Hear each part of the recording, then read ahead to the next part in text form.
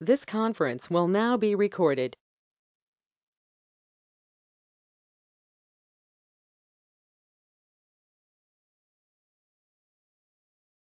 Hello. Hey, Okay, sorry. Thank you.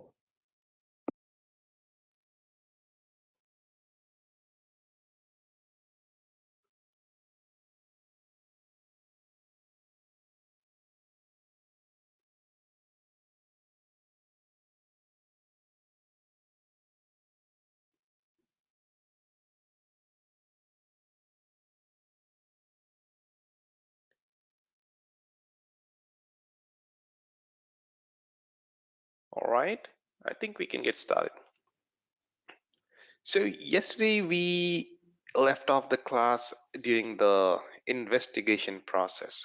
Now, what are the various things that we actually do during the investigation? Now, it is actually associated to any kind of an investigation, but we'll stick our discussion towards forensic investigations.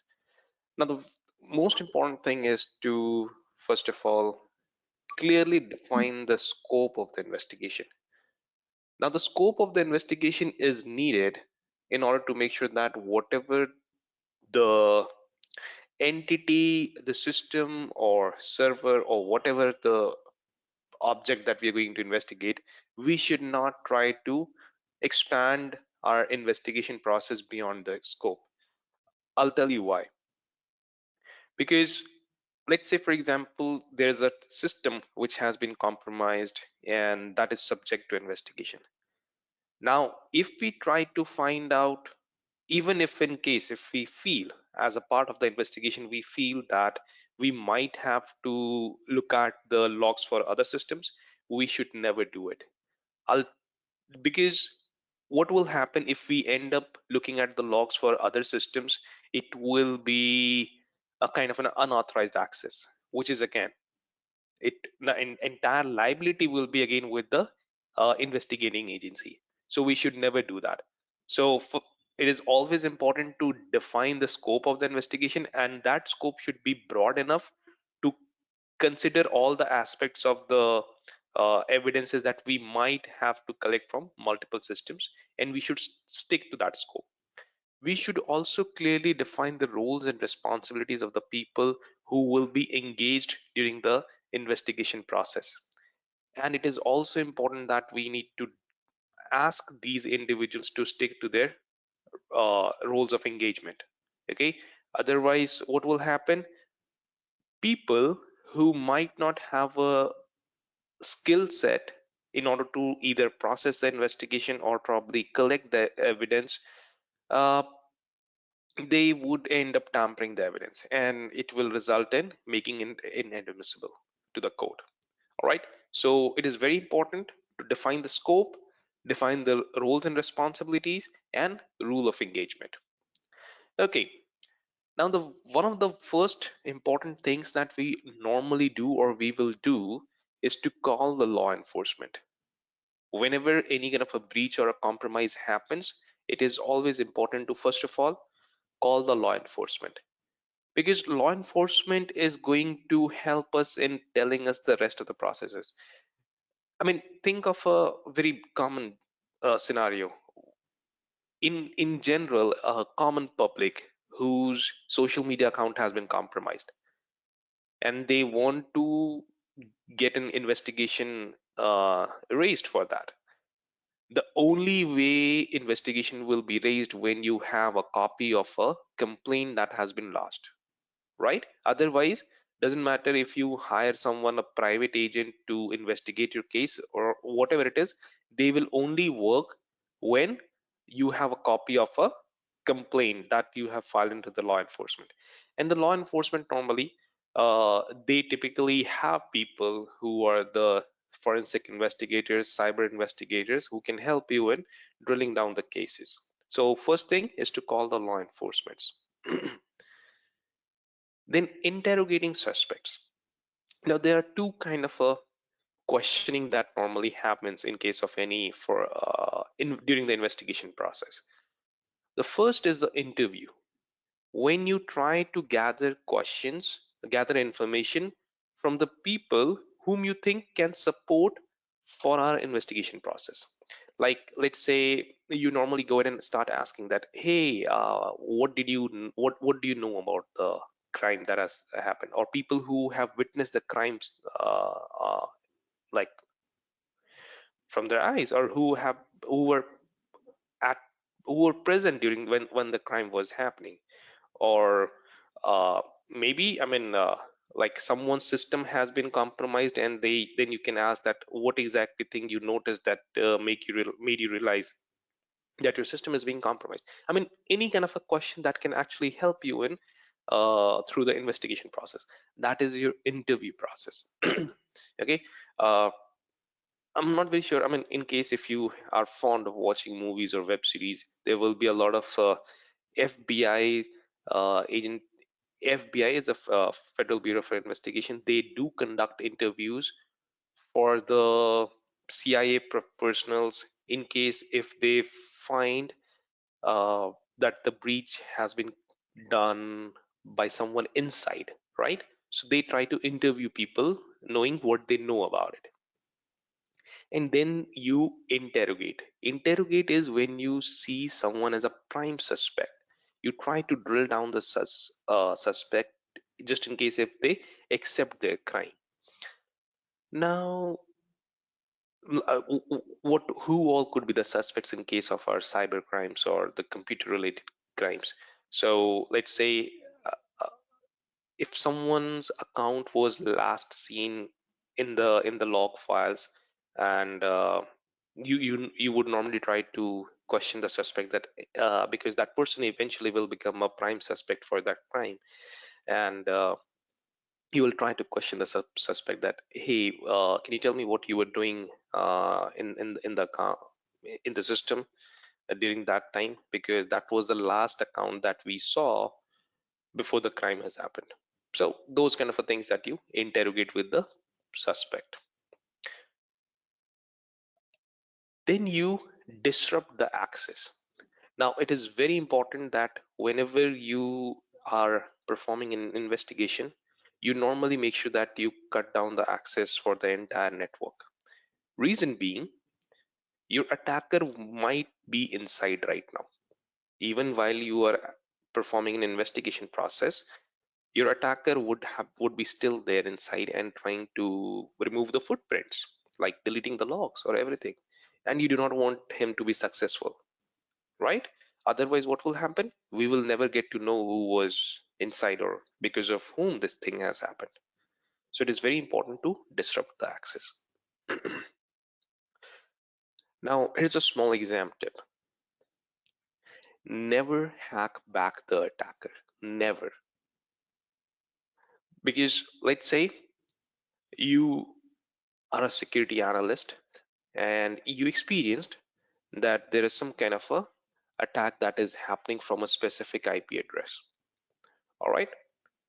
Now you realize that, okay, you know a certain way to prevent yourself from being attacked, but you also realized that, okay, this guy is trying to hack me. Let me show him who's the boss here. And the security analyst here tried to launch an attack again. Most likely, this IP address doesn't belong to the attacker. The attacker is not that stupid. He is not going to use his own IP address, right? This IP address most likely is a spoofed IP address which belongs to some innocent person. Okay? Now what will happen? You will end up attacking an innocent who doesn't even know that something is happening, right? And now this security analyst is now subject to investigation, right? Because now he has committed a crime. Because attacking someone without the consent is considered as a crime. So we never want to hack back the attacker. Never. All right. Just try to gather the evidence, block the access. That is all. As a security professionals, that is all we have to do. Then collecting the evidence. Now, whenever you realize that there's some kind of an attack that is happening or that has already happened, a compromise has been done, it's important that we try to collect the evidences from various means. I mean, logs would be there, or there would be like computers needs to be seized, and most of the cases where people use the system, they try to preserve the fingerprints as well on the keyboards, so that now they will try to match the DNA samples. A lot of things are done. Okay, I mean, these are the way to grilling ways of collecting the evidences. Okay, now there are different ways we can collect the evidence. The first important thing is never ever barge into something. So let's say you realize that a suspect might be holding the evidence at their house. You do not break into their house and try to, hey, come on, give me the computer system or give me the laptop or something that sort of. No, that's not the right way, because there are various countries and laws which pro- prohibit prohibits us from doing this. I mean, United States might not have any kind of a privacy law of its own, but its constitution, the Fourth Amendment of their constitution, it is written in a way that the privacy needs to be respected for the citizens. All right. So whenever you want to look out for any kind of a house or something, always go with the search warrant. I mean, it's a order that you get from the court. It's a legal order. Next is your surrender. Try to ask the suspect to surrender on its own. I mean, ask that if he can surrender. That's all. All right. Then you have subpoena. Subpoena is when you get an order from the court to get the evidence submitted to the court. Like you subpoena a person, you subpoena some kind of a like videotape or computer or anything, and if you have like got a subpoena, you cannot deny. It's like you have been summoned. All right. Then preserving evidence, and we have talked about it. Why it is important to preserve the evidence, because if your evidence is not being protected properly, it will be gone, and it will not be never be admitted into the court, and we will never be able to win the case. Reporting and documenting evidence. It is very important that whenever we perform our investigation, later on we need to prepare a complete report. It's a final report that needs to be like it's an outcome. It's an outcome that what exactly is the conclusion of your investigation. And one of the most important thing is that you need to document the procedure, the process that you have. Remember chain of custody? Okay, since the time the evidence was seen till the time you have prepared the result, you need to document the entire process that you have followed, right? Along with the date and time and everything. Because if there is any kind of a variation or deviation in the actual evidence and the way you have conducted it, it will be it will be again break in the chain of custody, and it will make it inadmissible. So it is very important that you've prepared the reports and documents properly. Okay, it is a small exam tip, and it is something quite obvious that we need to preserve and protect all the evidences. Your evidence that you have finally collected. And what's an evidence for a normal organization? It's just the log files, and you never ever allow anyone to access the log files. I mean, even your security analysts, like who work into the SOC, even they don't have the access to the log files. It's limited to very like privileged users. All right, no one can access the log files. All right, you need to request a secure account in order to obtain or retrieve any kind of a log files. All right, major categories of the computer crime. Now, what is a computer crime? A computer crime has two perspectives here. When a computer has been attacked, when you target a computer, so that is a computer targeted crime. Let's say you want to uh, perform like cause a harm to the server, or you want to get access to a server in an unauthorized way, to delete any kind of a files or something, that sort of, that is something when you have targeted a computer. And then when a computer has been used as a medium of attack, all right, or when you use computer for your assistance of the attack, that is called as computer assisted crime.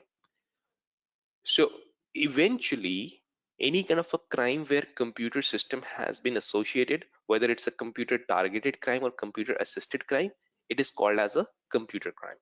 Now, when you launch a DDoS attack, it includes the computer to launch a DOS attack, that's a computer assisted crime, and you are targeting the computer as well. So this DDoS attack includes both the computer assisted and computer targeted crime. Let's say you used your computer systems to transfer, like some attacker used a computer system to transfer the money from a bank to their account. All right, the eventually the attack wasn't on the computer systems, that was a financial attack, right? The attack that has happened, that's a financial attack, but they used the system to launch that attack. So it isn't a computer targeted crime, but it is definitely a computer assisted crime. Okay, so you will see few questions in your practice test about identifying whether it is a computer assisted crime or a computer targeted crime. So whenever you realize that the end goal was to cause harm to the computers, that is your computer targeted crime. When you have used a computer as a medium, like as an object to assist your crimes, that is computer assisted crimes. Okay, if the end goal isn't to harm the system or a computer, that is not a computer target crime. All right, if let's say like the example I shared, if the end goal is to transfer the money, that is a financial attack, that is just to have a financial gain, but it was certainly using a computer system. All right, anyways, so this is a broader category of a computer crimes. Let's see what are the various types of the computer crime that you can see. Military and intelligence. All right, military and intelligence are normally done to obtain any kind of a classified data, any kind of a top secret, those kind of a things. Like you will, normally these attacks are done to obtain like your nuclear codes, any kind of a plan, uh, like war plans. And I hope you all know what's Area 51, right? That's speculated to harness the alien lives there. No one knows. It's just a like Air Force base in Nevada, which is off the grid of like any kind of a maps. No one knows where exactly that place is. It is said that they keep alien lives. There's no proof of it, it's just people talk about it. Now in case someone is way too curious to know what exactly is the kind of secret operations that government performs there, so that could be your military and intelligence attack. It is normally to obtain the classified data. All right, so who will be interested in knowing these things? Any kind of an enemy country. All right, any enemy country who is involved into these things, they will be wanting to know these things, know these information, right? So most of the state sponsored attack that happens, like your advanced persistent threat, that is something, uh, it's an organized crime that is committed in order to obtain such information. All right, then you have business attacks. Well, business attacks are normally done uh, to gain sensitive information of the organization, like your corporate or industrial espionage, any kind of an spying. Uh, for an example, let's say someone who is able to steal the secret recipe of the Coca-Cola, which has been kept secret from last more than 100 years, and someone has been able to take that information out. Well, that is your kind of a corporate espionage or a business attack. All right. So any kind of a trade secret, intellectual properties, if someone is able to steal that, that's your corporate espionage or business attacks. Then you have financial gain. Well, a financial gain is simply like any sort of like a financial attack is any sort of financial gain that you will be able to do.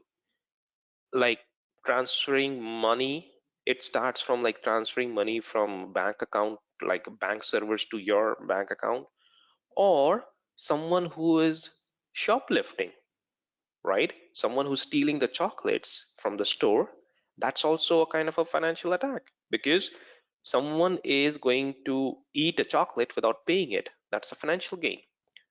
Or even like, remember the freakers who used to modify the telephone systems to make a long distance calls without paying it?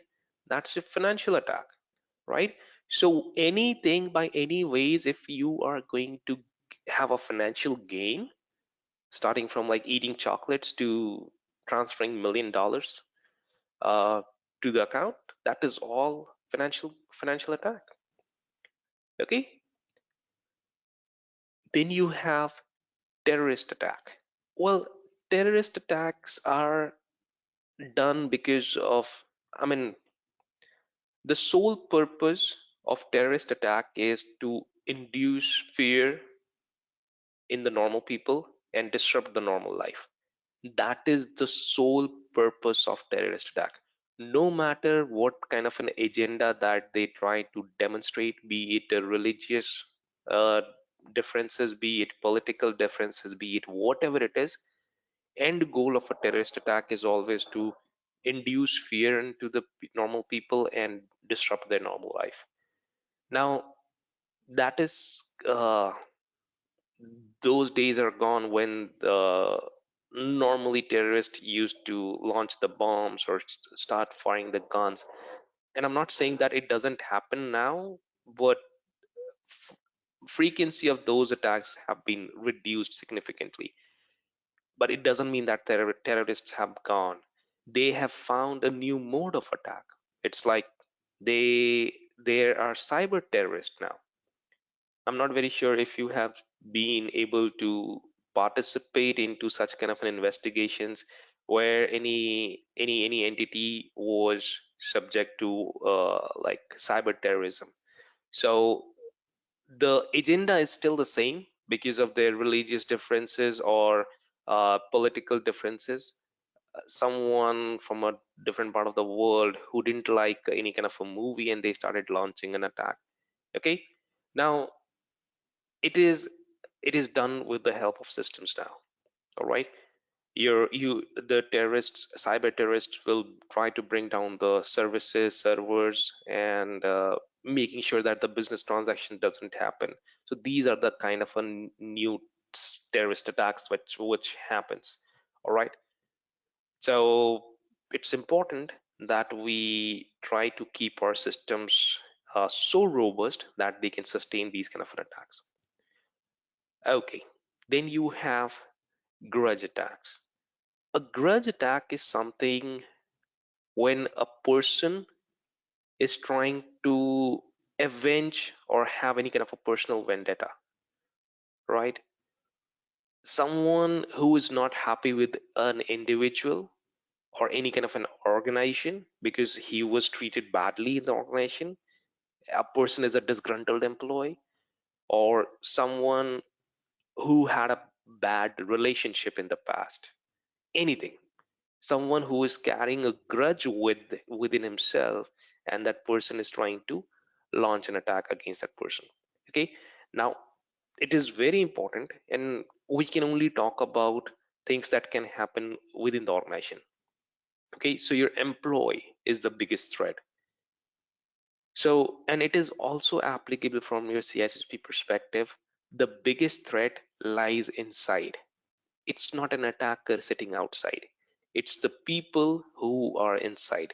we normally trust them. We normally trust them with everything that we give them an access, but one bad shot and uh, that person who's sitting inside, he doesn't even have to breach into the firewalls and IDS IPS. He's already inside. He doesn't even have to come through firewalls, right? So that is what how your insider threat could be dangerous. So it is very important when we have these kind of situations when someone is not happy, try to open a dialogue, try to talk to the person. Otherwise that can ruin. Doesn't matter how robust you have created a security, a person who is inside, that person always have an edge over you. So no matter how robust or secure environment you have created, that person will always be able to successfully compromise the systems. So make sure that we prepare ourselves in a way that it's the only way is to talk through it. That's all. All right. Then you have thrill attack. Well, thrill attacks are normally done for fun. People who enjoy doing it. I mean, someone who has been given a tool, who has just learned how to use a tool, and you tell them that with this tool, you can actually disrupt the internet access for the entire world. All right. Well, that person will be fascinated. Like it's just like you have given the person uh, a, a kind of a source of power that he can rule the entire world. He doesn't know how to use it. I mean, which we also call them as a script kiddies. Script kiddies are the people who do not understand security, how exactly they work.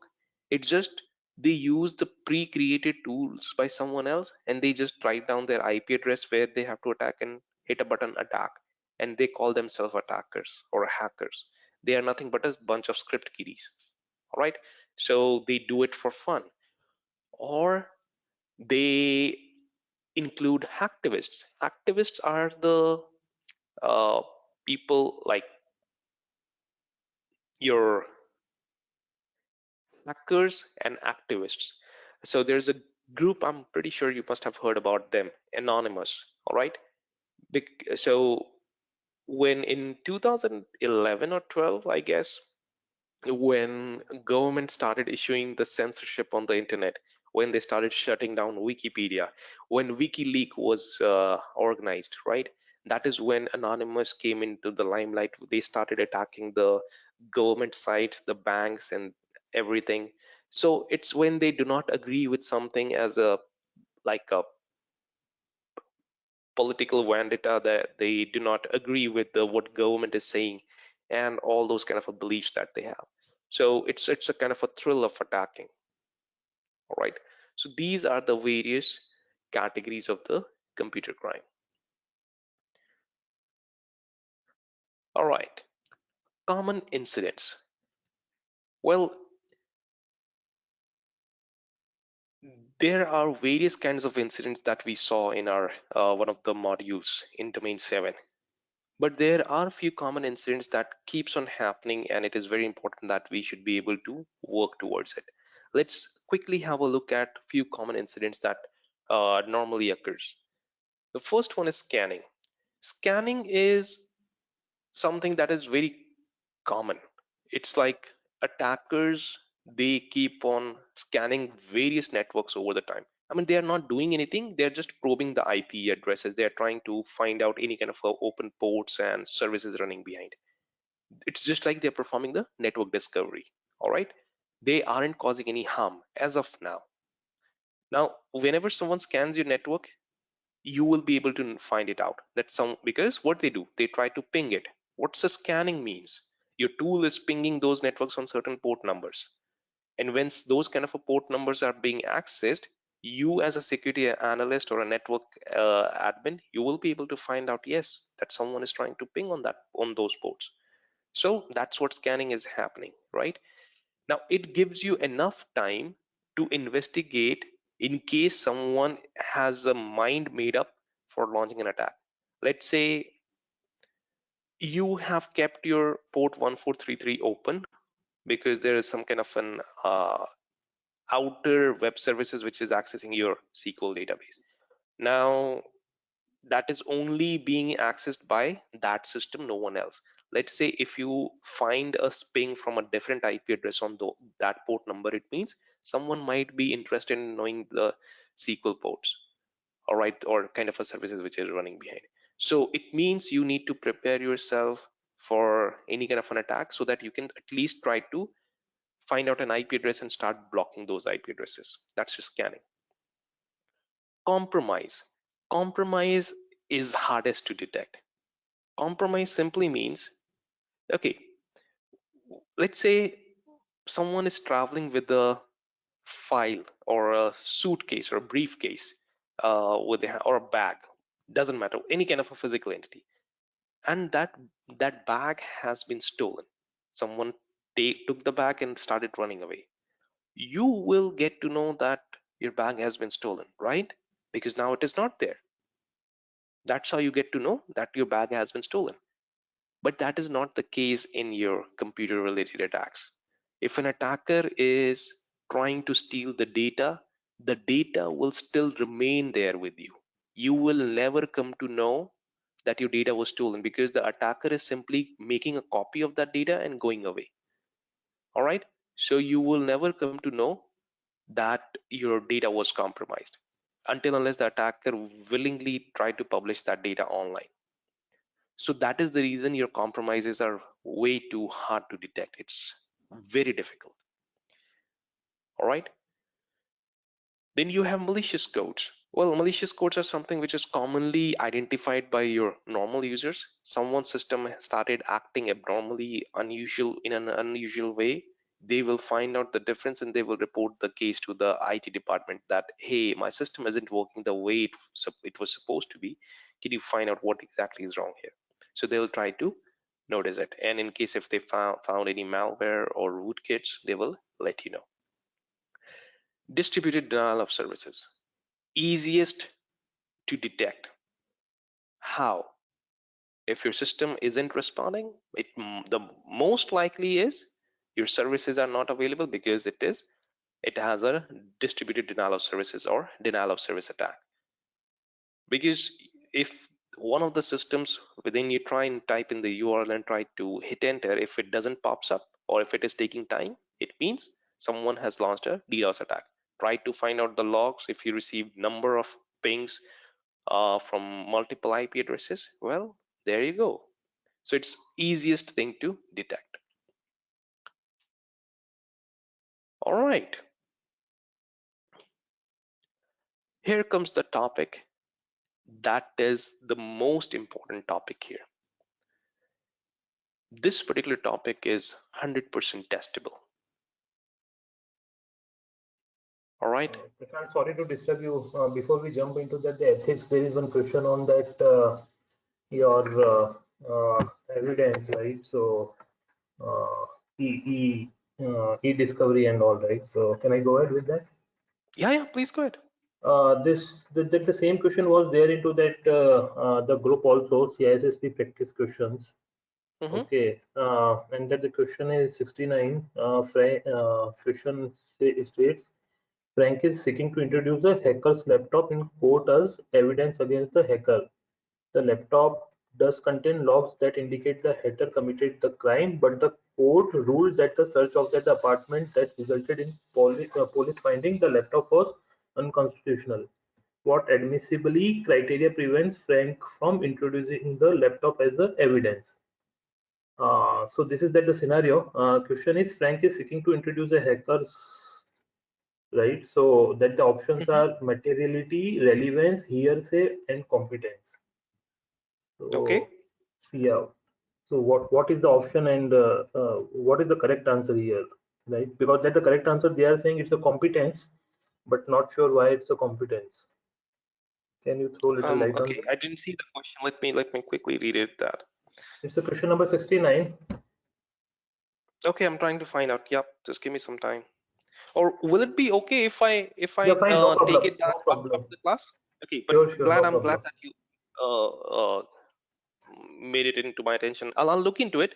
because I don't have my phone No in front problem. of No me. problem. I just bring it Okay. here because we just finished that topic, so that's why I thought to check now. But it's fine. We'll Yeah, discuss yeah, later on. sure. And Yeah. whenever such things happen, try to tag me, because these questions are not posted by me. There's someone else who posts these questions. So I'm not completely aware of what kind of a questions are being posted. Okay. In Okay. case of any kind of a doubts that you have, just try to tag me into the group and I'll try to jump over there. Okay, Okay. Thank you. no problem. All right. Let's try to complete this, and probably at the end of the class, or maybe probably like after the class, we'll take up that question. Okay. Sure. All right. Ethics. Now, what is ethics? For an ethical practices, there is no as such rules or regulations or laws. All right. Let's say you are being accompanied, like you're walking through the door, and there are two people who are with you. You held the door for them, you let them move out, and then you went after them. It's a kind of a like a behavior that you follow. It's a standard behavior. It isn't like, yes, there is as such a law that you have to hold the door for the others. No, there's no as such. It's just a personal conduct. Okay, that is your ethics. ISC Square is a board, it's an organization that has maintained a high ethical value. It's one of those organizations which works really hard into the ethical practices. Okay, they have taken severe actions against the people who have been identified not following the ethical practices. All right, that is very important. And being a member of your ISC Square, like you all will eventually become a member of the ISC Square. uh, you have to make sure that you maintain those code of ethics. All right, so IC Square has its and people who have already booked the exam, you would have read the Square code of ethics at the Pearson VUE site, right? Before booking the examination, it's mandatory that you read that code of ethics. And then once, and it is in fact testable topic as well in your examination. It's not only associated to your examination bookings, but it is also testable from your examination perspectives as well. It has a preamble. A code of ethics preamble simply suggests that whatever we do, it should be done for the safety and welfare of the society and common good. All right. It majorly works on the 4 canons. All right. Code of ethics has the 4 canons.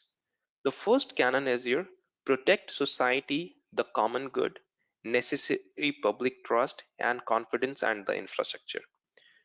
What it means, as a CISSP professionals, as a security professionals, it's our social responsibility to protect the people, protect the society, their common good, and whatever the things that we have to uh, follow there. All right. Then you have act honorably, honestly, justly, responsibly, and legally. It means our actions should maintain the highest integrity of our duties. Whatever we do, it should be honest, it should be honorable and integral. Okay. Then you have provide diligent and competent service to the principals. All right. It means you need to protect your organizations that you're working for. Whatever the organizations that you work for, make sure that you provide the services in a way that your responsibility is to protect their information, data, and their people. And the last canon is advance and protect profession. After you all pass the CISSP exam, you need to make sure that you assist others.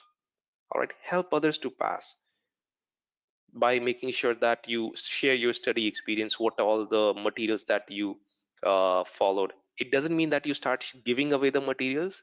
Like, it is good to share like the hard copies that you have got. You can lend it out to someone else. Do not share any kind of a PDF copies. That's against the like, again, code of it is against the code of ethics. I mean, help others in imparting the knowledge. All right, teach someone, educate someone, begin it from home. All right, that's very important. And protect the profession. Whenever you come out of the examination hall, never share any kind of an exam questions with anyone. If you would have noticed, I do share the examination topics, which is important, right? Honestly, I don't know what kind of examination question will be there, but yes, it is I because the topics that I share, it is important. It's based on your examination outline that is published by your IC Square, and that is how I tell you that yes, this is something you need to know. Okay, it is very important that you need to know these four canons. You have to remember these four canons. You well, I don't know is there any other way to do it, but what I've seen people do it like this. Papa. Protect society, act honorably, provide diligent and competent service, and advance and protect profession. This is how you can use it. But yes, it's important that you remember this. All right.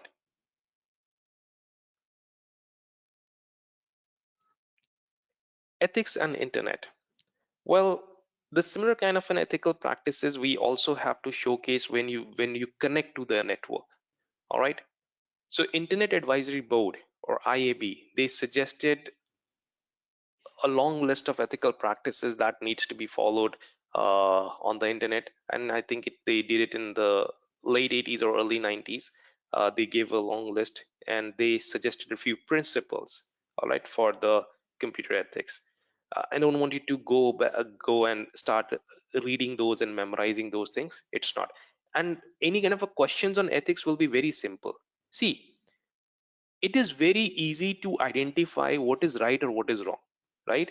If someone with their sane mind, if they read things, they will be able to identify that yes, whatever the context it has been provided, this particular context is good, it's a right thing to do, and something which is not a right thing to do, right? So you will be able to answer any kind of a questions on ethics. If you get it, you will be able to figure out, okay, yeah, I know this is how a right person will be doing it. This is a ethical practice.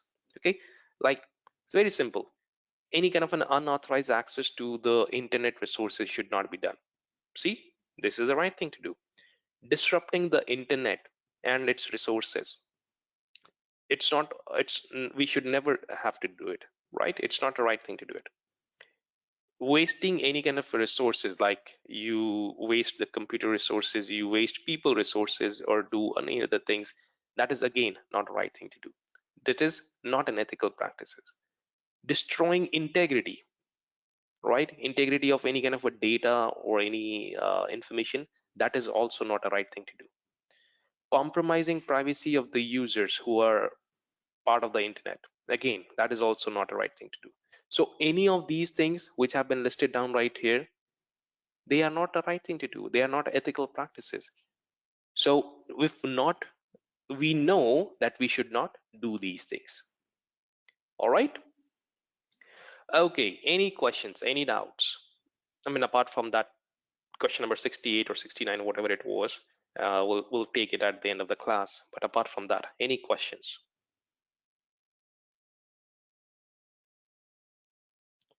All right.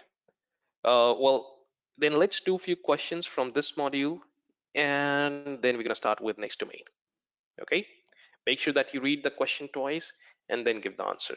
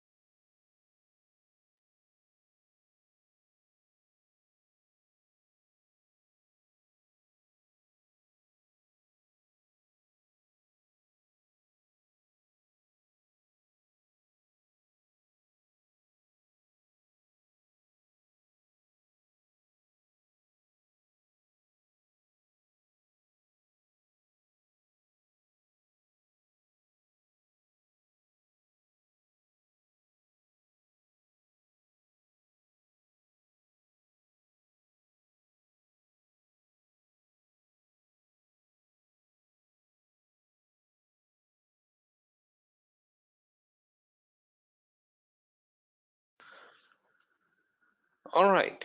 According to IC Square Code of Ethics, how are the CISSPs expected to act? Well, we just did that. Honorably, honestly, justly, responsibly, and legally. That's your option B.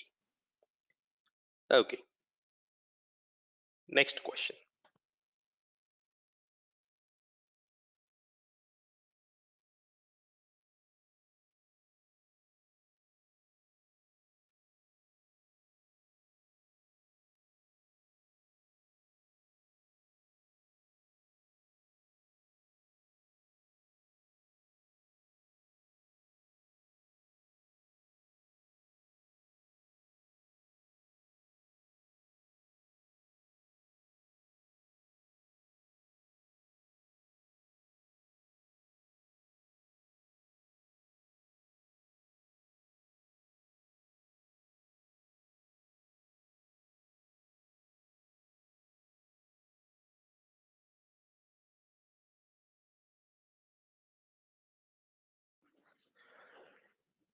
Okay, so what is the most important rule to follow when collecting the evidence? All of the rules, if you see, they all are important.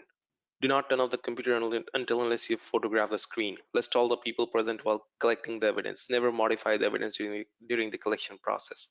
Transfer all equipments to a secure storage location. Everything is important. But the most important is to preserve the integrity, which is option C. All right. Okay. Next question.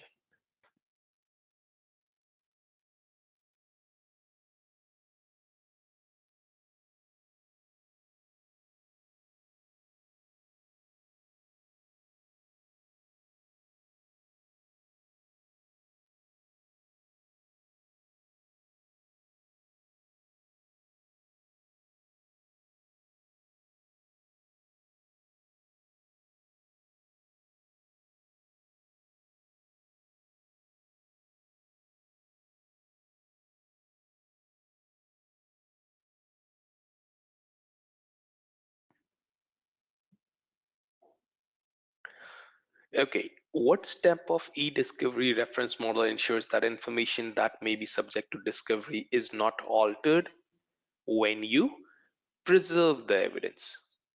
Okay, now, like I said yesterday, it is important to know these steps and what is being done in these steps. All right, it's important. All right, next question.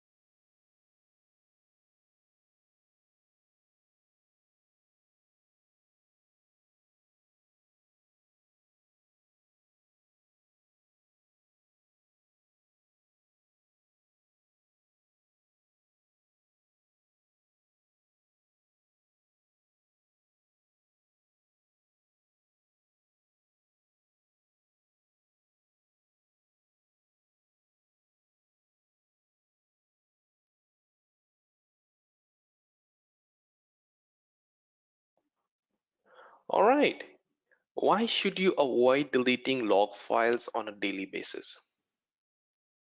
Because, like I said, most of the times your compromises do not even get detected and your valuable evidences could be lost. So it is very important that we do not delete the log files every day or even for a week. I mean, we should have some kind of retention policy.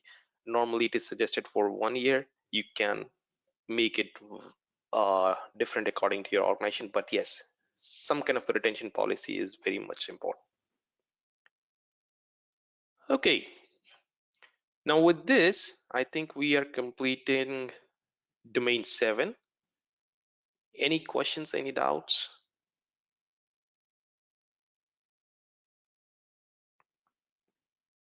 No? Okay. Sankalp, you asked the question, right, on that, from the practice question? Yeah, And yeah, so just in case if I forget after the class or when the class is over, make sure that you ping me on the group, because normally I do have a tendency to forgetting the things. So please remind me, okay? sure. Because I do not want any kind of a question to be unanswered. All right. Okay, thank you. All right, let me quickly fetch up the slide for domain 8. Just give me a moment.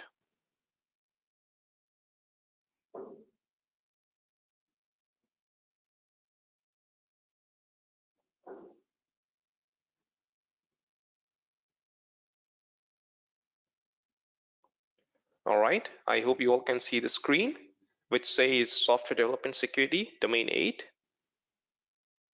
Yes, Prashant. Okay, awesome. Great. So domain 8, that is software development security. Just give me 1 minute before I start. Just give me one moment.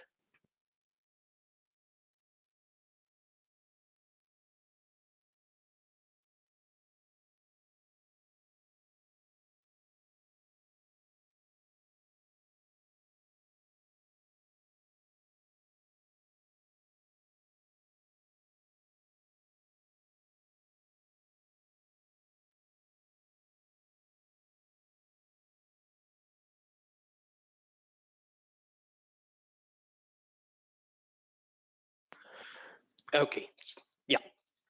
So software development security, domain 8. This domain, you can think it's slightly different from the rest of the domains, obviously because we haven't touched base into the software aspects. But honestly, you'll see a lot of concepts that we have been discussing throughout the domain seven domains, and we will be looking into these concepts one more time. It's interesting, it's important, and there will be few important things I'll let you know where you have to take a note of it. All right, let's quickly start with the things that we're going to cover. This domain has been distributed into 2 different modules. The first one is your software development security, which is vastly important because it includes various development practices, life cycle models, and things from your databases, your artificial intelligence, machine learning, neural networks, APIs, everything has been included here. And then module 2 is your malicious codes and application tags. We're going to talk everything about your malwares, everything, your viruses, worms, different kind of viruses, different kind of worms, and what are the various propagation techniques, and everything we'll be looking into it. And the application attacks, it's a kind of a repetitive topic, but yes, it is always fun to see something that we have already discussed. Okay, let's start with our module 1, software development security. Now, I hope you all remember the one statement that we learned in examination mindset. Then we again saw that statement in your domain 3. And now we're going to talk again about it, that your security should be baked in rather than bolted on. It means security should be integrated at or considered at your very initial phase of your development.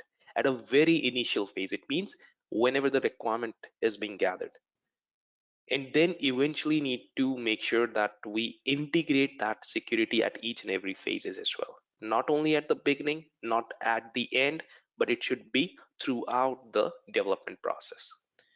Okay,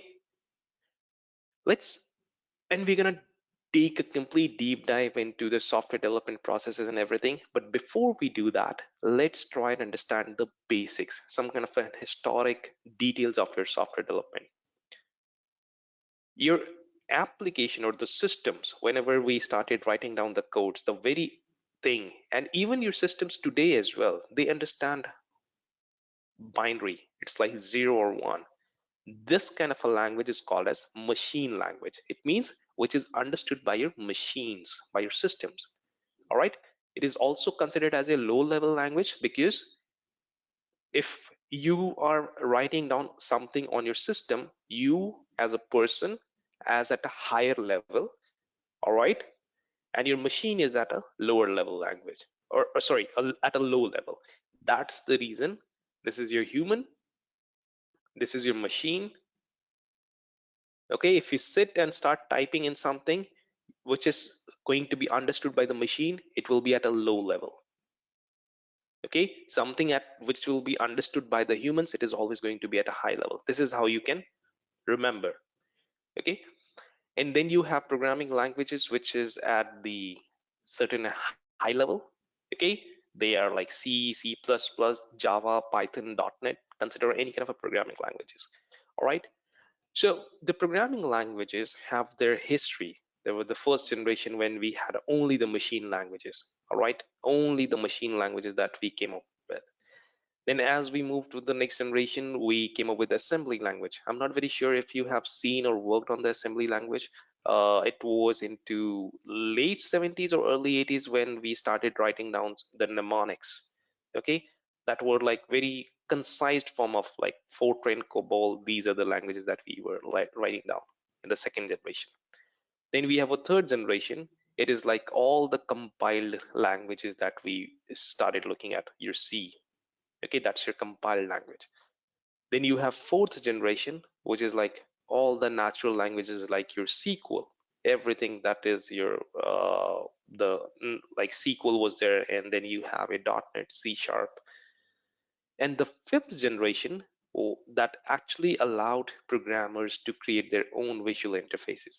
Most of the programming languages that we see right now, like Ruby, then you have Python, and most of them, I mean everything that you see right now, they where you use to write down your own codes, and those syntaxes are very, very simple. It's just like basic English. All right, that's your fifth generation. Okay, now you don't have to go and just like remember and memorize these things. This is just to give you a insight of the software development. All right, then we came up with the concept of object-oriented programming. Well, your object-oriented programming is like all these your Java, C++, they all are your object-oriented programming. Because in the earlier form of the programming languages like your C, it was not an object-oriented programming.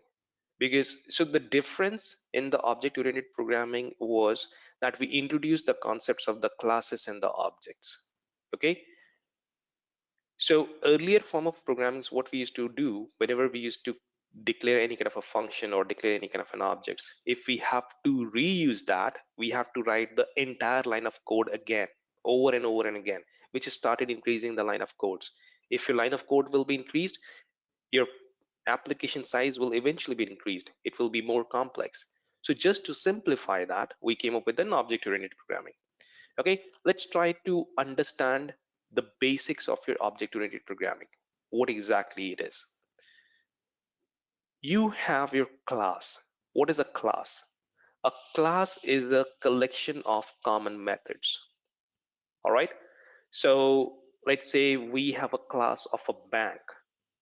Okay, that's your class. Okay, you have a class of shapes. That is your class, something which is a kind of a higher set or superset that you create. That's your class. All right, and you'll understand more, and as we'll discuss further. Then you have objects.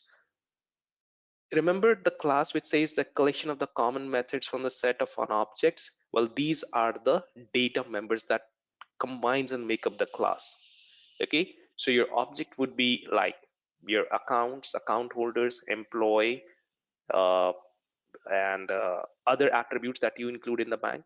In case if your class is your shape, your object would be triangle, square, rectangle, circle. These are the objects that you include. Okay,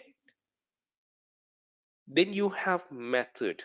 Method is something, an action, any kind of action that you take on an object. Like for example, we take an object as an account, adding funds, adding money, removing funds, transfer funds. All these are the method, the actions that you take on an object. All right, then you have subclasses. A subclasses are the various properties that you create. It's a kind of a parent and a child relationship from the objects. All right. So let's say you have an object as an account. You create an inherited properties of your accounts to like your saving accounts, current accounts. All right. In case if you have to create some kind of an inheritance property from your employee, you will have a permanent employee and a temporary employee. All right. So these are the subclasses that you create. This is also known as your inheritance. All right. Then you have behavior. A behavior is a result that is exhibited by an object. Okay. So any kind of a method that you apply there, it will eventually give you some kind of a result, right? That result is called as behavior. Then you have polymorphism.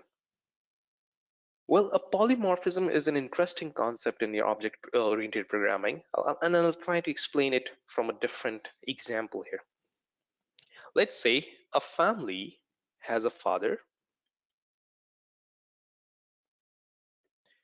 a son, and a mother. All right. Now, father is actually like it's a weekend, and father is sitting at the couch watching his game. All right. Mother is, let's say, preparing dinner or something that sort of. I mean, in any case, you can even switch the role. Father is preparing dinner and mother is watching the game. Anything. We're not going to objectify anything. So let's say father says that, hey, hey son, can you get me Red Label? All right. Son quickly goes to the wine shop and gets the Scotch bottle. I hope you know what's like. It's a Red Label is a brand of the Scotch. It's from Johnny Walker. Okay, so that's how it done. Now mother says that, hey, can you get me Red Label? Now people in India, I'm not sure about outside India. All right, Red Label is also a brand of tea. Okay, so son quickly goes to the market and fetches the tea because it was as per the need of preparing the tea or the dinner or whatever it is. So this is how your polymorphism works. All right, an object that responds with different behavior, these are the behaviors for the same message, that's your polymorphism. All right. Okay. Prashant, I understood it. So can you please explain in terms of computer like language? So you're Like in how your it works? it's because it's like if you declare any kind of a functions and you want it to have a polymorphism to be like you want to enable polymorphism, you declare a particular kind of a function where a particular object which you create. Okay, so it is going to respond with the same like you provide an input, any kind of an input that you will provide to that particular object, and it will start responding as a different behavior as per the different functions, right? That's how your polymorphism works. Okay. Okay, it's a part of, I mean, if you want to know how exactly it works in the programming language, you need to be well versed on how exactly C++ or Java is written. That's how it will be understood. Okay. Okay. Yeah. Sure. All right. Then you have cohesion and coupling. Now, what's a cohesion and what's a coupling? Let's say you have created a class, okay, and you have various objects. Okay, these are the objects, and these objects would have certainly have some kind of a methods. All right. Now, a cohesion suggests the strength of the relationship between the methods of the same class should be high. All right. Whenever you declare any kind of an objects within the same class, you want it to be interdependent with each other. You want the relationship with to be strengthened. Okay. Now, let's say you have another class. Let's say this is class 2, this is class 1. Okay, you again have an object you created with this class. You have the methods. All right. Now, you do not want your objects of the different classes, okay, this object and this object, you do not want them to interact. You do not want to create any kind of an interdependencies of these objects of the two different classes.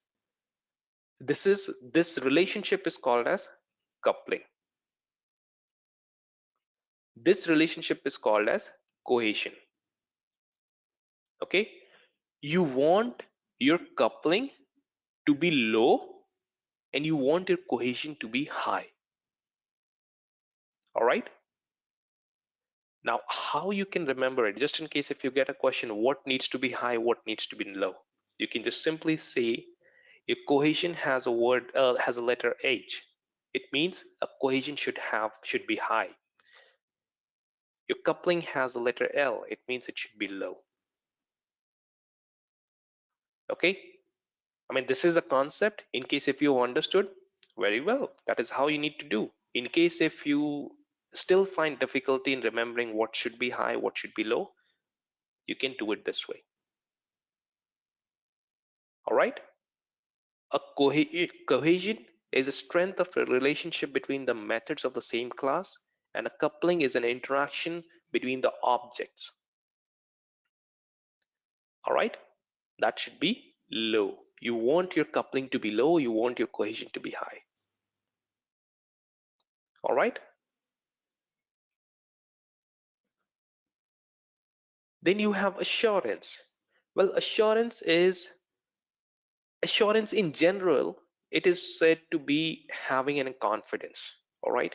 Let's say I'm going to give you an assurance that it is okay. I know you all have been working really hard for CISSP. Just follow this and you all will succeed in one go. This is a kind of a confidence that I'm going to give you. Okay. I'm giving you an assurance that yes, things are going to be okay. That's a degree of confidence that you provide. All right.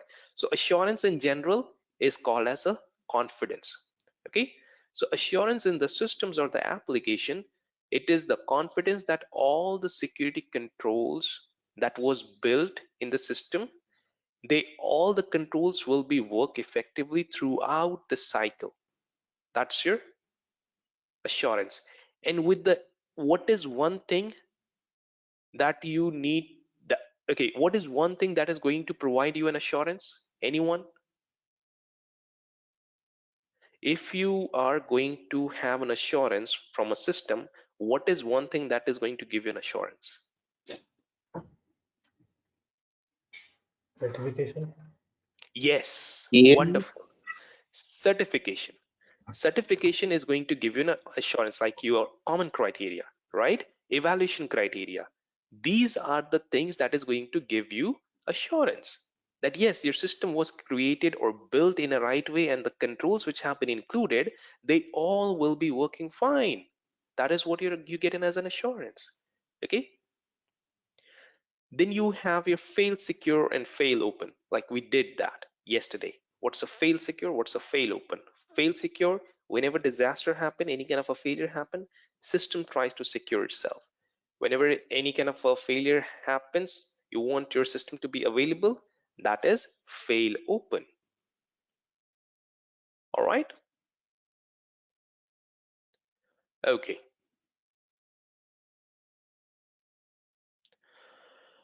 All right, let's get into the fun stuff. System development life cycle.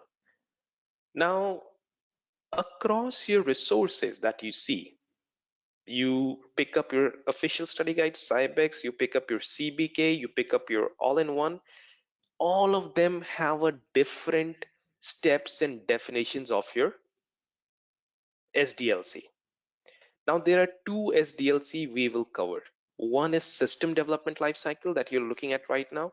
Even the steps are different into multiple resources. And I will not ask you to follow the steps. Like what is the third step? What is the fourth step? No, you don't have to do it. All right. I'll tell you what is important and what is relevant from the examination perspective, because most of the resources are sharing different things. Okay. And like from the session perspective, I used to teach 3 different system SDLC process, and I realized that it was way too overkill for the people who are listening to me, and for me who's like trying to confuse people, like, which is we don't want here. All right, so we're going to cover system development lifecycle and software development lifecycle. What's the difference between a system development and a software development? Well, what I perceive, I mean, what I have read into various articles of the NIST and various resources, a system development lifecycle is something which you procure from any third party. All right, you find out or you try to procure any kind of a system. A system is a big overview or a holistic view of any kind of a working model. All right, a software which runs on the top of the system, and that is developed homegrown. All right, when you develop any kind of an application within organization, that is considered as your software development lifecycle. SDLC is your software development lifecycle. Now in your examination, they will write it down clearly whether it is asking about system development or it is asking about software development. You will get a clear understanding there.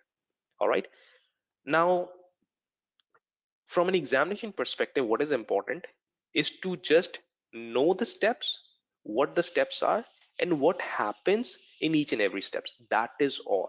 You don't have to work too hard on that. All right, even your system development or software development steps are way much similar. They don't talk things differently. All right, so it's gonna be very simple. All right, let's start with system development lifecycle. Conceptual definition. What's a conceptual definition? Is first thing that happens is to create an overall high level statement, like your end user, business or program manager, project manager, business analyst, everyone, like every stakeholders come together. They start defining a high level statement that what exactly is needed. Now this high level statement should be very brief. It shouldn't be descriptive, like a paragraph or two, not more than that. That what exactly it is needed, or like a 50,000 feet view of what exactly your application will be doing it or a system will be doing it. Okay. Then you have your functional requirement. Now, whenever a system is built, right, you definitely need to determine the functionalities of it. Okay, that what kind of an input it will be given, what's the kind of a processing it will be there, like a behavior of a system, and what kind of an output it will generate. These are the functionalities, like basic functionalities, right? And you just need to make sure that you drill down each and every components that will be used and how exactly these components will interoperate with each other. All right, so this is your functionality requirement that you list down. Okay, now you have a high level statement, you have a functionality requirement. Now it is time to identify the security controls that you need to deploy in these systems. All right, so make sure that you find out what are the controls that needs to be included, how exactly encryption will be done, how exactly users will be authenticated.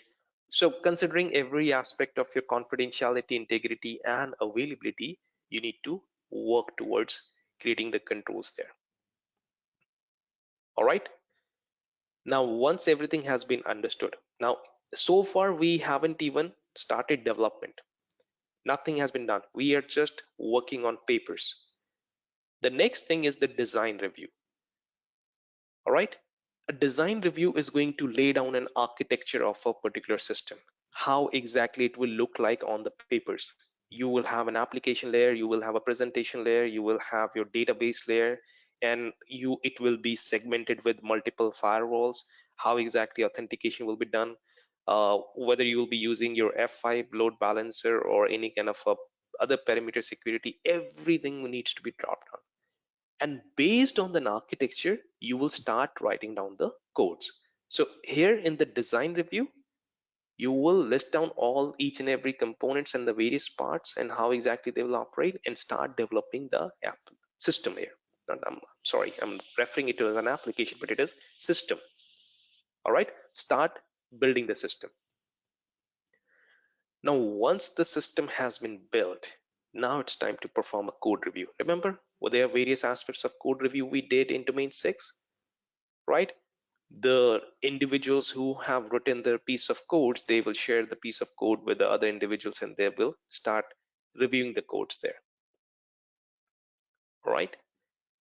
And then once the code has been written, we need to finally send the final product to the end user or the business, whosoever will be using it, right? They will be looking into the system, they will start using it and test it whether it's meeting their requirement or not. Once they're satisfied, they're going to give the sign off that yes, go ahead, and this is what we need. So all the certification and accreditation process will happen, and now that will be handed over to the customer or business or whosoever has requested it. And at the final, any kind of a further improvement, whether it's a functionality improvement or any kind of a security improvement, that entire process has to done through the maintenance and change management process. All right. Now, if you realize, it's a very straightforward process that follows, like since requirement gathering till the time you hand over the product to someone. It is one thing that you all will be able to relate it in your own organizations as well. I mean, this is how basic steps that are being followed in developing any kind of a system. All right. So this is your system development life cycle. And I would, like I said earlier as well, I would not encourage in working out into multiple resources and finding out the different steps. Honestly, you will end up getting yourself confused. So just read the step, that what exactly it is being done there, and that is all. You just have to know what happens in which phase. That's all, nothing else. All right. A couple of questions here on that. Yes. So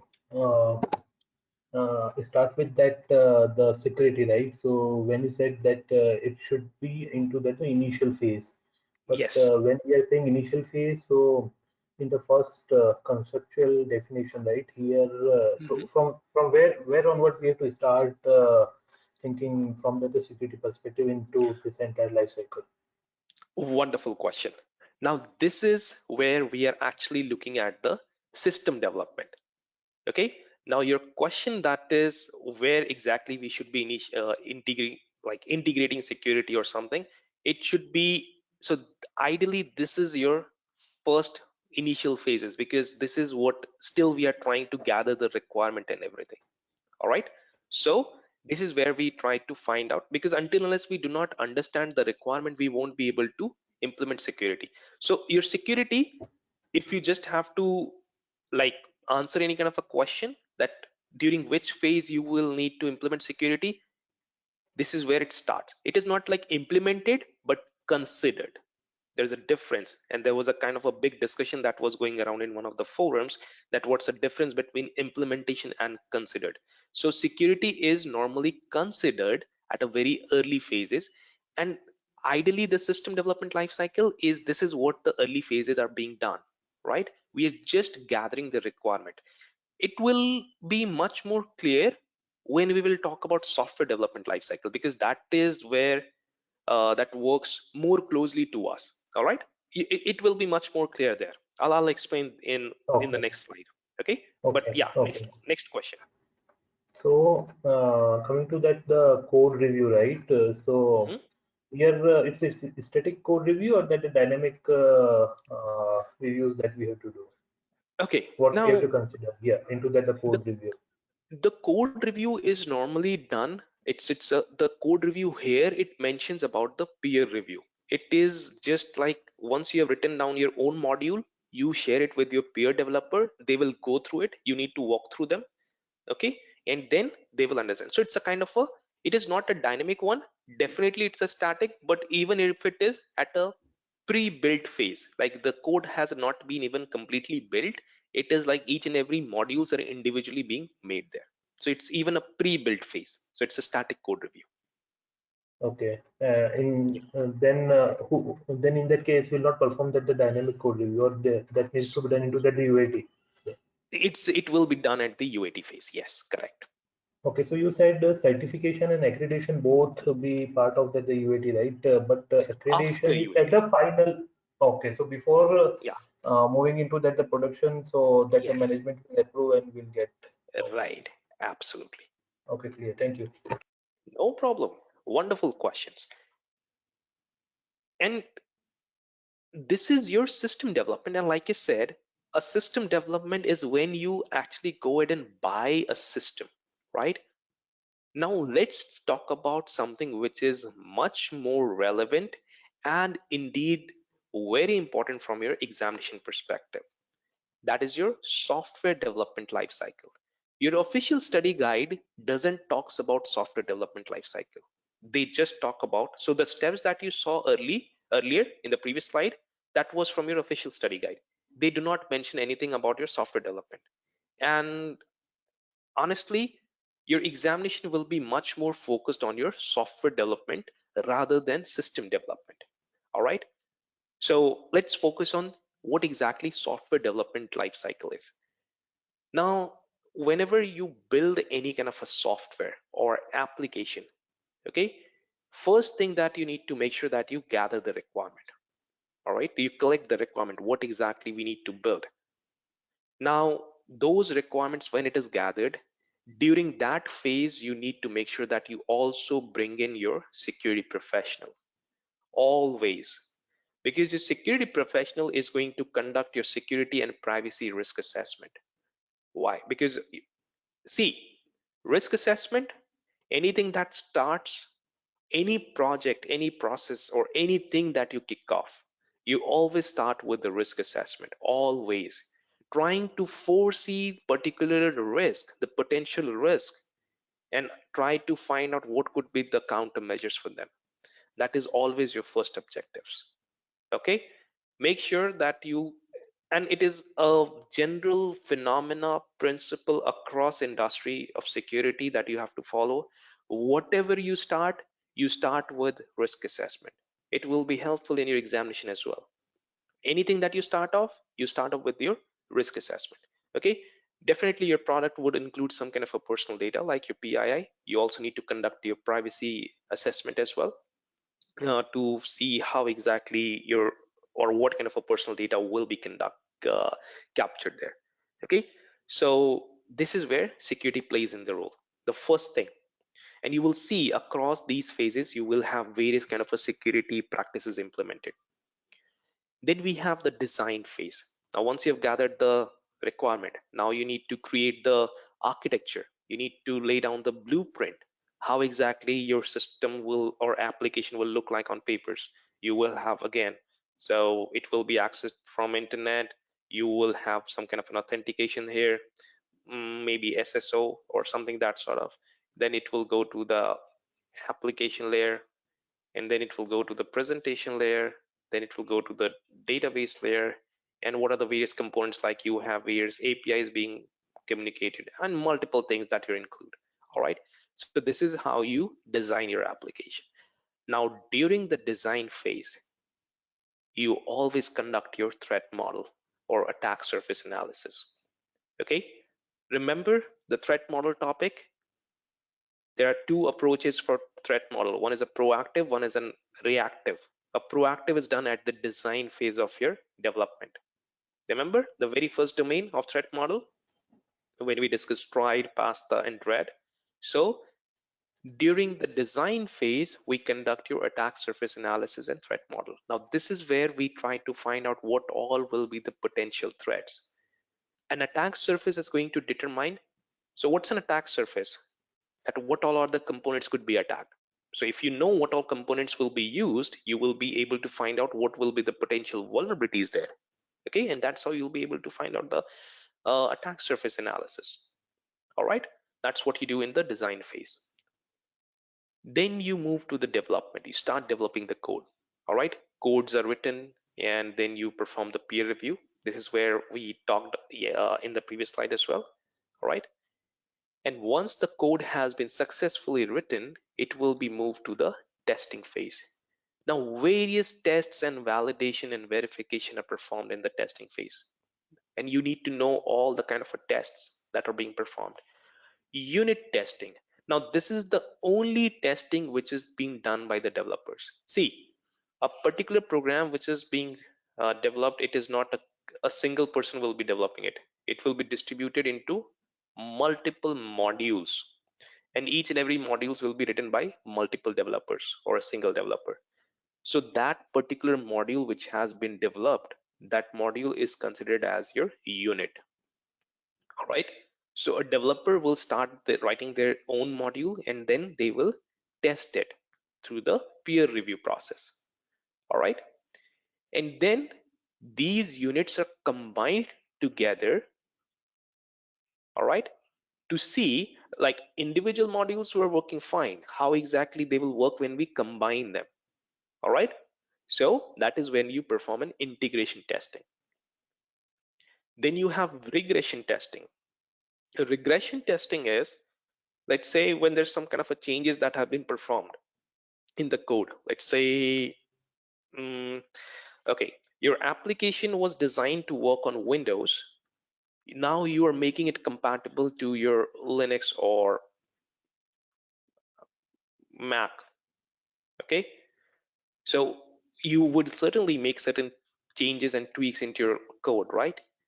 And once you have successfully made the changes, you will now need to see whether the changes have been successfully implemented and they're working fine or not. So that kind of a testing is called as regression testing. All right, then you perform your UAT. UATs definitely will be performed by your end users to see if it is meeting the real world problem or not, whatever the requirement that they gave, if it is meeting their requirements or not. Now, from a security perspective, this is where you perform your SAST and DAST. Static application security testing and dynamic application security testing. This is where you perform. Then at the last phase, operation and maintenance. Once the code has been successfully written, it will now be deployed by your deployment team or the release management team. Okay, and any kind of a production support or any kind of a further functionality improvement that will be done, it will be done through change management process. Now, it is very, very important that you all need to know that what thing happens in which phase. If I straight away ask you a question, in which phase the threat model is performed in your SDLC process, you should tell me that it works at the design phase.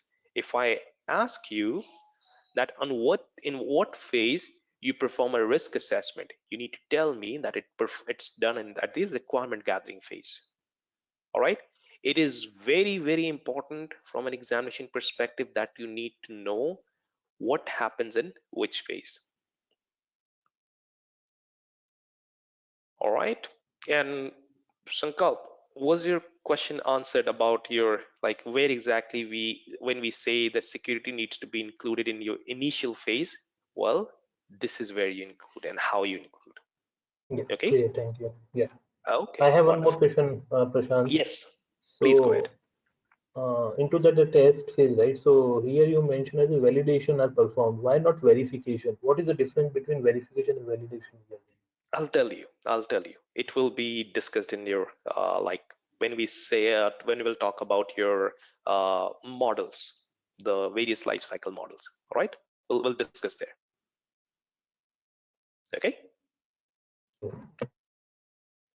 Verification is also performed. Everything is performed. Verification, validation, everything is performed. And we'll also discuss what's the difference between verification and validation, so that you'll be able to relate that what is performed where. But yes, verification, validation, both of them are performed. All right. So any Prashant, changes? Please go ahead. For it's not for the changes. Verification and validation is performed throughout the process of the development, throughout the process, right?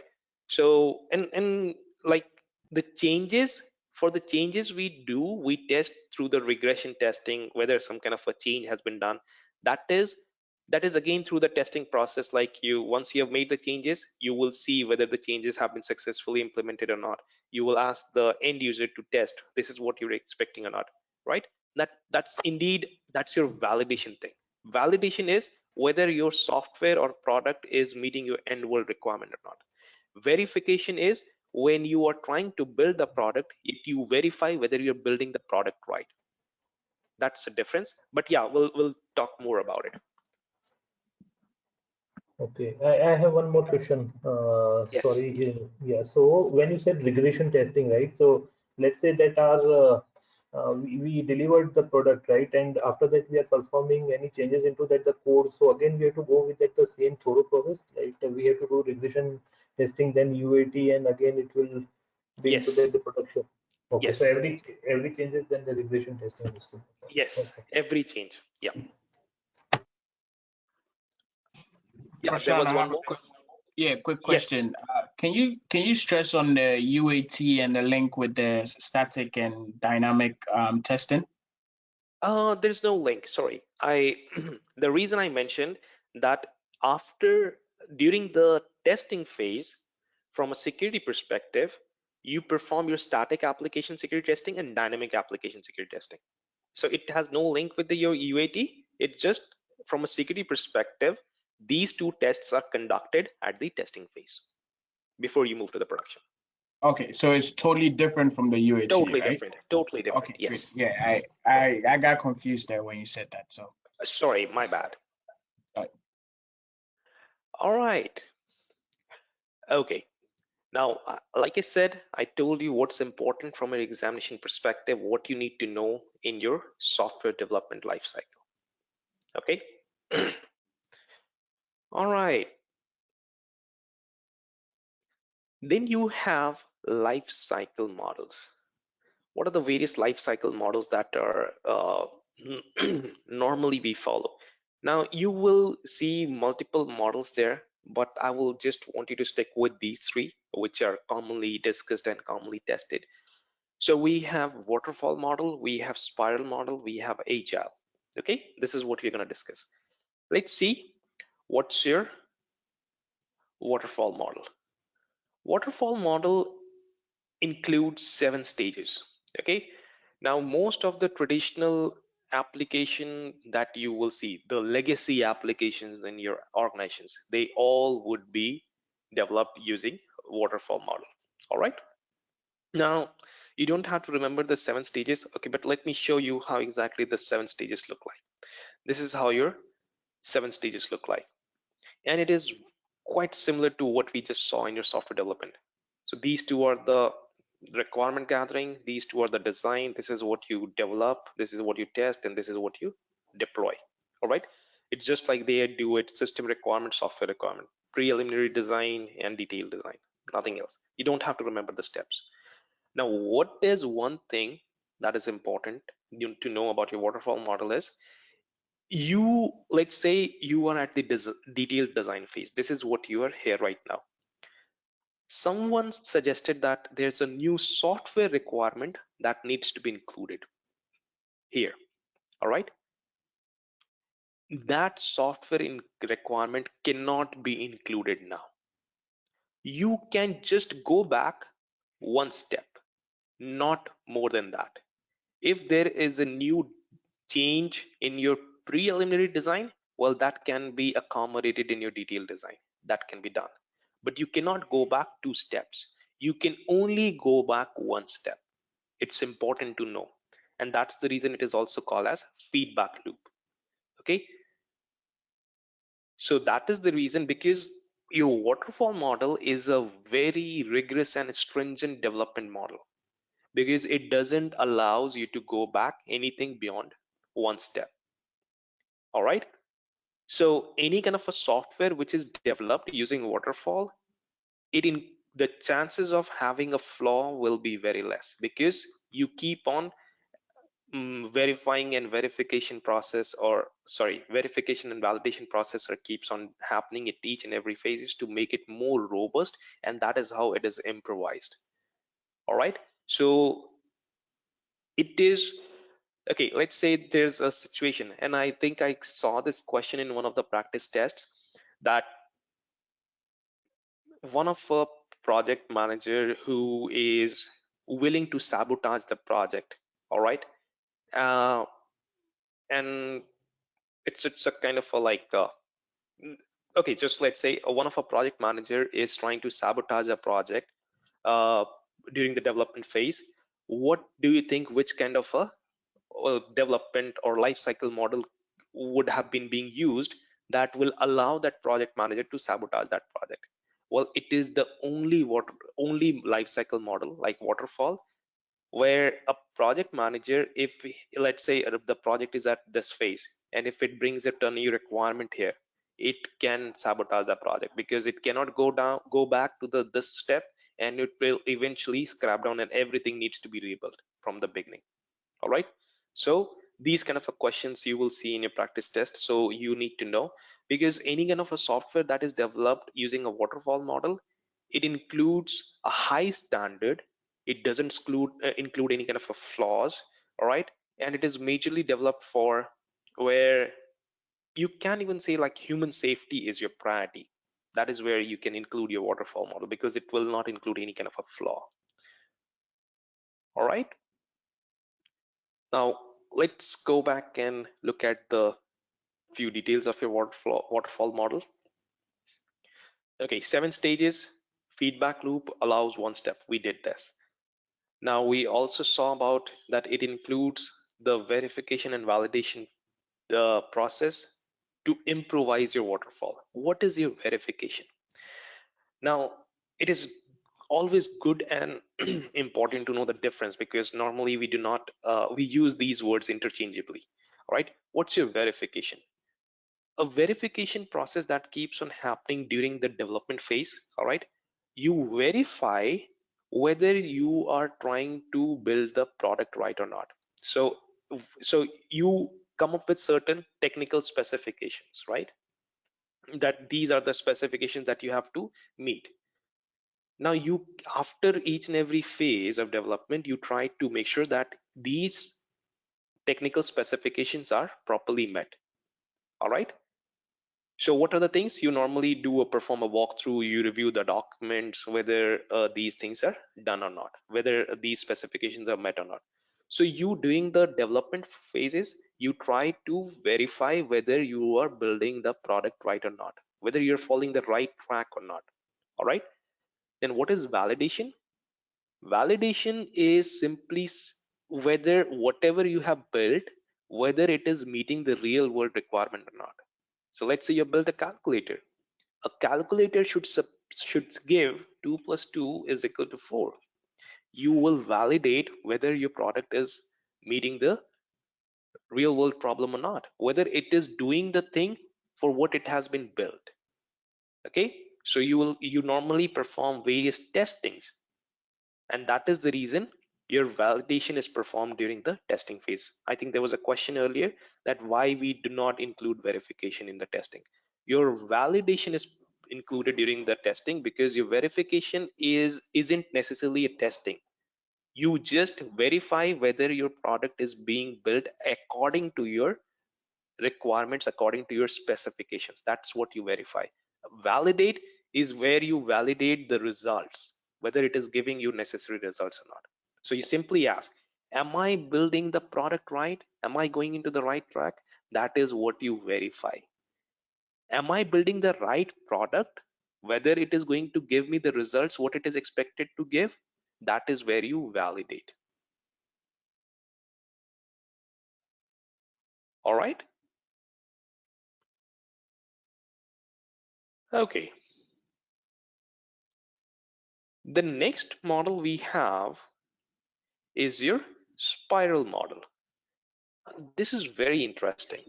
Your spiral model is Hello, something which Prashant. was developed. Hey, Sorry to disturb you. Yeah, so in last model, waterfall model, do we have to remember the steps also? Like what step comes no, after what? no.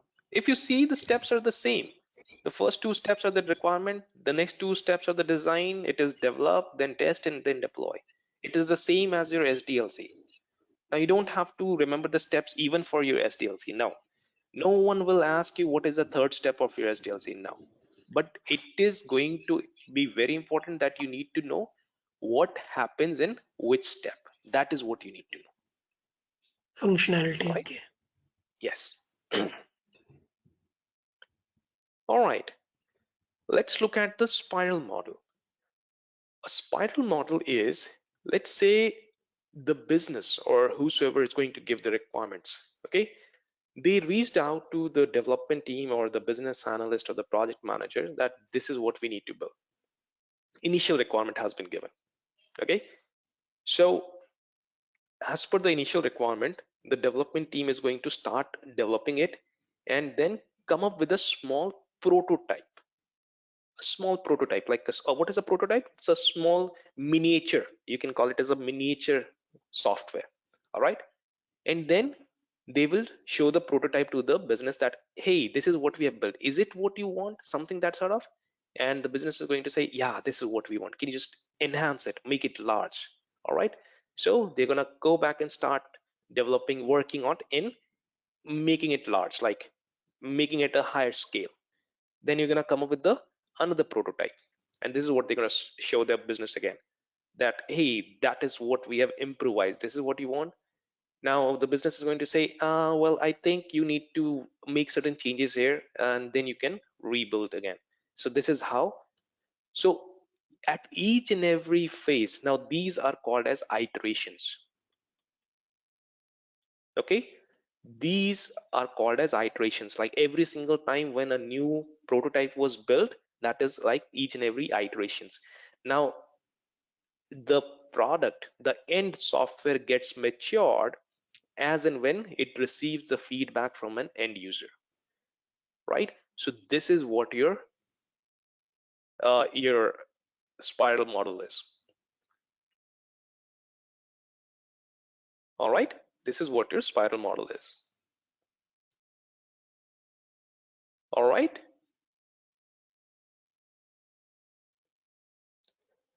The next model that we have is your agile. Your agile, well, in my personal opinion, agile isn't just a software development model life cycle. It is your culture. It's a culture.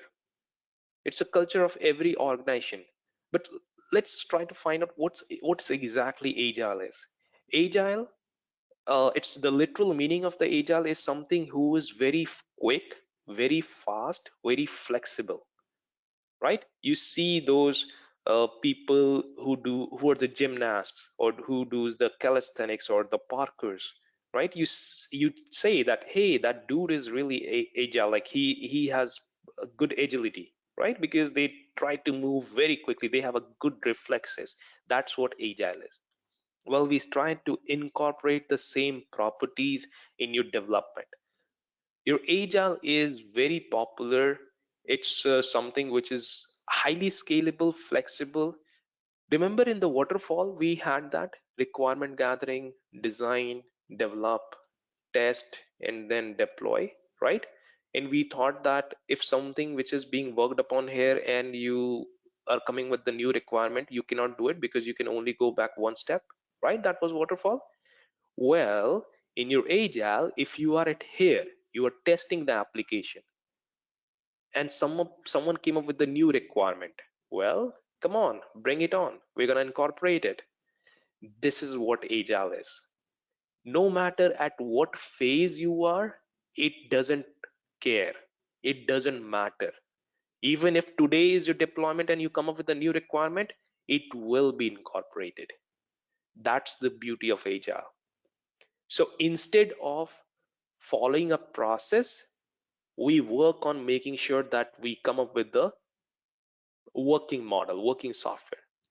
All right. Customer satisfaction is the topmost priority in Agile. All right. They make sure that your business, your customer should be happy. That is what the beauty of Agile is. Okay. Now, there are various principles in the manifesto of the Agile. You don't have to remember or memorize anything. Just give a quick read. It will be, it is just good. Like they talk about the same thing, what I just explained. It is like popular, scalable, flexible. Your business and developers, like your end user and the developers, they collaborate with each other every single day, or probably every week they meet to share the progress.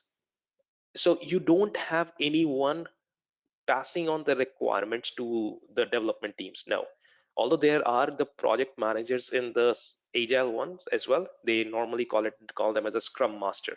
They don't call them project manager, it is a scrum master there. So who is responsible for directing the entire project to the end goal. But yes, it is more of a like an interaction between the development team and the business. Everyone work together. Collaboration is one thing that they work towards. All right. Most of the variations of your Agile that is implemented across the industries, you would have heard about Scrum. Scrum is something which is most common that is implemented. Then you have Agile Unified Programming, or AUP, that's also implemented. Extreme Programming, that's also one of the common variant of your Agile that is implemented. Then you have a Dynamic Software Development Model, DSDM. These are the common variations or the variants of your Agile that is incorporated in your industries. Okay. What are the core values of the Agile? That is important. Individuals and interactions over process and tools. Like I said, your business and developers, they interact, they work together to make sure that they come up with the final product instead of following any kind of a process. There is no defined process. Even if there is, people do not follow it. I mean, that's what Agile suggests. You don't have to follow any kind of a process. All right. Working software over comprehensive documentation. Documenting everything is least concern. Our priority is to come up with the working software. This is what we want. We don't want any kind of a documentation. We don't want any kind of a reports. We want our working software. Customer collaboration over contract negotiation. We do not want to give a certain deadline that this is what we need. Well, we want to work together. Your end user, your developers, everybody. Like in your traditional waterfall model, your business doesn't interact with the developer. No, there is a business analyst or the project manager who takes up the requirement, and then they gives the requirement to the teams to build anything. Right here, your business and developers, they work together. Every single day you have an end user. Have you got a chance to be in any of the Scrum calls? In case if you have, you will be able to find out that you will relate this, that your end user and your developers, they all work together every single week, or maybe probably every day. They have the Scrum calls and everybody sits there and try to discuss it. All right. Then responding to change over following a plan. Your waterfall model suggested a plan that you need to go step by step. You need to follow a particular process. You need to follow a plan. Well, that's not the case in your Agile. Everything which is being done is like accommodating and responding to the change. That's what Agile is. You have a new requirement here, well, bring it on, we'll do it. All right. We can, like anything can be incorporated at any phase. Okay. All right. So Prashant, quick question. Yes. Yeah. So in this Agile, like processes are not interlinked. At any place we can do the changes, right? Which process you meant you're talking about? Means the chain, like one after the other, or there are no specific plans? No, or I mean, they follow the SDLC process. They do follow like requirement, design, development, testing, deployment. That is the same process followed in Agile as well. It is just they can like while they're developing anything, if they want to have a new requirement, that can be incorporated in the design and it can be developed again. They will only move forward when like everyone is happy. That's the beauty of agile is. Okay. All right. As and when the requirement comes, it is discussed then and Yes. there. Yes, Okay. absolutely. All right. Okay. Then you have software capability maturity model. Well, a capability maturity model is it talks about the maturity of an organization in developing a software. In case if you have received any email for any job openings, you must have seen that an organization is CMM level 4, a CMM level 5, right? What exactly that CMM is? That's your capability maturity model. All right. There are 5 levels given to these maturity model that determines that what's the maturity of an organization, all right, in order to develop any kind of a software. Okay, so there's a level 1 which is called as initial. Now initial level, an organization which has been categorized as level 1, it means they do have a development team who are like really passionate developers, but there's no as such process. There's completely disorganized. A person is developing the code, he himself is testing the application, he himself is deploying. There's no as such process like defined there. Nothing is there. Okay, it's like a kind of a chaotic situation. That's your level 1. And organizations which has been categorized as level 2, they're called as repeatable. It means here your software development lifecycle management process is introduced. Here the team who are working on the development, they follow the SDLC process. All right, so any kind of a code that has been introduced, if they want to reuse that code, that will be done. And objective is to give the repeatable results. It means it is not like one product was successful that was out of fluke. If they follow the process, each and every product will be successful. All right, there is a proper project planning, tracking, quality assurance, testing. Various things are introduced in the level 2, so it's way much more sophisticated than your initial phase. All right, but it is not as mature. Still there are a lot of flaws there. Okay, then you have organizations who have been categorized as level 3. They're called as defined.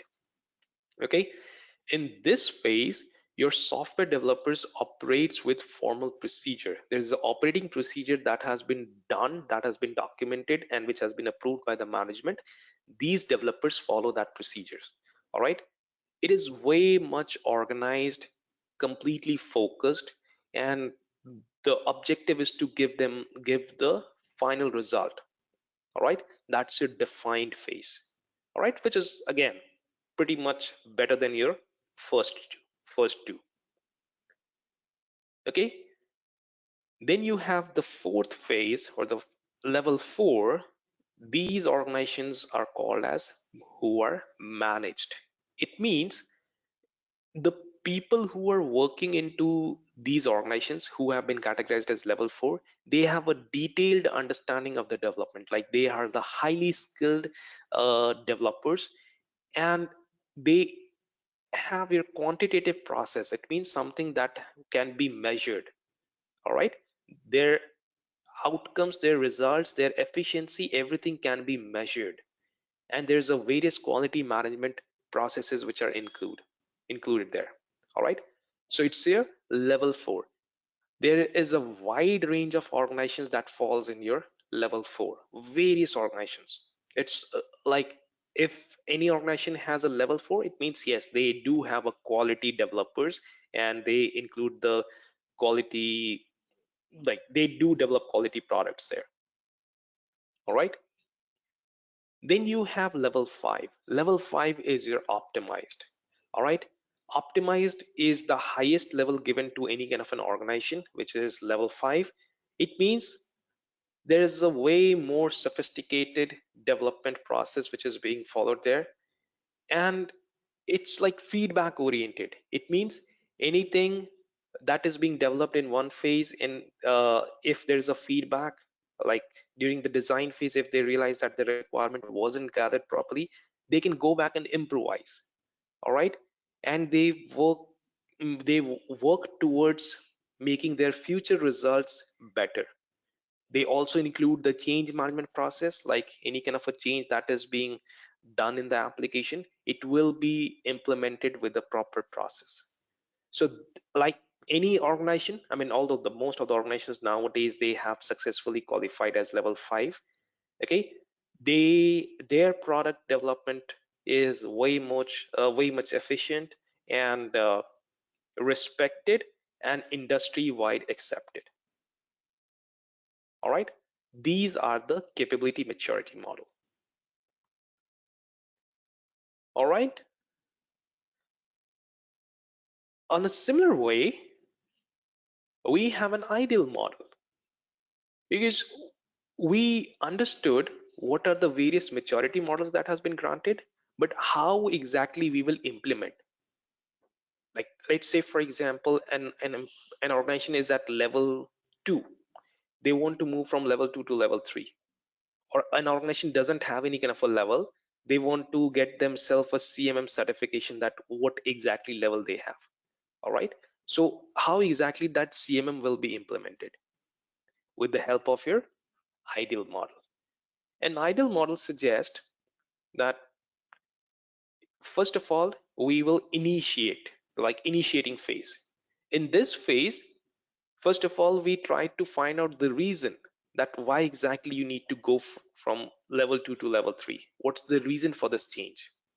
Okay, what is the reason? What's the business justification that an organization wants to move from a one level to another level? Okay, then we have a diagnosing phase, which is D. All right, right now we will analyze the current state of the organization that we will follow. What's the current state? How exactly organization is operating now? What's kind of a situation right now they're in? All right, and we will also try to recommend few things that needs to be done in order to improvise. All right, that's in your diagnostic phase. Then you have establishing phase. In your establishing phase, we will take all the general recommendation from the previous phase, diagnosing phase, and try to see if this can be incorporated or not. All right, so we create a proper plan that needs to be implemented in order to for them to move from level 2 to level 3. Okay, from repeatable to defined. And in the acting phase, whatever the documentation that we have prepared, now it's time to implement. Like, we have done enough of the work, like the documentation work. Now let's try to incorporate these suggestions, these recommendations. Now it's time to implement it. That's your acting phase. All right, and once they have been deployed, once they have been implemented, we need to test it, we need to refine them, we need to make sure that we improve it. And the last phase is your learning phase. Now, organization has just moved from level 2 to level 3, and they will eventually move from level 3 to level 4, right? And then from level 4 to level 5. Now, they need to make sure that they find out a way on how exactly they can continuously improve themselves, right? Every single time. All right. The first model that you saw, that was CMM, you can just simply try to find out, like, there's a mnemonic that is normally used across CISSP world. It is IRDMO. Initial, then repeatable, defined, managed, and optimized. Okay, then you have ideal. Okay, this is for your CMM, and this is for how to implement your CMM.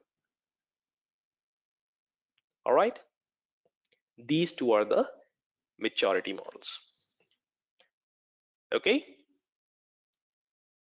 all right, let's take a quick break, and we'll circle back again in 15 minutes, and then we'll try to move ahead. Okay. Thank you. Sure.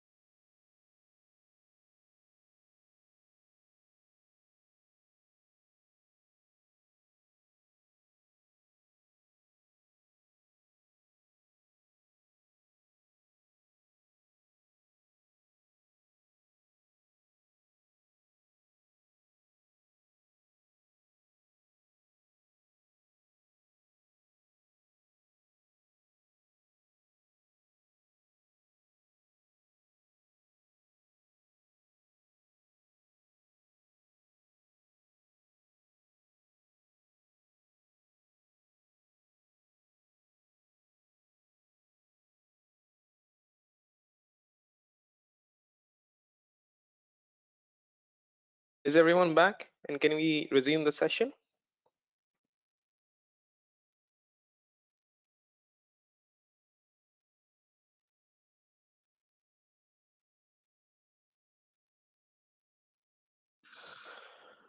All right.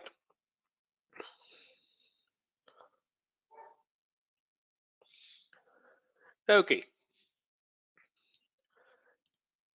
Now the next topic is about project management.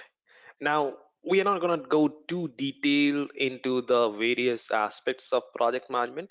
We're just going to touch base on the tools that project managers normally use for their uh, project scheduling, preparation, and how to execute it.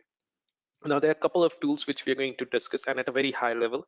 You don't have to go too technical into it. The first one is a Gantt chart. A Gantt chart is normally used for project scheduling. So you can see it looks like more of a bar structure. Okay, you represent into the form of a graphical representation, like a bar structure. So you start with what was the start date, when exactly we tried to gather the requirements and everything, and then you will start keeping a tentative timeline that from Jan to Feb we're gonna meet this, then from Feb to March we're gonna meet this, from March April 2 months we're gonna spend in site creation map and all those things. And it will give you a high level statement that when exactly we will be able to release the project.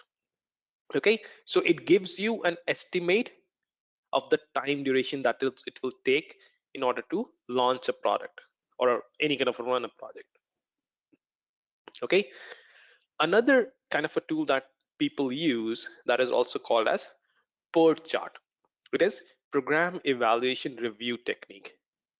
With this, see the difference between a Gantt chart and a PERT chart is the way it is being represented. It is the way it is illustrated. Okay, a Gantt chart is more of a bar structure. A PERT chart is it's more like a tree node. You can see. So it gives you an estimate of how long it will take in order to release a particular project. Along with that, it is also give you a size estimation. Okay, so let's say you're gonna start. I'm not very sure if you are able to see it clearly or not here. Like you can see the numbers written. These are the number of days. Okay, number of days which will be spent in working towards the project, and the entire estimate is given by calculating, like you just calculate the numbers here, 1 plus 2 plus 3 plus 6 and plus 5 and all those things. So it will give you a complete size of the product and rough estimate how much time it will take in creating the entire project. Okay, any kind of a deviation, let's say if we fail to meet this deadline, like instead of 2 days it took us 3 days, entire timeline will be changed, and it will help us in creating a standard deviation, like how much time we are deviating from an entire project. All right, so this is how it is helpful in using your PERT chart. Okay, all right. Then you have change and configuration management. Now the steps that we saw earlier in domain 7 module 1 about security operations, we looked into the various steps of the change management. Now what you're looking at right now, it is a very high level 3 basic components of your change management.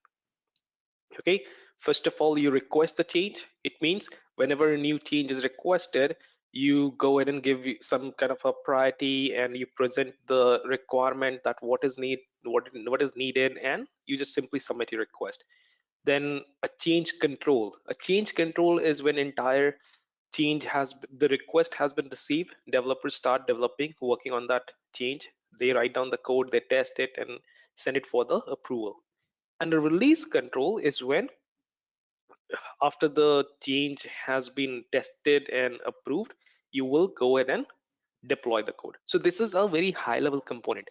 Do not mix it with the steps. These are the components. The one we that looked like request, review, approve, reject, schedule for implementation, test, and then you document.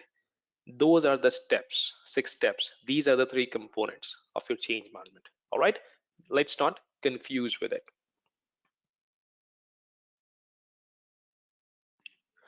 All right, the next we have is your configuration management. Remember, in the very same module of domain 7, we also discussed about your application configurations, where we were talking about the versions. Okay, this is what configuration management is useful. I hope you all remember we drew about that. If an application is using a JDK 1.7, which is not advocated, it will be identified because it is not using the configuration that is being advocated there. Okay, so a configuration management is a process which is used to control the versions of the software components which are being used throughout an organization. And we formally track and control the changes of these software configurations. In case your software or an application which is hosted on Windows 2012, which is eventually going to be made it as obsolete, you will be identified if you have a configuration management process. Any application who all are using Windows 2012, they will be identified if any organization has a configuration management process, because normally a configuration management process will suggest that you need to use 2016 and not 2012. So you have a proper tool, let me get the name correctly, it's SCCM, software control configuration, so software configuration and control management. This is normally a tool that is used in your organizations to perform a proper configuration management. Any kind of versions which are used which have not been identified, it will be like the team will be asked to scrap down the version or probably like get it through a proper security process. Okay, so what's normally done in a configuration management? The first thing is your configuration identification. All right, first of all, your team of the configuration management team, they will identify, like they will document that what all configuration needs to be used. Right, they will create a complete list of the components. Like you have your Oracle, they will list down, okay, you need to use Oracle 19c. There is a Python, you need to use Python 3.2. There is a Windows Server, you need to use 2012 or 2016, whatever it is. Now you need to list down all the list of configurations. Okay, and then make sure that you let everybody know that this is what we have identified and this will be used. Then there's a configuration control. This particular thing ensures that any kind of software versions that have been changed, like a person is moving from application 1.0 to 2.0, what exactly they're changing, if they're making any changes in the logical components or the technical components, it has to be in accordance with your configuration management policies. If they are introducing a new component, let's say your new APIs are being introduced, it has to be as per whatever it is advocated as a solution. Okay, then configuration status accounting. Now it suggests a complete formal procedures that needs to be used in order to track all the changes that takes place in the organization. Any kind of a change that any organization, any business is doing, any new software component is being used, is being changed, it has to be completely tracked. Okay, and ensuring that they will have to follow the compliance of your configuration management. Then you have configuration audit. It means entire configurations which are being used within the organization, it has to be properly audited, making sure that your entire environment is consistent. Okay, no single application should be using any component which is not an advocated one. Someone who is using JDK 1.7, come on, pick it up, because there's a risk associated to that component, and that is the reason we have asked not to use it. So it's very important that we identify those things. All right,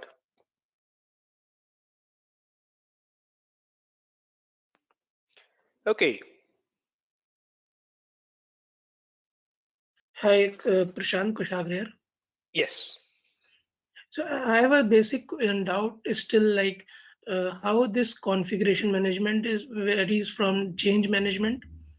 Like there also we used to perform changes and document that. Okay. Yeah. So a configuration management, a change management is when you have to make any changes in the application. Okay. It could be any kind of a change. It could be your functionality change, like you want to add a new button in your application. You have to go through a change management process.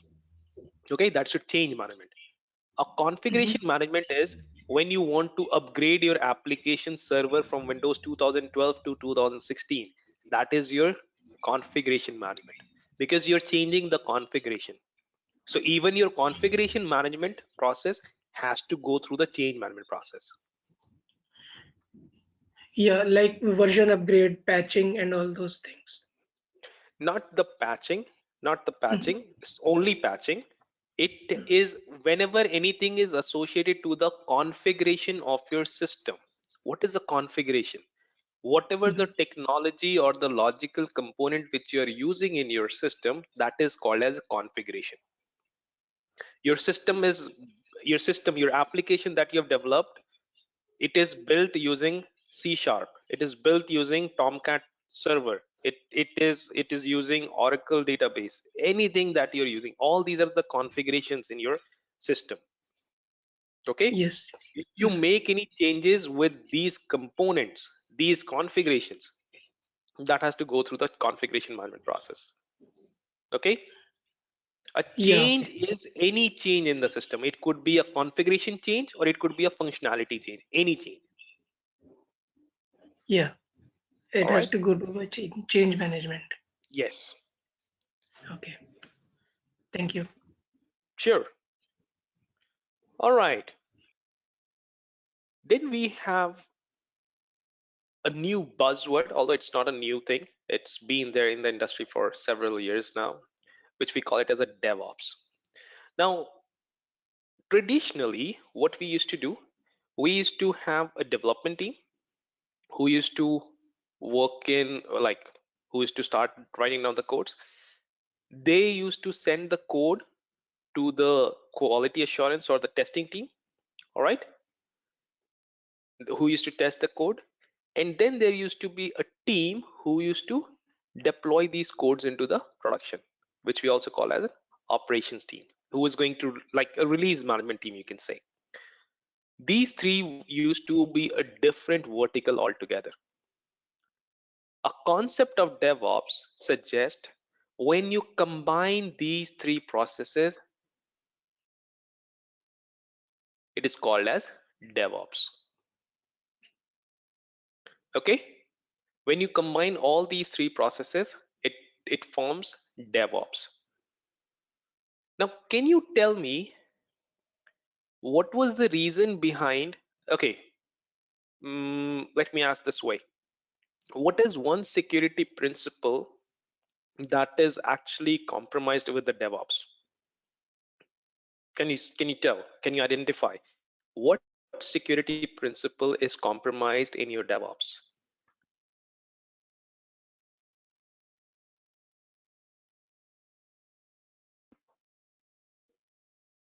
Anyone? Okay, let me give you a hint here. Sorry, yeah, what was that? Confidentiality. Not really. I mean, not only confidentiality. Okay, let me tell you, let me ask you this question. What was the reason of having a development team different than your testing team? What was the core principle for these two teams working differently? Process isolation. Segregation of duty. Is it meter setting? Yes, it Separation is of your duties. separation of Separation duties, right? Because you do not want developers to perform their testing of their own code. Otherwise, if there is any flaw, they will overlook. I mean, for me, my code doesn't have any flaw, and even if it is, I'm not going to tell you, right? So separation of duties was established. Now, if you merge all the three processes, the concept of separation of duties dies here in DevOps. This is one of the biggest breach or compromise of your security principle in DevOps. There is no security included here, at least from SOD perspective. Okay, I mean, traditionally DevOps doesn't have security. There's a new concept called as DevSecOps, which we are not going to discuss. The reason being because it's not a part of our CISSP, at least as of now. So a concept of your DevOps doesn't speaks about security. All right, they normally include or they deploy codes. So a developer is supposed to write down their codes. So you can see here, it's a common symbol of your DevOps. Can you tell me what it implies? What is this logo is all about? What's the symbol? Infinity. Infinity, right? Infinity. It means a application development, like it happens, and the person who are developing their code, they are going to test it and they themselves are going to deploy it. There's no asset different teams in DevOps. All right, everything. So the developer is going to take up the requirement, start developing, building, testing, release, deploy, operate, monitor. Everything is going to happen continuously. All right, this entire thing is also called as CI/CD, which is continuous integration, continuous deployment. All right, so what developers do, they build the code, right? They push it into the CI/CD pipeline. It's nothing but automated jobs which are run. You must have heard about Jenkins. These are the jobs which is going to pick up the build from a particular location, push it into these deployment code. These deployment pipelines are going to include the testing syntaxes. It is going to test the application code for you. All right, and then it is in case if it has any kind of an issues or something like that, it will let you know that code will not be deployed completely. It will give you the errors, anything that it has been seen there, and it will ask you to resubmit it. So it's a kind of a continuous process. Most of your DevOps like principle is based on your agile, where codes are normally deployed several times a day. Like, okay, do you know, just a trivia question here, what is the code deployment frequency in Amazon? Any guesses? They uses DevOps, just in case if you want to relate it. On what frequency they deploy the code every single day? They deploy a single code, like the deployment happens in every 11.4 seconds. A new code is released in Amazon. Okay, so this is what a beauty of your DevOps. Instead of working like your traditional development model, like you got a new software to be built, right? How long a new software project used to happen traditionally, like almost 10 years or 15 years back? It used to take years or at least months, if not years, at least months. Okay, now it's just like matter of, I mean, a new code has been written, it's quickly pushed out, it will be quick, like those builds will be integrated and start formulating into the different modules and combined together to form a new application. It isn't a big task today. So because organizations are working really quick, they want to meet their deadlines, and DevOps are going to help them in meeting the deadlines. All right, but from an examination perspective, I asked you a question. What is one control that you think is missing? That's your separation of duties. You need to know that. All right, okay, APIs, application programming interface. We had a detailed discussion on API on while we were talking in domain 6, and we need to know, like, so your APIs are going to, it's a piece of code which is going to help you and interact with other web services, other applications. Okay, I hope you all remember the controls that needs to be implemented in APIs. Can you tell me what were the controls, security controls that needs to be implemented in APIs? Anyone? API keys to be secured. Okay, wonderful. That was written here, but yes, API keys. Authentication. Wonderful. Anything else? Keys to be encrypted. Keys to be encrypted, that's a API key security. What else? What else needs to be encrypted?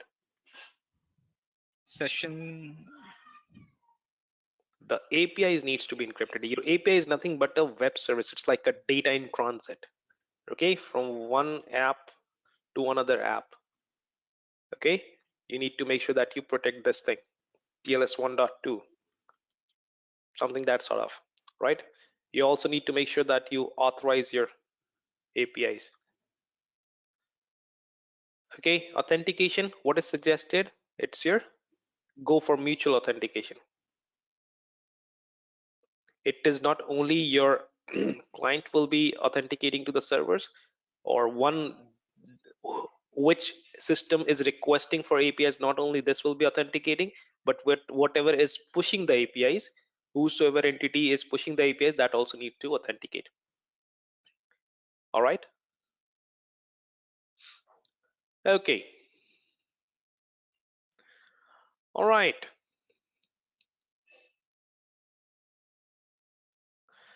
Software testing, again, we had a brilliant discussion on the software testing as well. A white box testing is when a tester has a complete access of the code or how exactly the application works or functions. They have a complete understanding there. That's your white box testing. Okay, it's also called as crystal box.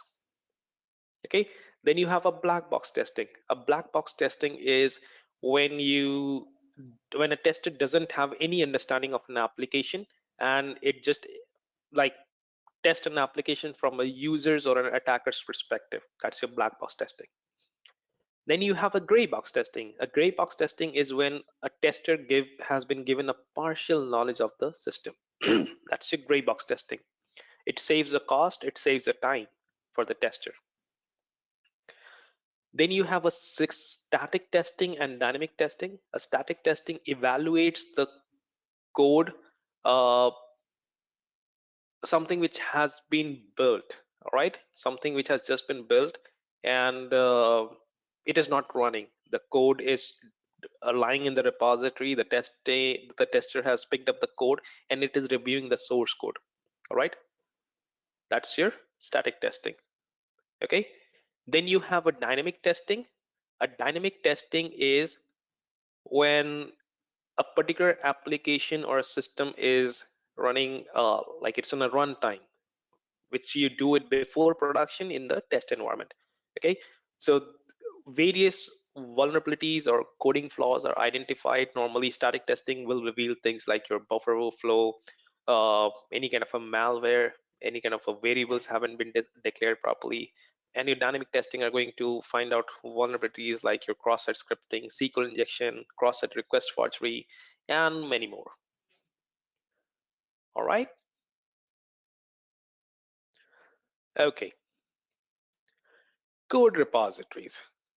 Now, whenever you write down any kind of piece of code which is going to solve any real world problem, if you feel that this particular piece of code is going to help my community, you will share the code with others, right? So there are various code repositories like GitHub is there, Bitbucket is there. There are various code repositories where people tend to publish their own code, and developers and anyone who's from development background, they normally try to find out any kind of a problem, solution to the problem into these repositories, because there are brilliant coders or developers out there who have published their codes. And in case if you are trying to find out any piece of code, your GitHub is the place or a hub of all the solutions. Like they have plenty of the codes into multiple languages. You just name it, you will have it. Okay, it's the community which works into collaboration. All right, now it's a good thing. Having a code repository is always a good thing. It's like helping the community build giving a great platform where people can find out solutions to their problems. Making sure you do not go ahead and introduce any kind of a sensitive information into those codes. Like you do not want to include any kind of a password or any encryption keys or maybe API keys. These things shouldn't be included in your source code if you deploy it into the repository. All right. So because that possesses a risk, that's gonna be stolen, that's gonna be compromised. Okay, so never do that. All right. Then you have service level agreement. Well, your SLA is something, one of the most important ways in case if you are going to procure any application from the vendor, like third party who has developed the code and now you want to procure that, you need to make sure that you sign up a service level agreement. Okay, and that service level agreement is going to ensure it includes clauses like what's your turnaround time, what's your maximum availability that you're offering. In case if they do not meet it, you include the financial stipulation, some kind of a monetary penalties are there. So that's your service level agreement. It's important from two perspectives. In case if you're procuring any application from third party, or if you are building any application that you're going to sell it to third party. So it's going to be included in both the situations. In case if you're building an application and it is only you who will be using it, then you don't have to worry about SLA. That's not a concern there. Okay. All right. Software acquisition. Well, this is interesting. This is important.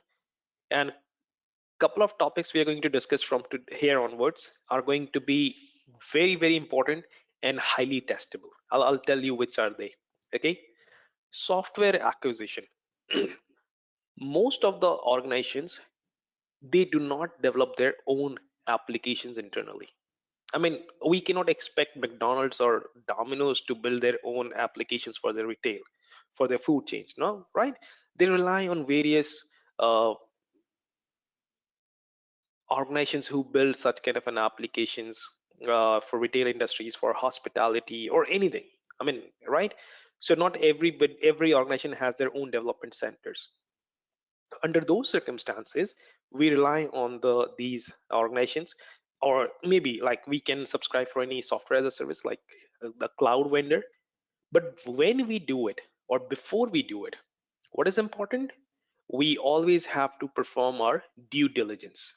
We always have to perform our due diligence to make sure that our softwares, whatever we are procuring, they are meeting the requirement of its functionality, and they are also secure. Okay, first thing is that it is going to solve our purpose. Second thing, they are absolutely secure. There are various assurance that we need to have before we go ahead and buy it. All right, let's see what are the various things that we need to go ahead and how do we assess the security impact for any acquired software. This particular topic is very important from your examination perspective. It's very important. Okay, what's an assurance? Like we discussed, what's an assurance? Is just like a confidence that you'll get. Okay, so how exactly you're gonna have an assurance when you're going to buy a software from a third party? So the assurance will be that the software that you're buying in, it doesn't include any kind of a vulnerability, right? It has all the necessary controls that are created to in order to protect from any against any attacks. All right, and it also meets the real world problem. It means like it functions the way it is supposed to work. That is what you want to have an assurance, right? One, from a functionality perspective. Second, from a security perspective. These two are the important pillars that you have to address. First, it is meeting a requirement. Normally, security personnel might not have an understanding. It is okay. You don't have to worry too much about the functionality. That's a business requirement. But yes, this is something you have to deal with it. Make sure that it has proper authentication, make sure that it has all the encryption, data security, like focus on your CIA. You should have all the answers there. Okay, now what are the phases of your software, like how do you assess the security of your acquired software? The first phase is your planning. All right, a planning is going to determine like what's the requirement of having a software. All right, is there any software existing in our infrastructure can solve this problem, or do we actually need to buy a new software? Okay, so in case if you're going to procure or acquire any kind of a software, let's create a strategy for that. All right, identify any kind of a risk that might possess if we introduce any new software into our existing ecosystem. Do we have necessary bandwidth? All those things are done in the planning phase. Okay, once you have created a plan and now you are good to go ahead with that, right? Then let's find out who all are the vendors out there in the market who's going to provide us the software, right? So what you do, you create the RFPs, requests for proposals. Okay, let's say you found that there are like 5 vendors for that software. There are 5 vendors who give such kind of a solutions. You roll out your RFPs to them, that okay, this is what you need. You request for the proposals, like you give them your requirement and they're going to give you the proposals, the quotations and everything, that this is what we will charge you. All right, and you will like they will also share the documentations. A lot of documentation will be done there. All right, so out of 5 vendors, let's say there are 2 vendors which are reasonably cheap or like least expensive. All right, let's call them A and B. And out of these 2 vendors, one vendor, like let's say A, is like has all the functionalities and gives you a better security. All right, that's what you are gonna go with. So you also have to see the price and you also have to see the security aspects. Okay, so a price is something not a security professional will have a call in that. It's a call of a management that which one exactly they have to go. But yes, a security aspect, you definitely have a call for that. All right, so this is in your contracting phase, reviewing the documentation and everything and what you want to go ahead with that. The next is your monitoring and acceptance phase. In this particular phase, you will try to create a plan on how exactly that software will be delivered to us, right? Will there be any kind of a knowledge document or any kind of a processing document like operating procedures that needs to be shared? Everything will be included here. All right, that's your monitoring and acceptance phase. It's all about like once the app product has been certified, now it will be accredited in the environment. And the last one is the follow-on phase, making sure that we sustain the product that we have just procured. It means periodically or annually at least we go through the risk management process. Any kind of a functionality change or any other changes needs to go through the change management process. We need to have a proper assurance, like periodically the vendor need to provide any kind of a penetration test report or vulnerability assessment report. All these things are going to provide us an assurance. And at the end, once we do not need a particular software, we need to decommission it. We need to just make sure that we leave the instance or like remove the occurrence of that software instance from our infrastructure, or make sure that we like have a contract termination from the vendor, making sure that they have removed each and every data from their application, ensuring there's no data remnants. That is what we're going to do in your decommissioning. Okay, it is important to know these phases: planning, contracting phase, monitoring and acceptance, and follow on. It's important that you know these phases. Okay, all right. Hello, Prashant. Kushagra here. Yeah. Yeah. After we have chosen the perfect vendor for us, meeting our security requirements, what we have to do in monitoring phase then? So how exactly that software will be delivered to us, right? What's the knowledge documentation that they will be passing on, right? Because our people needs to be trained on how exactly to use the software, right? All these things, like all the things that you do in accreditation, implementing the licenses, giving them the network bandwidth, and creating the user's account to their application, that is what it is in your monitoring and acceptance phase. Okay, aligning as per production, right? Absolutely, yes. Okay. And after Okay. that, we used to follow up whether things are working as expected or not. Right. You just need to make sure that you periodically conduct your risk management.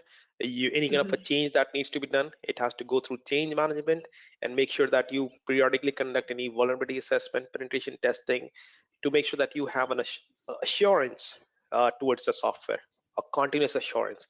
And then once the software is no longer needed, you can go ahead and decommission it, making sure that there's no data remnants. Okay. Okay. Okay, got it. Thank you. No problem. All right.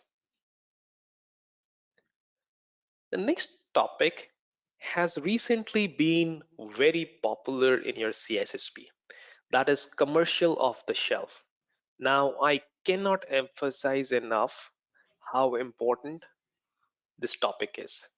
It is, you can take my words on this. This is going to be 100% testable. Okay, it's very important. Commercial off the shelf. All right. So, what exactly is a commercial off the shelf? These are the products which are ready-made. You cannot customize, which is like readily available. You just go to the market and you buy it, and you simply have to use it. I mean, think of like buying a television or buying a refrigerator. These all are the commercial of the shelf. Like you go to the market and they say, hey, you need a 400 liters of your refrigerator. They will give you an option that you have Bosch, you have Samsung, you have LG. You pick one of the vendors and you start it. You cannot say that, hey, I actually need 2 shelves, I need 2 freezing points, I actually need a separate case for my beers. No, you can't do that. That is not how you actually customize your refrigerator. Okay, so a commercial off the shelf is something that is readily available and you simply go ahead and start using it. Can you, if you just have to find out like what's a commercial off the shelf application that we have right now in the markets, your operating Windows operating system, that's commercial off the shelf. You go ahead and buy Windows 10. You cannot customize Windows 10 on your own need. No, you can't. You're any antivirus product, you go ahead and buy it, you simply install it. You cannot say that I need specific signatures on a particular virus. No, Windows is not going to give you. A vendor is only going to make sure that you receive all the signature updates and patches. That's a guarantee that vendors gives, but they're not going to give you any kind of a customization onto these products. That's not how it happens. All right. So any product that you go to the market, you pick it up, you unwrap it and start using it. That is COTS, commercial off the shelf. All right. Now let's talk about some quick observation while we buy and use any kind of a COTS product. Okay, you don't have to remember or memorize anything. I've been saying this. Okay, don't focus on memorizing anything, just understand the concept. If you know the concept, there is no need of memorizing anything. All right, now whenever you see any kind of a COTS product, it is very important that you identify, you recognize what is the COTS something, because normally when you go ahead and start looking for any application for your own organization, vendors are not going to tell you that this is COTS. It's your responsibility that you identify whether it's a COTS or not. Not all the vendors are going to tell you. They might tell you that yeah, you can customize it, but eventually you cannot have any kind of a customization. All right, make sure, because this is something you're not building, you are buying a product, right? Make sure that you include security as a process or as a part of your purchase. Okay, you do not start evaluating the security after you have bought it. No, don't do it. In case if it is a culture in your organization, take this case to your management and tell them that this is not an advocated practice. First of all, engage the security before you are actually thinking the product to be bought. Start evaluating the documents. Okay, research security from all the available directions. Whatever you get, whatever the information that you have, you consider everything. It's just not focusing on this just the product. Everything, where exactly will be implemented, what all are the components it will be used, it will be interacted with, everything you have to consider. Okay, it is always a common saying that whatever the software or any kind of an additional like application that you have, you need to consider is as your unsecure. It's not secure until unless you are convinced, you are being told that it is secure. First of all, you evaluate, you perform your due diligence to make sure that this software is secure.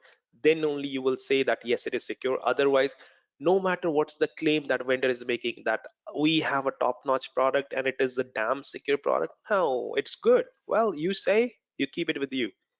You only will agree and accept when you verify it, you validate yet yes, a particular software is secure. Okay, whenever you consider the COT system, it might be secure in one of the environments that you're implementing it. It might not be secure in the other environment.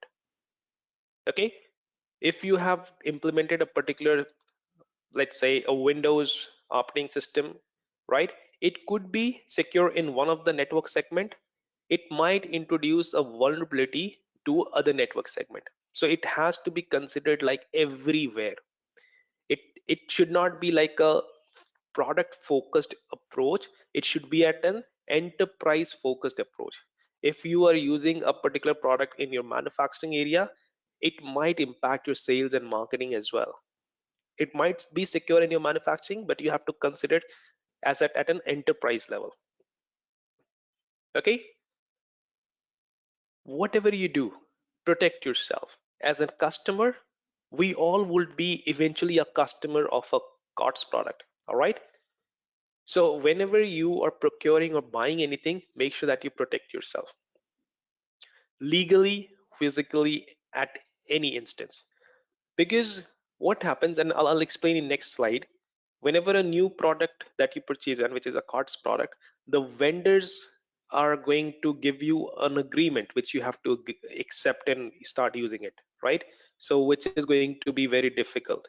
So try to create a contractual agreement of your own. Being a customer, try to create your own contractual agreement which will help you in providing like indemnification, like any kind of a compensation in case if you end up experiencing any breach because of this COTS product, the vendor is liable to pay you. Make sure that you create such contracts. Okay, whenever you procure any kind of a product, make sure that you thoroughly test it, perform a complete testing, validate it. Each and every verification and validation has to be done, and then only you start using it. Most of the times you won't be able to do it because it's a complete black box for you. You don't even know how exactly it is built, and it is not customizable. But try to get as much information as you can from a vendor. All right, now vendors like Microsoft, they are reliable, but still we don't give them a benefit of doubt there. We as a customer, you seek a lot of documentation, and it's your right to ask. Okay, track any kind of a changes and make sure that you adapt the security strategy accordingly, because your vendor is eventually going to help you in providing the updates, the patches. Make sure that you document those things.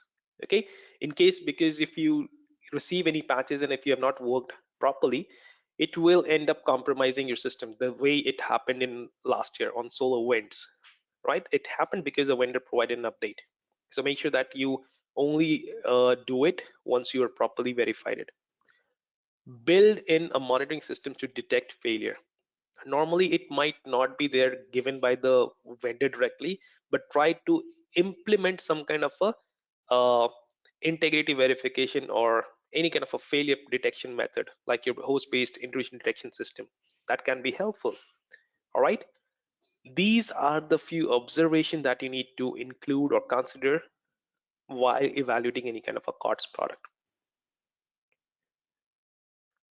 Okay, now let's see what is the security considerations that we have to make while we are working into the COTS. All right, and this is an article that has been taken from US Computer Emergency Response Team. They have published an article on COTS and it was taken from there. I'll share the link if you have to go through in detail. I've just taken a summary from there.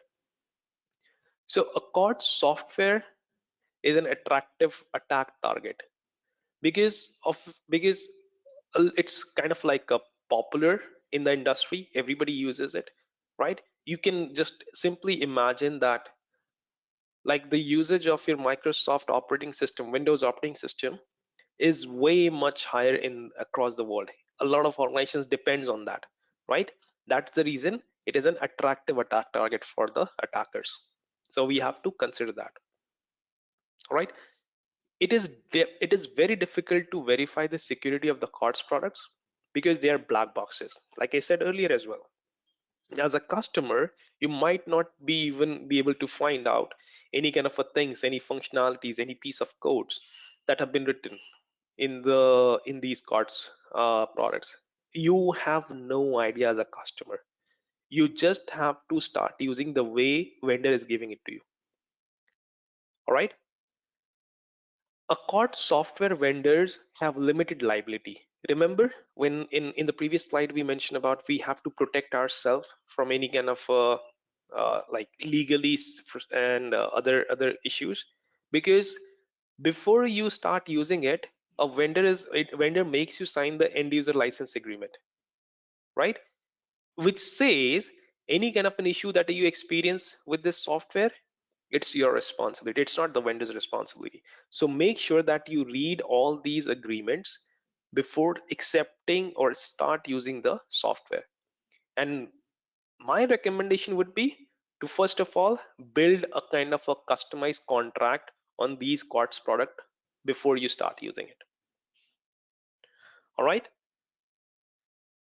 your COTS products are normally designed without considering your specific security requirements.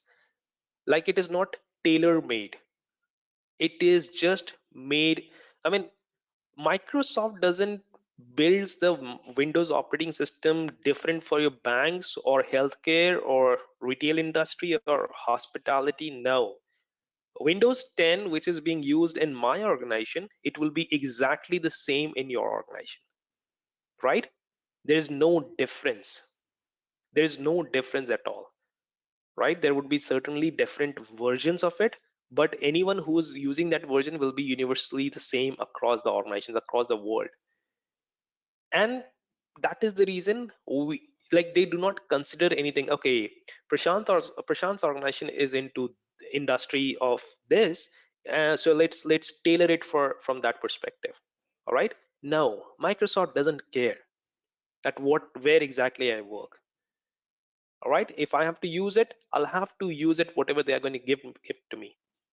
Okay, now traditionally COTS products were normally developed as a standalone products, and that's the reason they don't consider security as their like customized security product perspective, and that is the reason they don't have any kind of a customized solution. But it is not true, right?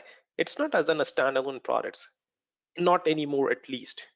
Okay, so these are the security issues that we have to consider, we have to keep in mind, because this particular concept will be 100% testable, 100%. And if you know these ideas, the fundamentals, you should be able to answer any questions that comes across COTS. All right, okay, and I'll share the article later on the group as well for the COTS, which is there in your NIST or US government sites. You, in case if you want to know more about it, you can read it, because These topics aren't discussed at all in your official study guides. They are not. You might not find it anywhere, not even in your CBKs or all-in-one, but it's gonna be there in your examination, that's for sure.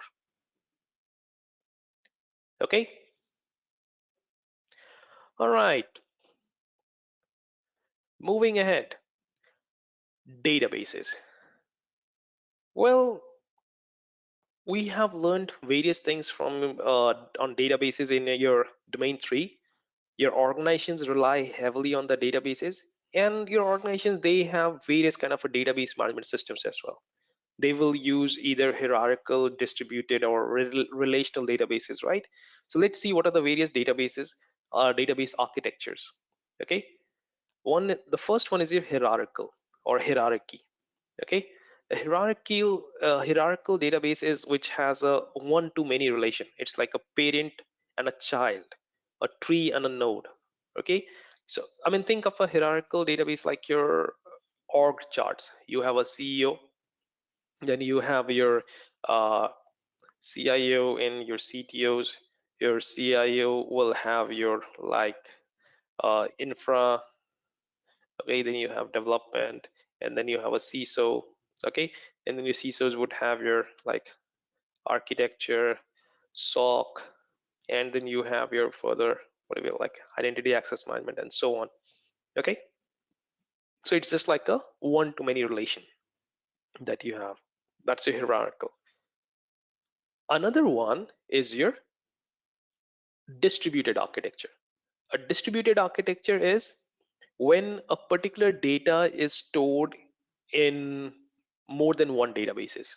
All right, so you have your a database which is based on US, a database which is based on EU, and database which is based on your APAC, right? All these databases would have same kind of a data. All right, it is distributed among each and every nations, each and every areas. Now you just have to access to whatever the nearest region that you have. For an end user, like again, it will be just one single database. They won't even know where exactly they're accessing it.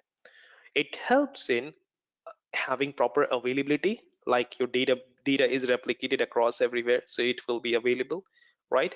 And again, it is going to give you a proper performance. All right, that's your distributed databases. The third type is your relational database. A relational database management system is your two-dimensional database, which means it has rows, all right, and it has columns. Okay, that's your two-dimensional. It has rows, it has columns. Rows are also called as tuples and cardinality. Okay, and columns are also called as attributes and degrees. I mean, you can think on this way.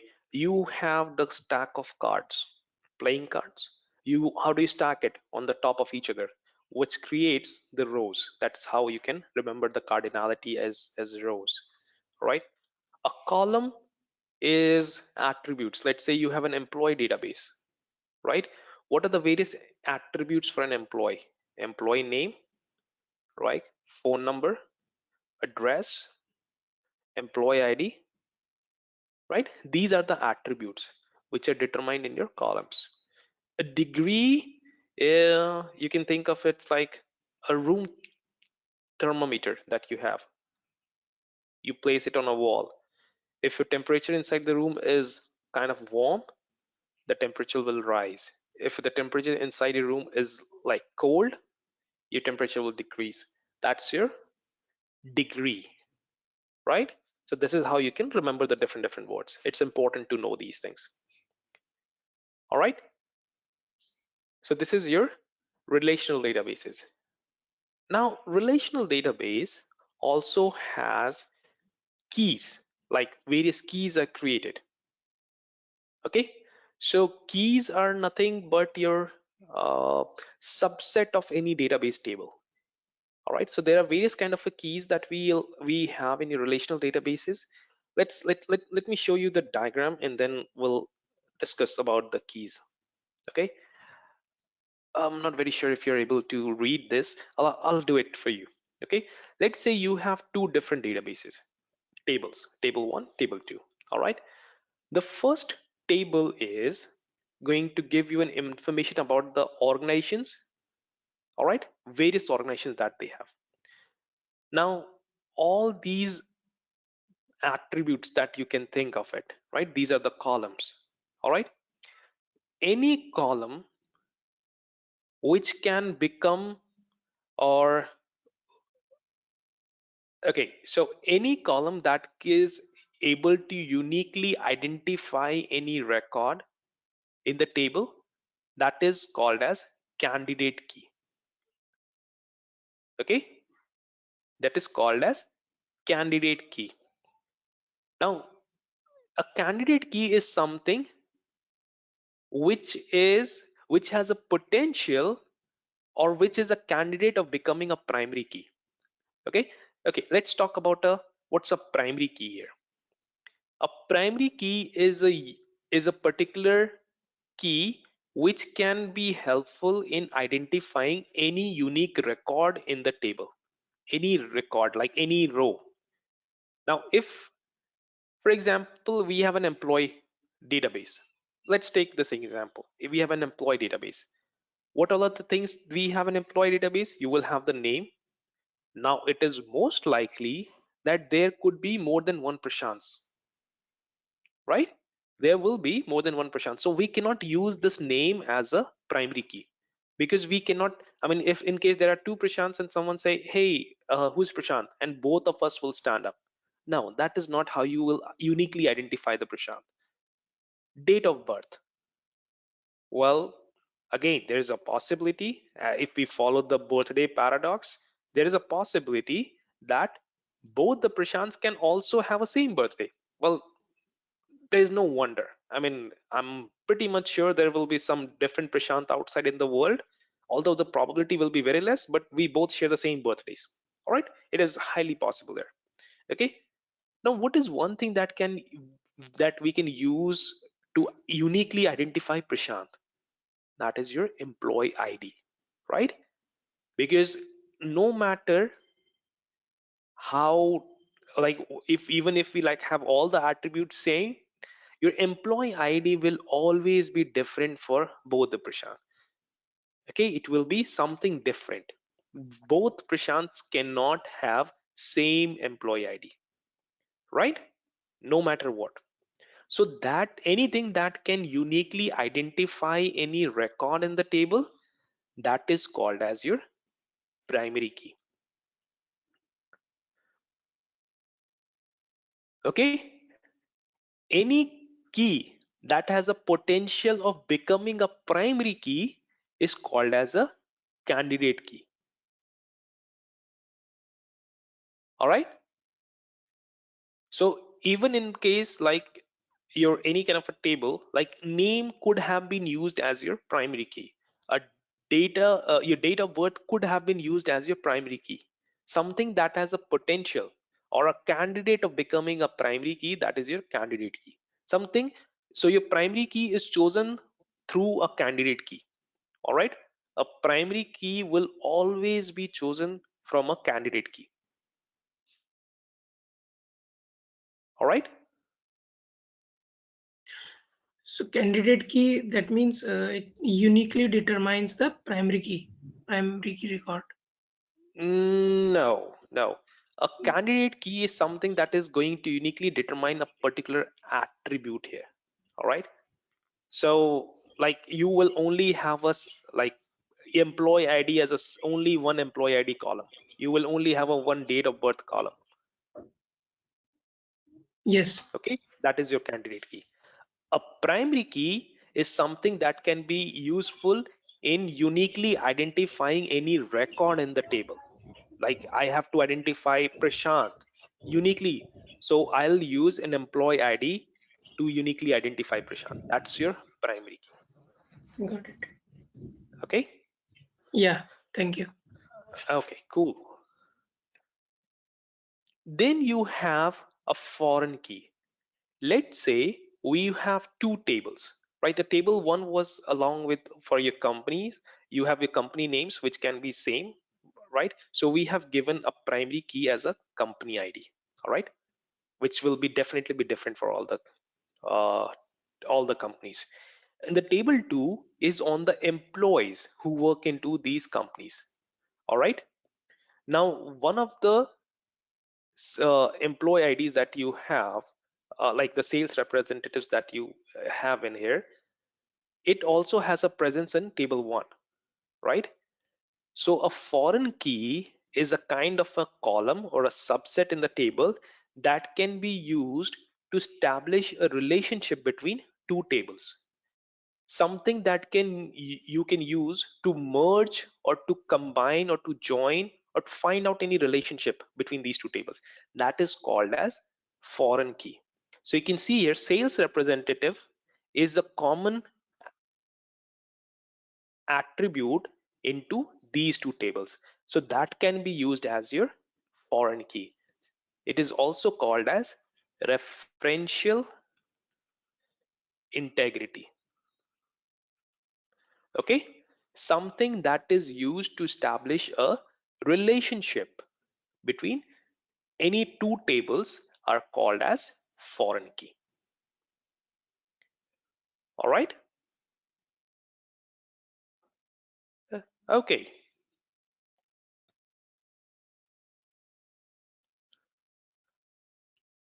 All right.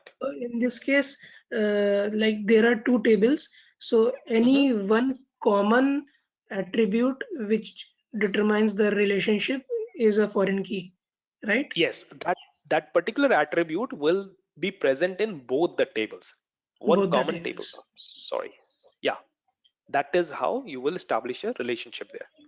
Like here, sale representative. Yes. Yes.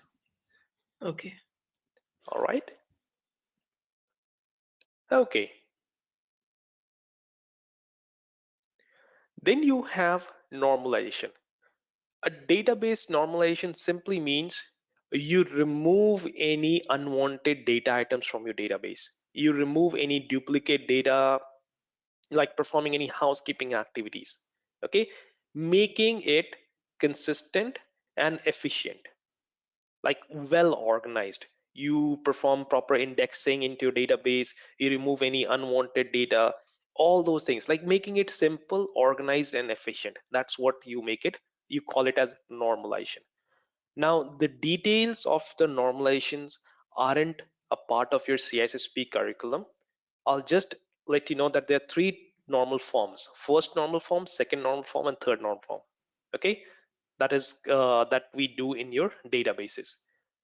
And a database, to in order to become a second normal form, it has to be a first normal form. Okay, in order to become a third normal form, it has to be a first normal form, then second normal form, then only a database will become a third normal form. It means it has to go through a cumulative process. All right. Okay.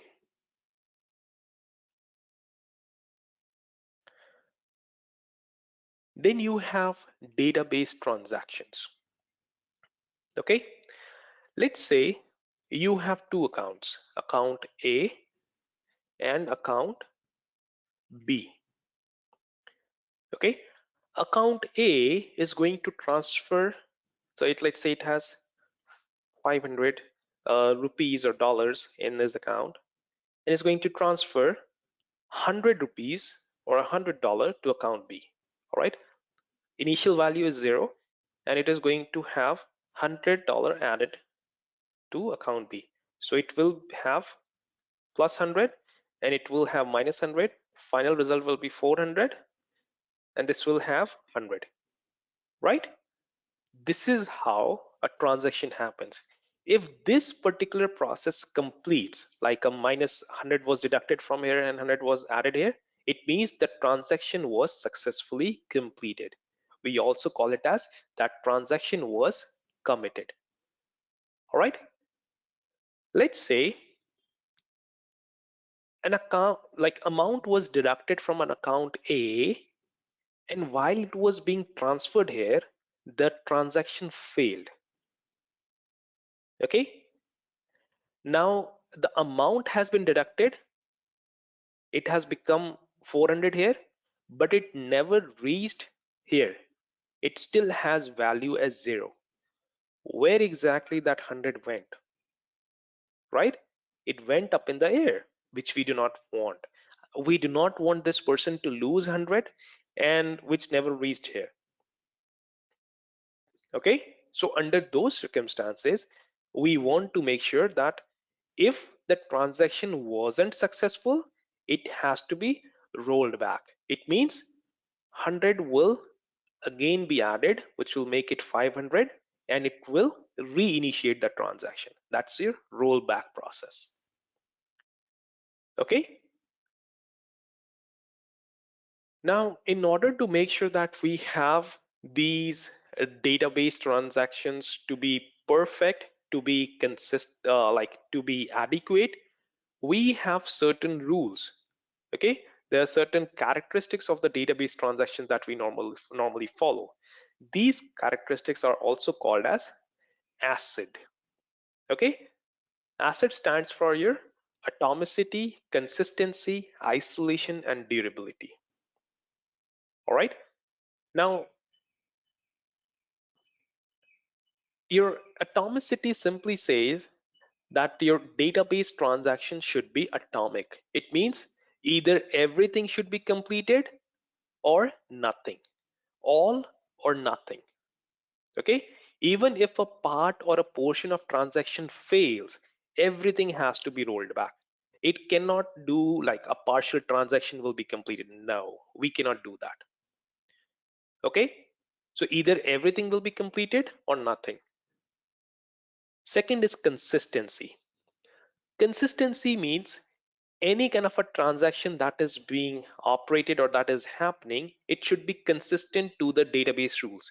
So your database has certain rules.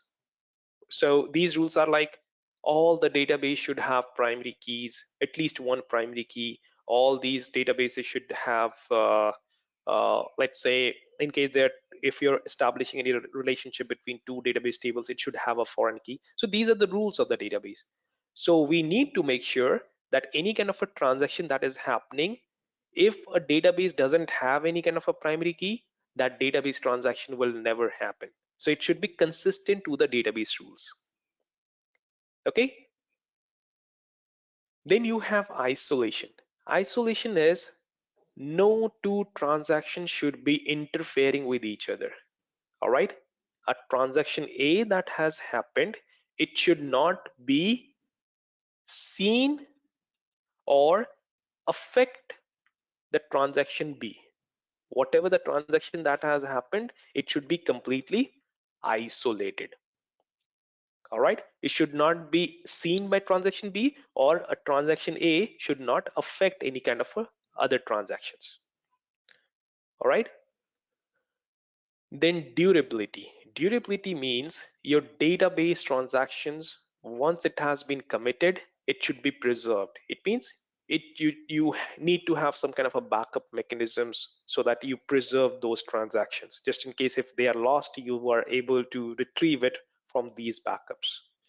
Okay, so these are the characteristics of any kind of a database transactions that you need to implement. All right. Okay. Now, security for the multi-level databases. What's a multi-level database?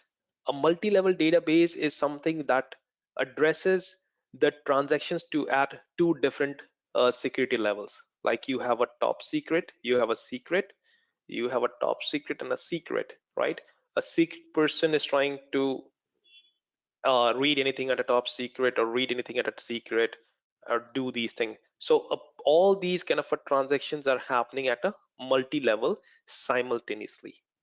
Okay, any kind of a database that addresses or entertains these transactions at different classification level, that is multi-level database. Now, one of the challenges that it comes at a multi-level database is your database contamination. It means a person who is going to read or write anything at a secret, if it accidentally enters something at a top secret, what it will have, it will contaminate the database. So we need to make sure that we restrict those kind of things. How do we achieve it? With the help of database views. A database views, I hope you remember, it's a content dependent access control. Okay, in this what we do, we actually create a database views and restrict those views to only people who are supposed to access the content. It means a secret person should only be able to see the data at a secret level and nothing at a top secret level. Okay, so you are restricting the view at a certain security level. That is how you can actually go ahead and eliminate any kind of a database contamination. Okay, then you have concurrency. Well, a concurrency is, let's say you have a spreadsheet.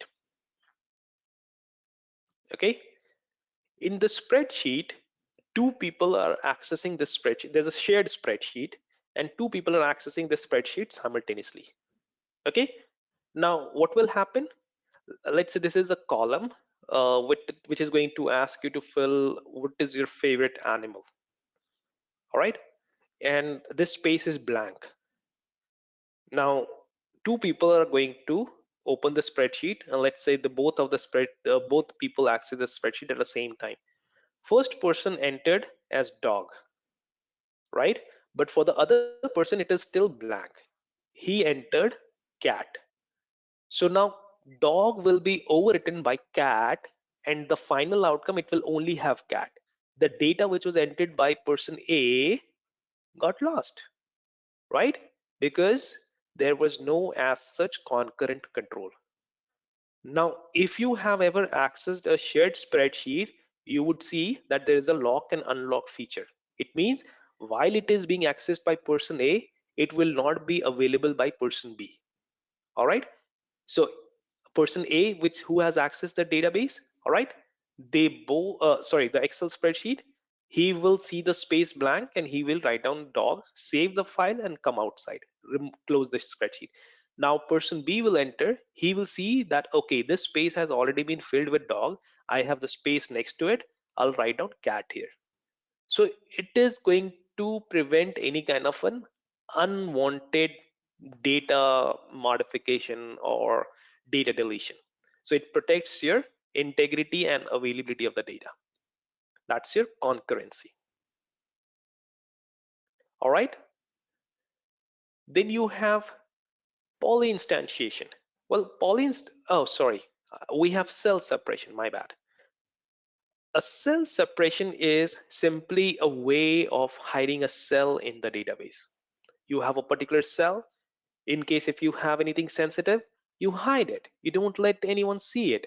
There's a various hide and unhide feature that are available in the databases, which you can use for suppressing any particular like field from a field level.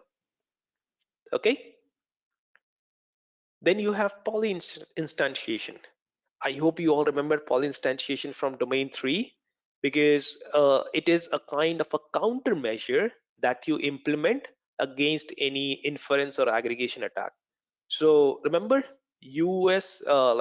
shipping goods, the example where you have various soldiers whose base locations were moved from uh, A to B, and the person who was updating these location, he was curious that why exactly so many soldiers are moving to that location. Is there any war being prepared, right? So that is what your poly instantiation is. What you do, you create a similar kind of a primary key like you are shipping goods, and for that database clerk, you just like make it available like there is a flood which has happened and the soldiers are going to help that area affected from flood. And for the people who are actually supposed to look at that information, there is a war which is being planned. So that's your poly instantiation, where you have two or more rows with identical or same primary keys that you create. Okay, that's your polyinstantiation. All right. Then you have perturbation. Well, perturbation is another word of noise. It means in your database, what you do, you insert various unwanted gibberish data to mix it with your real data and to hide the confidentiality. Let's say your data was like confidential data was hello. Okay, so you mix it with like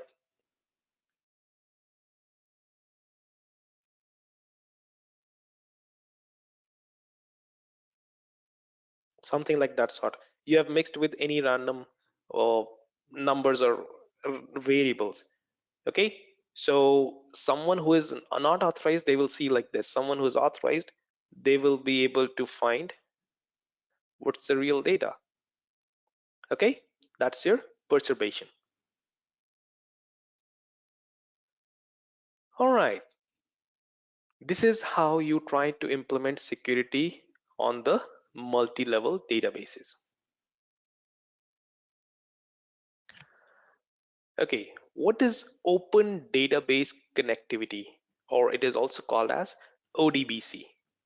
So when you have your applications, okay, this is your application and this is your database, all right? You want your application to connect to the database, you do it with the help of open database connectivity. Now this is a kind of interface or medium which mediates the connectivity or access from your application to the database. All right, now you need to make sure that you implement proper security on these connectivity strings. What are the basic security controls that you can think of? We need to make sure that you have proper authentication, right?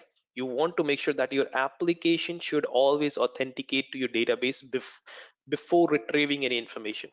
Because the reason we connect it, because your application will require a lot of information from your database, right? So first of all, you need to make sure that you authenticate these connections.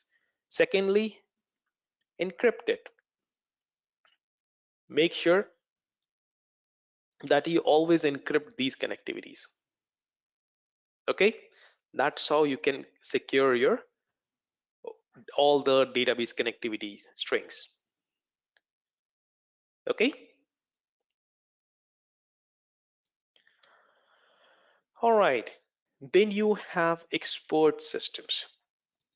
What's an export system? And export systems are the applications which you create to make sure that you get a response, you get an outcome based on certain knowledge or some kind of an inference engine. Okay, that is what you call it as an export system. So your export system normally include your knowledge base as well as inference engine. What's your knowledge base? So your knowledge base is your like which includes your if and else rules. All right, so it, for example, I mean, think of any solution or application that you go and find out in your medical industry. So it will give you an options of list of few symptoms. Okay, I have a headache, I have mild fever, and maybe sore throat. Okay, it will now result in few of the diseases that can possibly be there. It can give you few more options. Okay, do you have any kind of a loss of taste and smell as well? Well, I think I have. I'm going to click on there. So it might suggest that, okay, I think I have been exposed to coronavirus. I might have to get myself tested.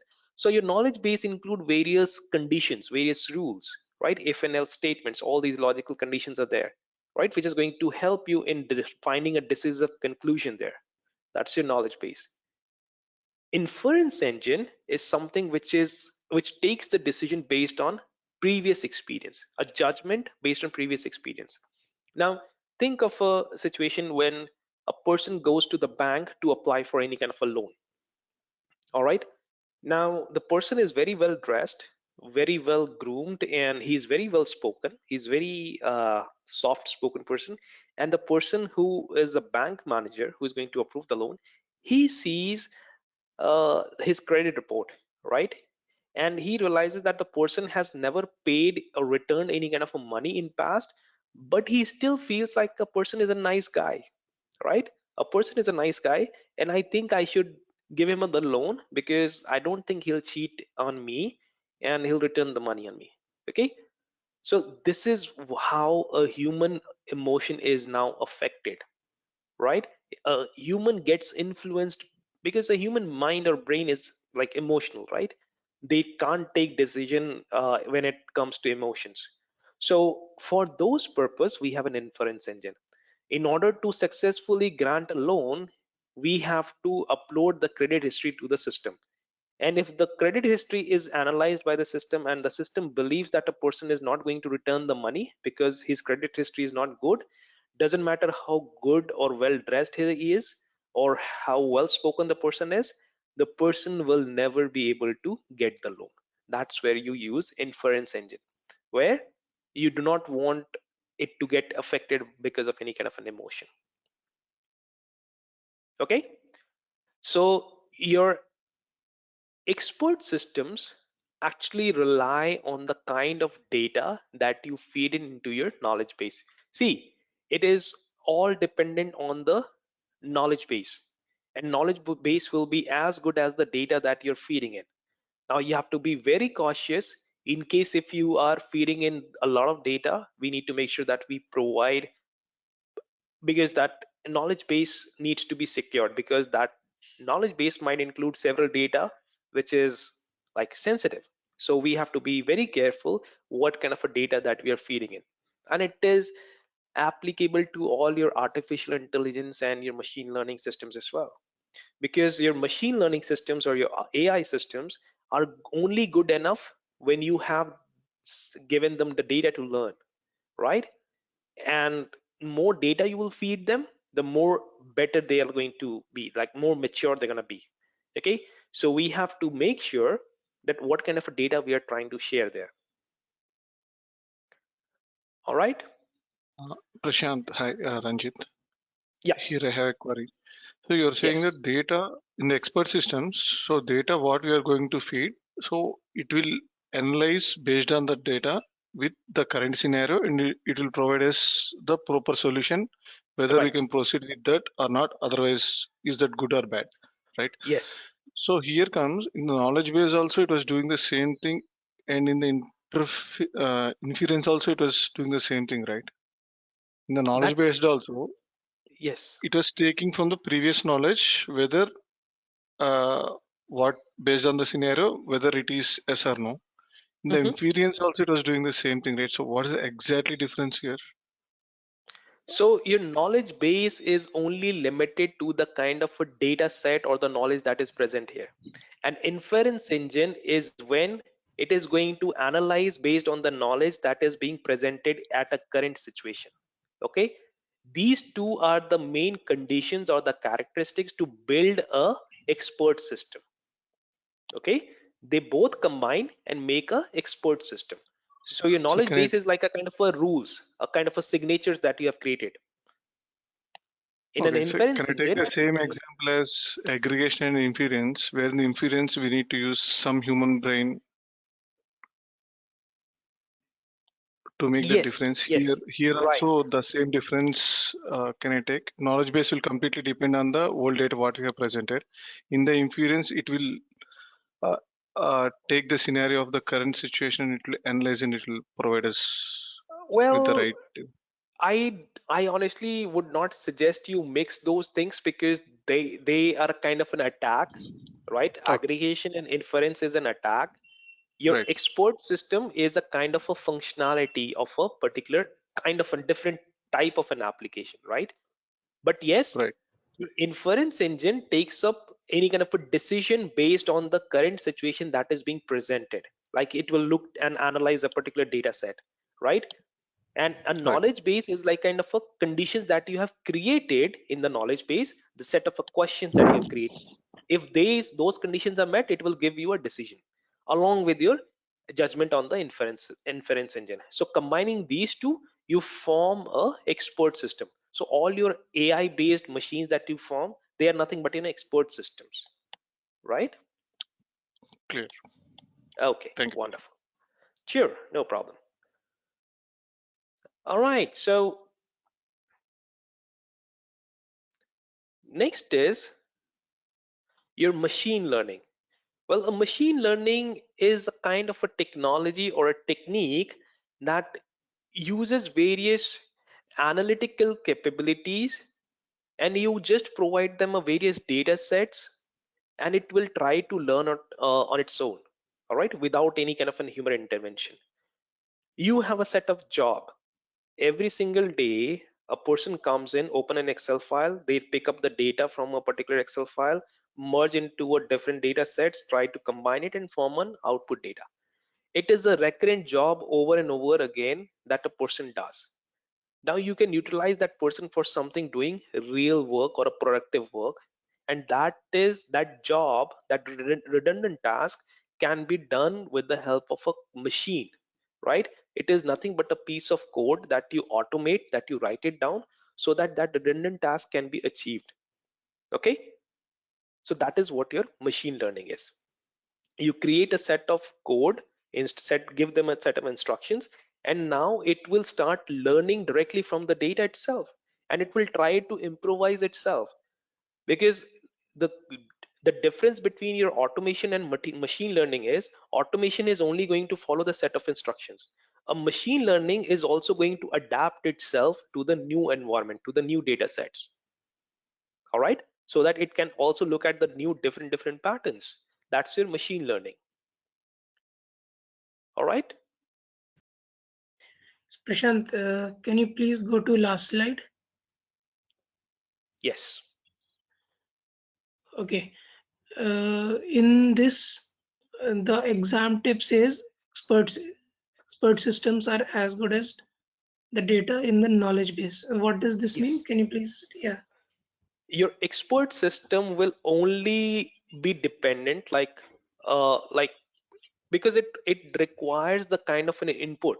I mean, so think of an example as you talk to Alexa, or you talk to any kind of AI based these Google Home, or these Mhm. Microsoft Cortana is there, right? You ask the questions and it will respond in case if they have the response in their own knowledge base, right? You ask a new question, something that they don't know, they will say that sorry, I'm not aware of that, right? Because they don't Yeah. have the data into their knowledge base. So your expert system is only as good as the data that is present in their knowledge base. Okay. Whatever is present in their directory Database, or yes. knowledge base, yeah, database. Yes. Okay. Okay. And one more question. Yes. In like 2-3 slides back, in poly instantiation and one below, I'm Perturbation. not able. Yeah. So I'm not able to understand. Like there is a single primary key in both the tables, right? In poly instantiation, only one Uh, primary key, common. no, no, it's not that. You cannot, you create identical primary keys to showcase two different data sets. You cannot have a two different data sets on a same primary key. Okay, so what you do, you create two identical primary keys which results in two different data sets. A person who doesn't have a necessary access or authorization, they will see that okay, something with the people, the soldiers are moving because there is a flood affected area, and people are going to help people in accommodate for like essential commodities. Those things will be provided. A person like a top secret clearance who have necessary access and authorization, they will see that there is a war which is being planned. There's the same Can concept we discussed in domain 3. Yes, yeah. Can we make it in terms of employee ID in the relational database? Like employee ID is the unique identifier. So will it fit in this scenario any in terms scenario of any yeah? scenario any scenario you want to fit in, it just say you just want to create in a scenario, you're an example where you find where you have multiple uh, let's say different situations where you do not want to let people access the data which they are not supposed to have. So what you do, you create identical primary keys. Identical, it is not exact same, which looks same. What is the meaning of identical? Which is not exactly same, it is just similar, right? Which will make it look like, okay, I'm actually accessing the real data, but in reality, it is not a real data. That is your Okay. all instantiation. All instantiation. And please explain last one also. Perturbation is when you mix your data with any kind of a random data which has no meaning, nothing. It is mixed with the real data to create a noise, to hide any kind of a data confidentiality. That is perturbation. Okay. All right. Thank you. Then you have neural network. A neural network is you try to imitate the human brain, the neurons, right? And try to implement those concepts into the systems. That's your neural network. All right. Any kind of a development where you try to mimic the human brain, so try to take the decisions how exactly humans will react. That is what your neural network is. Now, most of the development that is actually being done into the neural network, so most of your AI capabilities that you have, your voice recognitions, the way talk, I mean, great example in case if you've seen the movie Iron Man, the Jarvis that was AI based tool developed by Tony Stark, that was nothing but a great implementation of your neural network. All right, so which is going to help you in taking the decisions, and like most of the applications which are developed to find out a real world problem or to help you or assist you in any kind of a business or analytics, that can be done with the help of your neural network. All right, so it has a learning rule. You try to, so they remember the previous example I was talking about, like you were speaking to Alexa, you ask any kind of a question which she doesn't knows, or the tool doesn't know. Keep on asking the question multiple times, the new update will be there, and it will have a response to that question. Try doing that. This is how it works. You keep on asking multiple questions which she doesn't knows right now, and it will try to improve itself. There's a guy who is sitting behind that tool who is actually updating it. It will include all the kind of options there. Okay, and this is how your neural network works. This is how it learns. You keep in feeding the more and more data, and it will start learning it. Now, decision support system is one of the very important applications of your neural networks, is where all these knowledge bases that are an application that you create, it tries to help in analyzing business data which normally people or human beings cannot predict. So most of the predictability, it is going to be very useful in implementation of the markets. So you have launched a product, right? And in a certain area, let's say in Mumbai in India, that product is very much common. Like you have a great sale of that product in Mumbai, and in a particular area, let's say in Delhi, okay, people do not consume that product too much. I mean, so what you will do, you until and unless you don't know these kind of a data that you have got, now you will don't spend much money on the marketing of that product in Mumbai because it is already popular there. You will try to invest more here in Delhi so that people you'll in Delhi get introduced to this product in a much different way so that you can start consuming it. Okay, this is how your decision support system can be useful with the help of your expert systems or neural networks. Okay, that can actually help you in taking decisions based on the knowledge systems, can help you in taking better decision predictability and analytics. All right, okay, any questions, any doubts?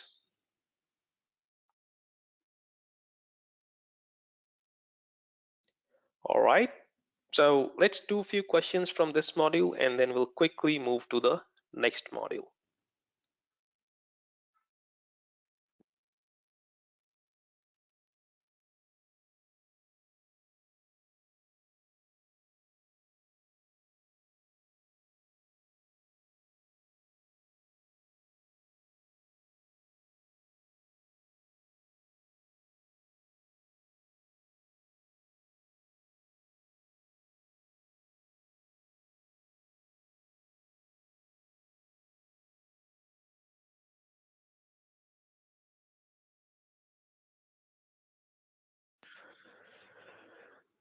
So your DevOps actually includes three essential components: your development, quality assurance, and operations. Your security isn't a part of your DevOps. All right. Okay. Next question.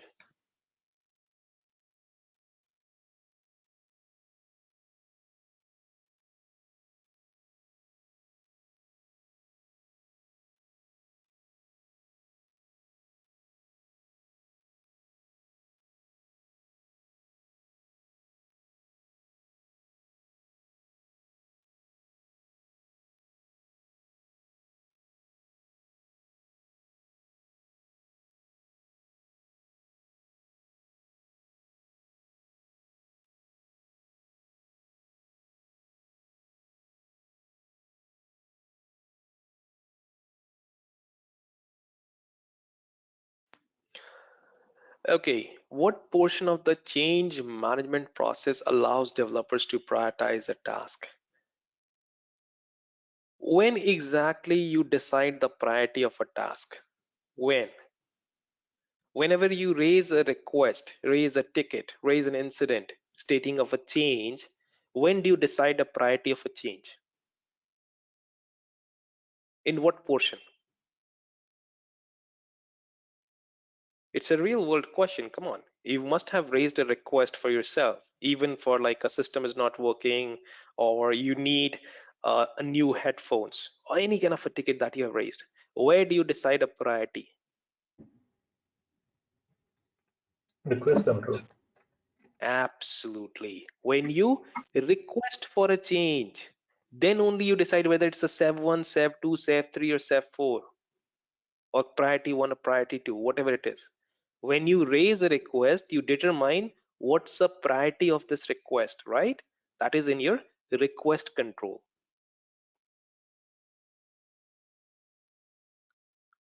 All right. Okay. Next question.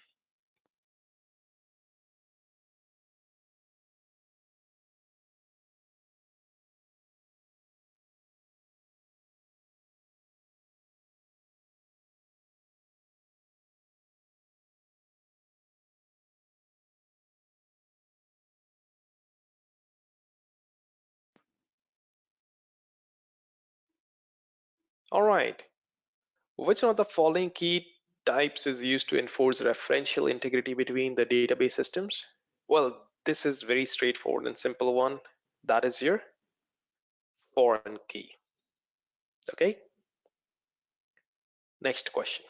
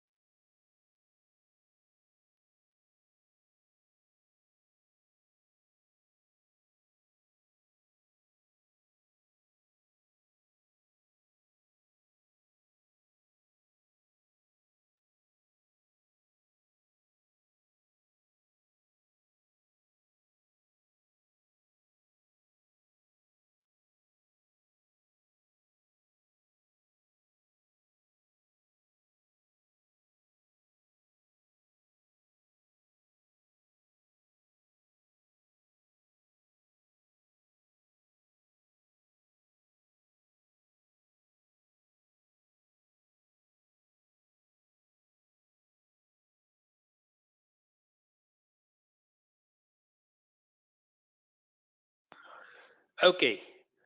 This is a trick question, and there's one key word that will help you in identifying the right choice. There's just one word that is going to help you in choosing the right answer for this. Richard believes that a database user is misusing his privileges to gain information about the company's overall business trends by issuing queries that combine data. So the combine is your keyword. All right. From a large number of records, what process is the database user taking the advantage of? All right. So let's eliminate the wrong choices here. Option C, polyinstantiation. That is a defense. It is a countermeasure. It is not a problem. Here we are trying to find out a problem. So option C isn't a right choice. We're left with option A, B, and D. Option B is your contamination, when you mix a data into two different security levels. That isn't a context here. The only confusion, in case if you have, should be between option A and D, because it is actually trying to find out an inference or aggregation. Your inference is when you try to deduce something based on human intelligence or deduction, something like pretend to be a Sherlock Holmes.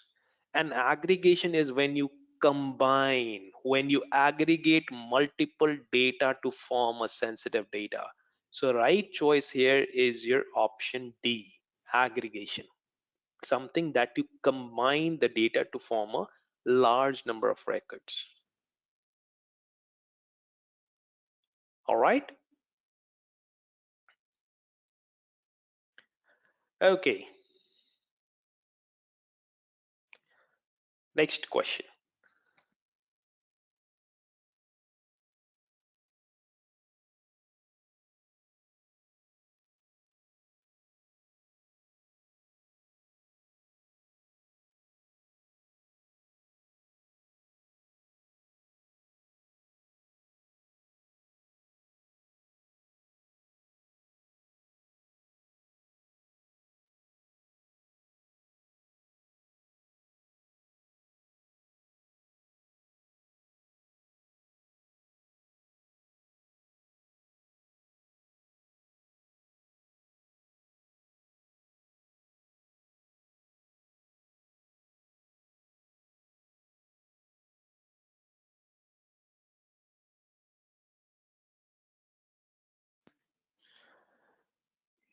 All right, so which of the following is not a principle of your agile development? Well, your security is never a concern here in your agile. Rest all of the three choices is one of the core principles of your agile, but not security. All right, so security is not at all one of the even a part of your agile principle.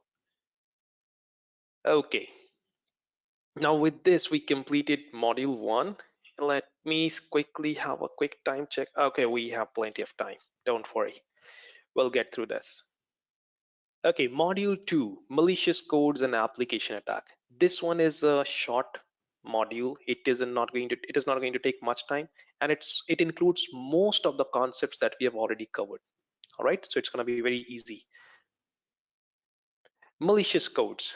Your malicious codes, or we also refer it as a malware, which is a malicious software, something which is designed to cause harm or if infect a system. The intent of writing these codes is to cause damage to the systems. So there are various kind of malicious codes that we're going to cover. Like one is a virus, another one is a worm, and we'll discuss the differences as well. What's your virus? Just like any biological virus, your computer viruses are also something which is created to cause harm to the systems. Till the time your virus is out in the wild, it means it is outside, it is not causing any harm. I mean, right now there are millions and millions categories of the computer viruses which are roaming around here and there over the network. Until unless it is not a part of your system, it is not going to cause any damage. The moment it enters the system, it is going to cause the damage.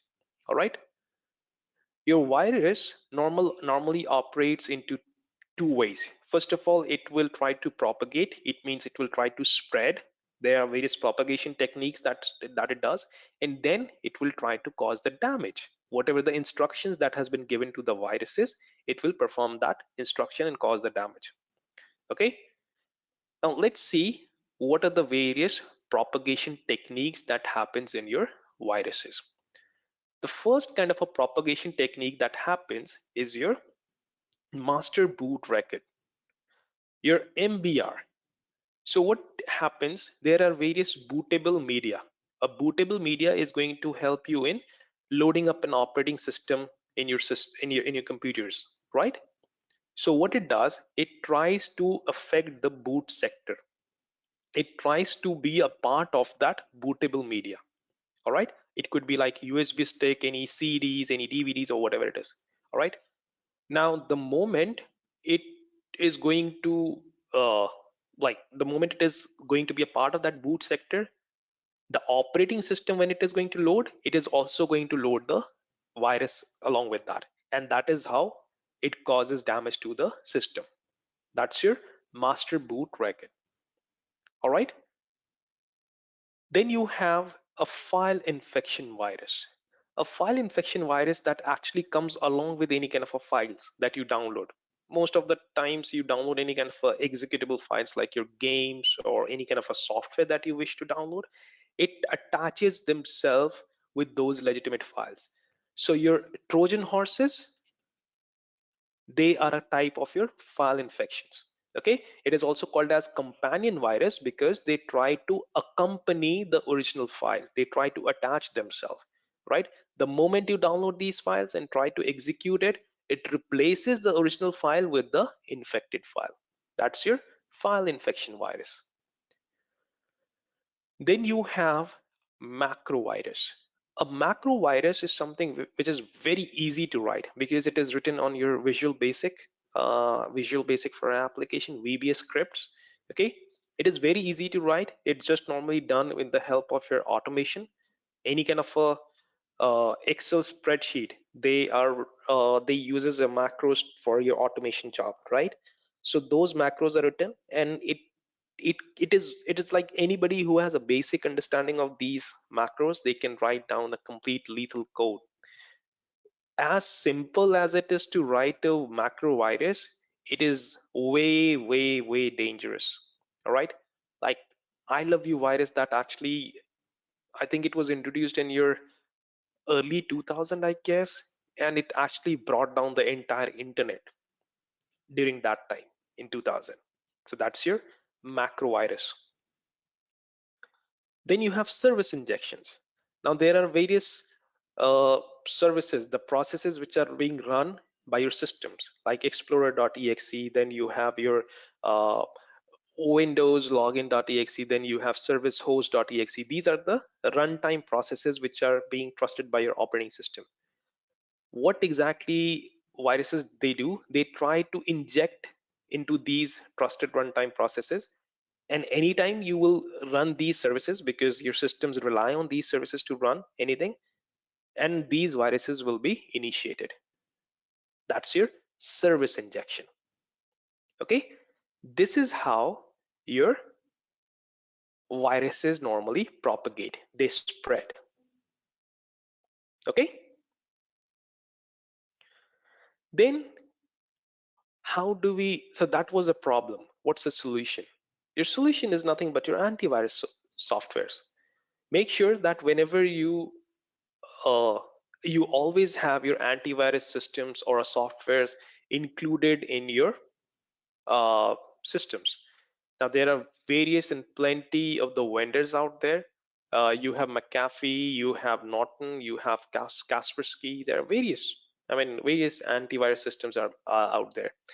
Make sure that you have at least one of them, and you go ahead and keep on updating the signatures of those antivirus systems, and it will help you in identifying any kind of a virus. All right, your normally antivirus systems rely on your ICAR code.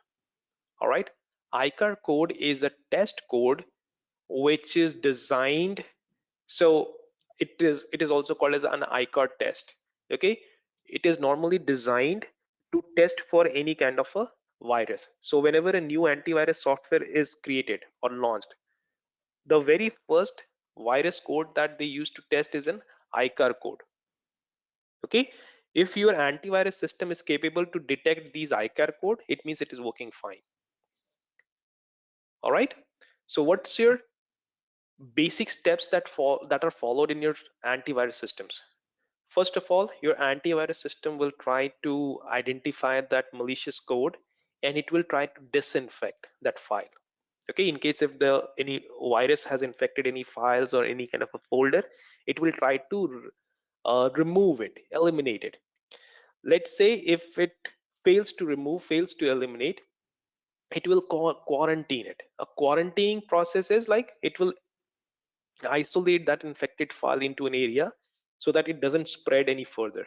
And then it will require any administrator to fix that to see if it can be manually be removed. Let's say if we even fail to eradicate the virus through quarantine process, the only option is left with your delete the file. There's the only option, no other thing that can be done. And that is the reason we always recommend to take a backup of the files, so that once your system has been infected with the virus, you can delete it and you can back up the file. Okay. Then there are various antivirus systems which are also capable in identifying if something was modified. Okay, so there are various integrity verification check which is being done by your antivirus systems. And one of the tools out there like Tripwire. Tripwire is a tool, it's a product which performs a file integrity check, and it is very capable for any defacement attacks. Defacement attack is like your website has been defaced. It means the pages, the images have been replaced by some other pages. So normally attackers, they do try to deface the pages there, right? So that's your defacement attack. So these tools, your Tripwire or your antivirus systems are capable enough in identifying any kind of defacement if that has been done, because they do have a capability of verification check. All right. Then what are the various virus technologies that are included? So what are the various ways that your virus can go ahead and start infecting the systems? So the first one is your multipartite virus. A multipartite virus is like when a virus utilizes more than one propagation technique. It means if it is using your master boot record and your file infection, combining both of them, that is your multipartite virus. All right. Then you have a stealth virus. Stealth virus is something which is going to hide themselves from getting it detected. A stealth mode is something, I hope people who are fond of playing games, they will be able to know what's a stealth mode is. They try to become invisible, right? So similarly, a stealth virus try to hide themselves from getting it detected, try to come across along with any kind of a files, or trying to be like uh, something that doesn't have any kind of a signature in their database. Okay. Then you have polymorphic virus. A polymorphic virus is a kind of a tricky thing for your antivirus systems, because what it does, let's say if it has infected system A, okay, the virus entered the system A and infected. Now the antivirus system will develop a signature, okay, and then as the virus moves from system A to system B, it replaces or changes its code, modifies its code. Now the same antivirus which was deployed in system A, it will now fail to detect the virus now, because the code which was for system A, the code is different in system B, and as it moves to system C, it again modifies the code. So antivirus system fails to detect these viruses because it keeps on modifying its code as it travels from one system to another. Okay, that's your polymorphic virus. Then you have encrypted virus. Now antivirus systems are only capable of capturing or identifying any viruses for which they have the signatures. Let's say okay, just a moment, it's slide.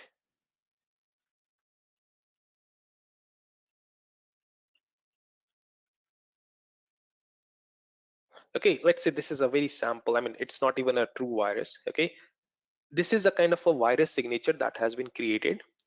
So anything that resembles this code, it will identify the virus. All right, now what if I encrypt this entire source code? If I encrypt this, it will look like something like this, right? The encrypted version will look like this. Now antivirus doesn't know what is this. If you present your virus in an encrypted format, your antivirus will fail to recognize it, because it only has a capability of recognizing the plain text, not the ciphertext. And your encrypted virus enters the system in a form of encrypted form.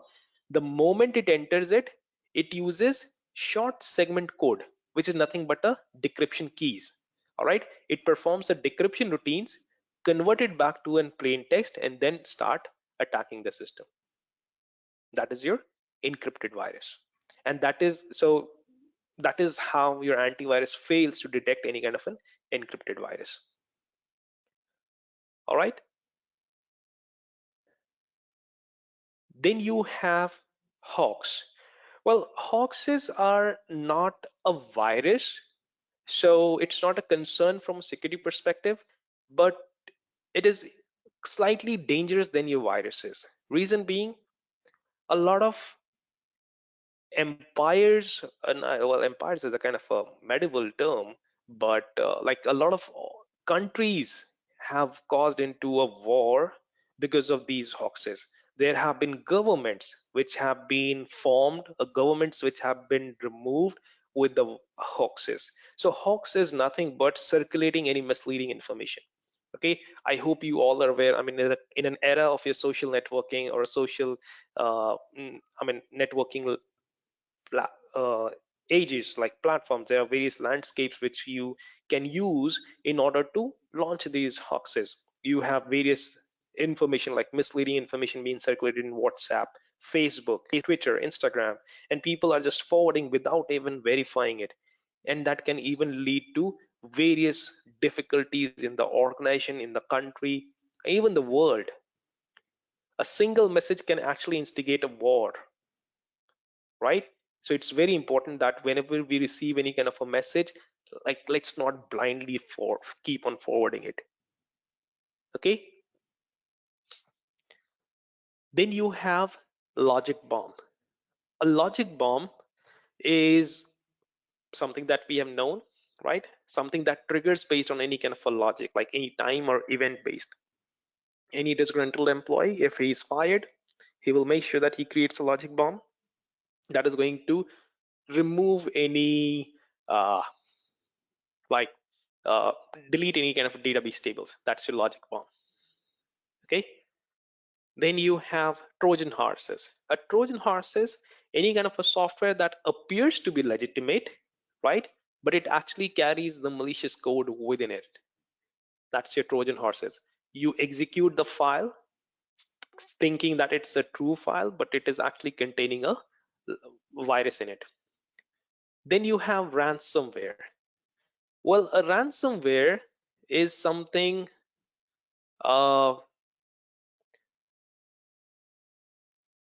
whenever like there is any kind of a file that you clicks, and what it does, it encrypts the entire system, any kind of a file.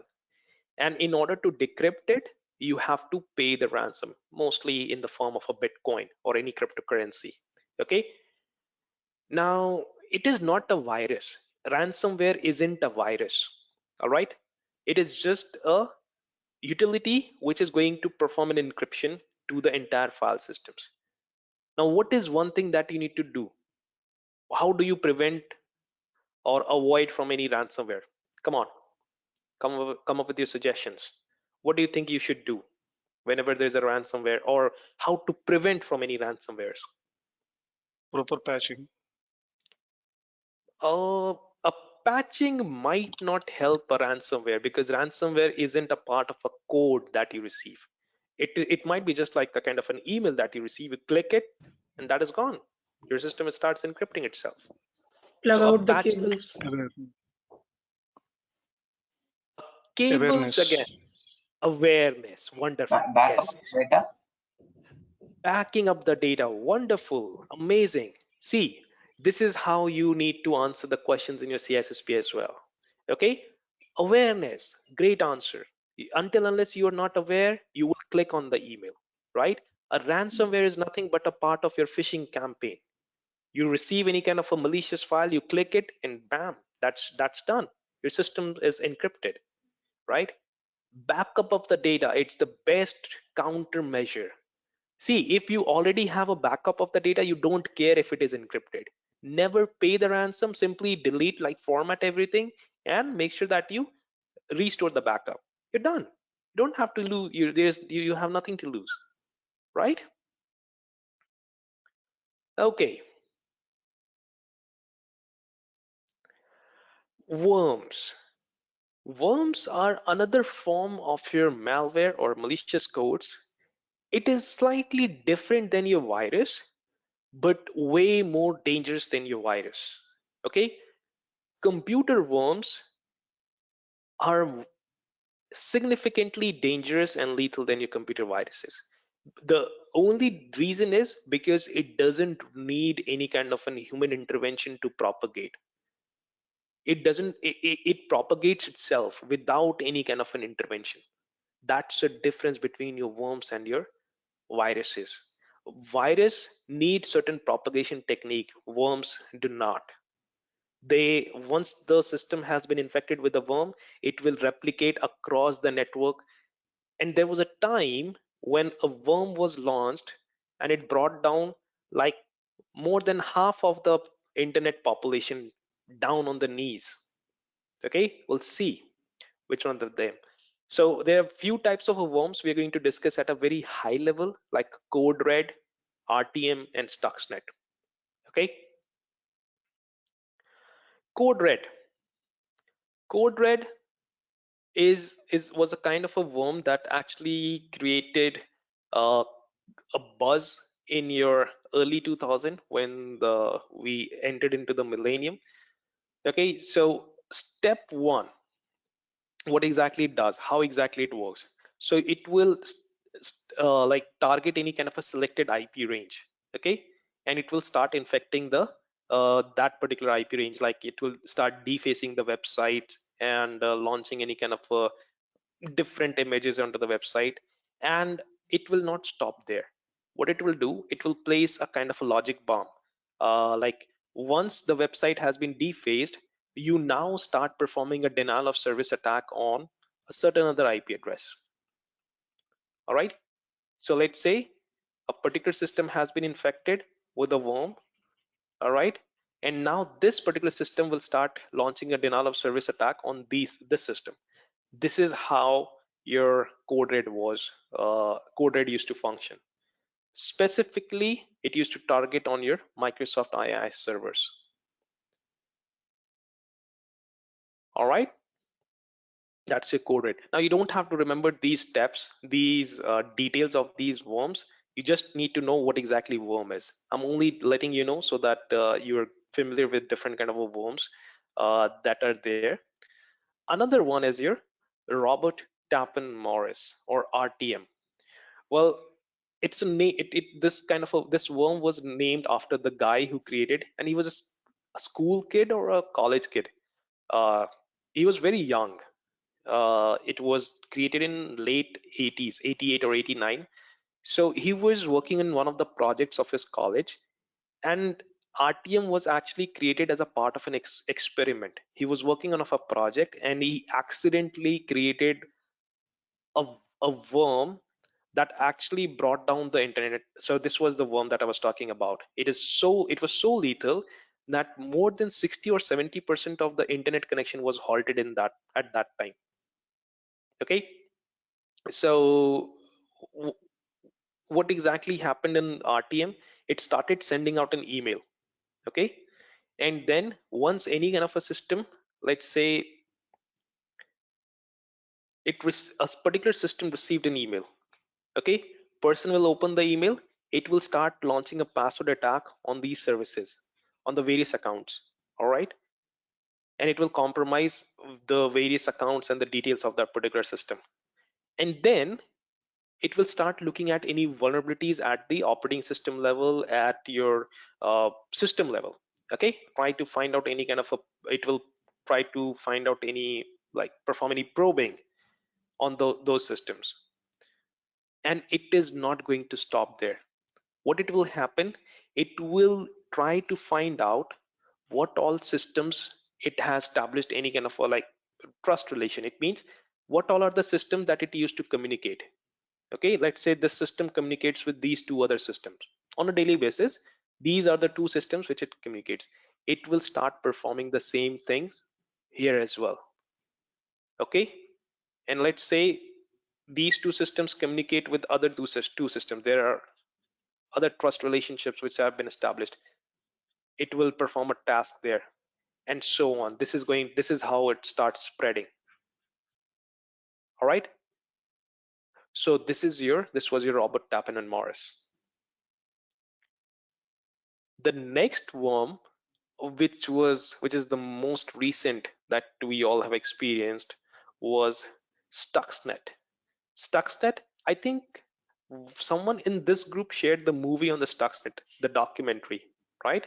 I'm not sure. I think this was shared in this group, but in case if you're not, there's a good documentary in the YouTube on Stuxnet, how exactly this worm was launched and how it got spread. Now, Stuxnet was one of the worms that was specifically designed in, do you remember which systems? Industrial control systems? What was the system which was most Siemens. likely?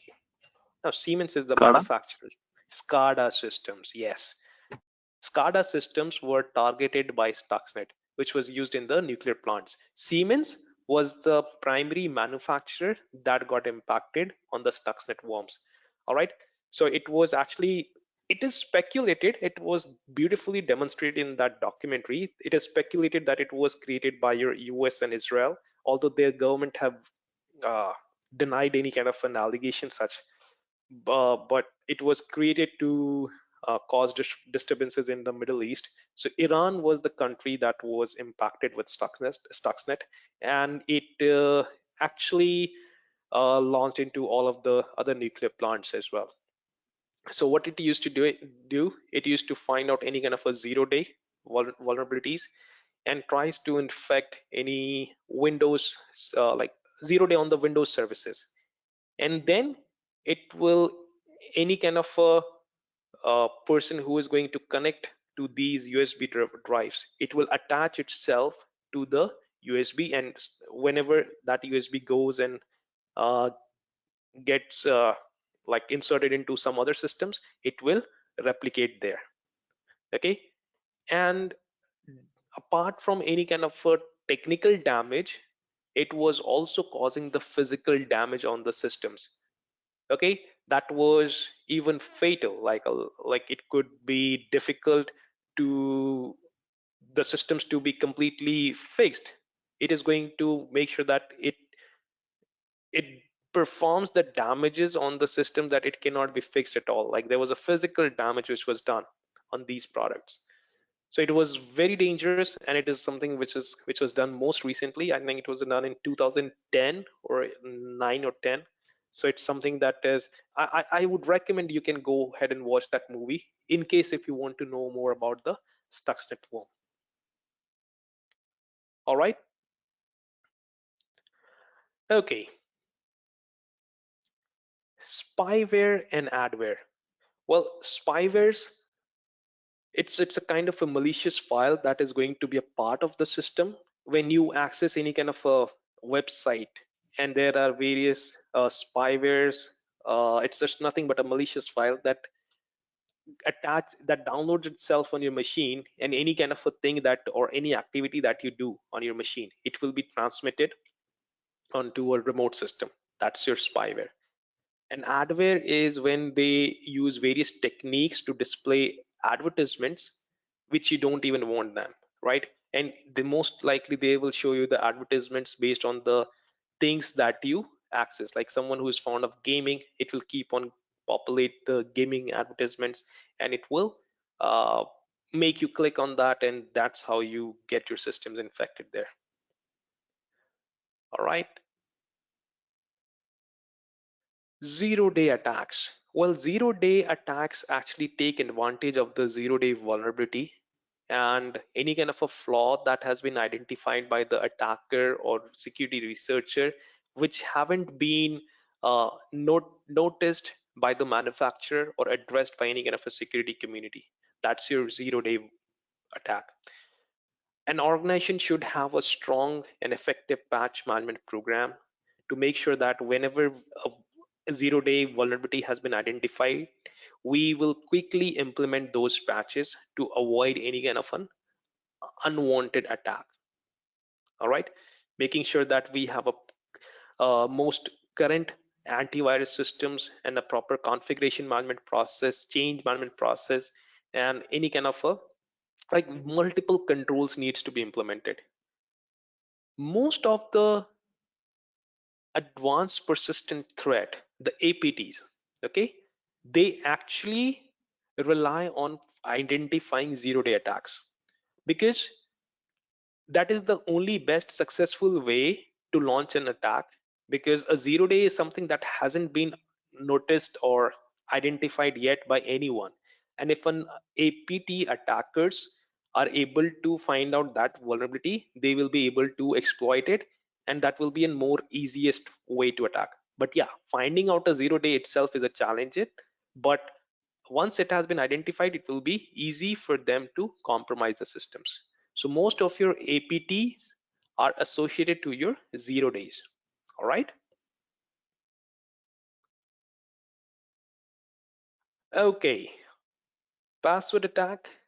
Well, you have various forms of password attack that happens. So your password guessing, it's the, because like we have understood, your password is the weakest form of authentication despite it is most widely and commonly used. All right, so make sure that you keep a strong and complicated password. You keep on changing the password oftenly so that you're not susceptible to your password guessing attack. Do not keep it a very simple words. Never do it. A dictionary attack. A dictionary attack is something when an attacker tries to perform a brute force with the dictionary words. Apple, oranges, summer, winter, I love you, soccer, football, whatever the dictionary words are. Doesn't matter how familiar you are with these words, never keep dictionary words. Try to combine or try to use like a portion of two different words. So instead of apple and oranges, use half of the apple, half of the orange. And that is how you can defeat the dictionary attacks. Okay, I mean, try to incorporate various techniques.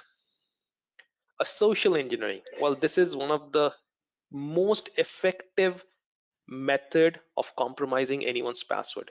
Why? Because what's a technique that you can use? Simply go ahead and ask for it. All right, that's the best way you can use to compromise someone's password. Just simply go ahead and ask for it. For that, you need to have some special kind of skills, like making a communication, initiating a communication. That's how you can do it. What's the countermeasure for these password attacks? Training and awareness. If you have your people properly trained, if you have made them aware, you can always try to protect against these kind of attacks. All right. Prashant, can you go to last slide, 0-day? Yes. So in this, what are the countermeasures to stop the 0-day attacks, like strong patch management? Yeah. These are the countermeasures. 0-day attacks are unidentified. They don't have their own signatures updated in the antivirus directories databases. Yeah, that's the reason I'm saying if you need to have a strong patch management process, because the moment 0-day is identified by the attacker, it is also known to the vendor. Then first of all, it is known to attacker and vendor realizes it. And once the vendor realizes it, it is going to release the patches. So if being a customer, if you have a strong patch management process, you will be able to protect yourself. Okay. So as and when it is realized, we should patch as per vendor guidelines. Absolutely. Yes. Okay. All right. Then you have application attacks. So various applications which are going to be a part of your network or part of your systems, make sure that they do not have these vulnerabilities. Buffer overflow. A buffer overflow is when your application fails to perform a bound check, fails to perform any kind of a memory bound check. So what happens? You have a proper buffer. Let's say you have a memory allocated which has the data as 1, 2, 3, 4, 5. This is what the maximum capacity of this memory is. let's say you have a new data set. All right, ideally this memory should say that I am full and I cannot accommodate any single data set, new data set now, right? Now an attacker cannot read anything from this data. So what they do, they try to insert it. Now if the particular application do not perform a bound check, what will do? It will result in like this. It will accommodate the new data set and it will spill out the original data set, which will now be read by the attacker. So this is how the buffer overflow works when you do not perform a proper bound check. Okay. Then you have a time of check, time of use attack. Well, this is a classic example when we discuss the race condition, right? So what happens in a time of check is whenever a new resource is accessed, there is a time duration when these resources are checked, whether you have a necessary permissions or not, whether those resources are properly associated or like free to be used or not. And then based on the availability, based on the authorization, those resources are allocated to the data subjects, right? That is time of use. Now there is a time difference between that checking and using, which is violated, that results in the compromise, right? So let's say before your authentication, you should have always been authenticated and then authorized, right? Your authentication happens first and then you go ahead with the authorization piece. That's your time of check and time of use. Then you have a backdoor. Backdoor is an entry point to the system which is not authorized. You bypass all the access controls to enter a particular system. That's your backdoor. Okay. Normally these backdoors are kept open by your developers, but make sure that you always close it before you move to the production. Okay. Then you have a rootkit and escalation of privilege. A rootkit is a kind of a malware which is implemented in a system that provides any kind of an attacker as an elevated privilege. A root, what exactly root means? It means the admin. It means the administrative privileges. Okay, so the rootkits are going to enable or an escalation of privilege and let you give or handle a system at an admin level. So a rootkit normally opens the gateway to your operating system kernel. It targets the OS kernel and let any kind of a end user or any end user application program control the entire operating system, which is not allowed. Remember ring 0, ring 3? In this, what will happen? All these controls will be breached and a ring 3 will be directly communicating to ring 0. That's your rootkit. Okay.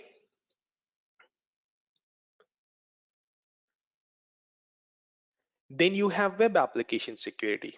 Now we did all the OWASP top 10 and I specifically mentioned that you need to know at least these three: cross-site scripting, SQL injection, and cross-site request forgery. Okay, a cross-site scripting is when an attacker try to perform an attack like by sending any malicious input. Mostly it's a JavaScript, and then any user who tries to access that infected or like compromised website, their sensitive information like cookies are transferred to the attacker. It happens into the three types: persistent, non-persistent, and DOM. Most common is your non-persistent, which is also called as reflected.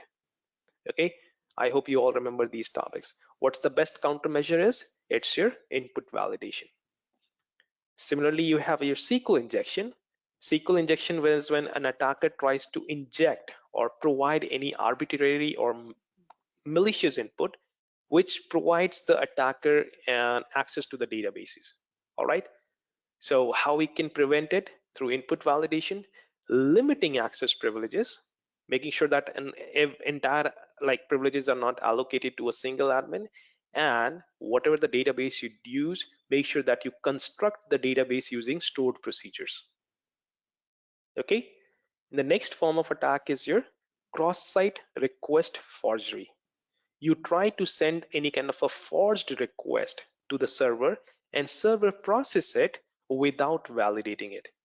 Okay, it only happens on an authenticated session.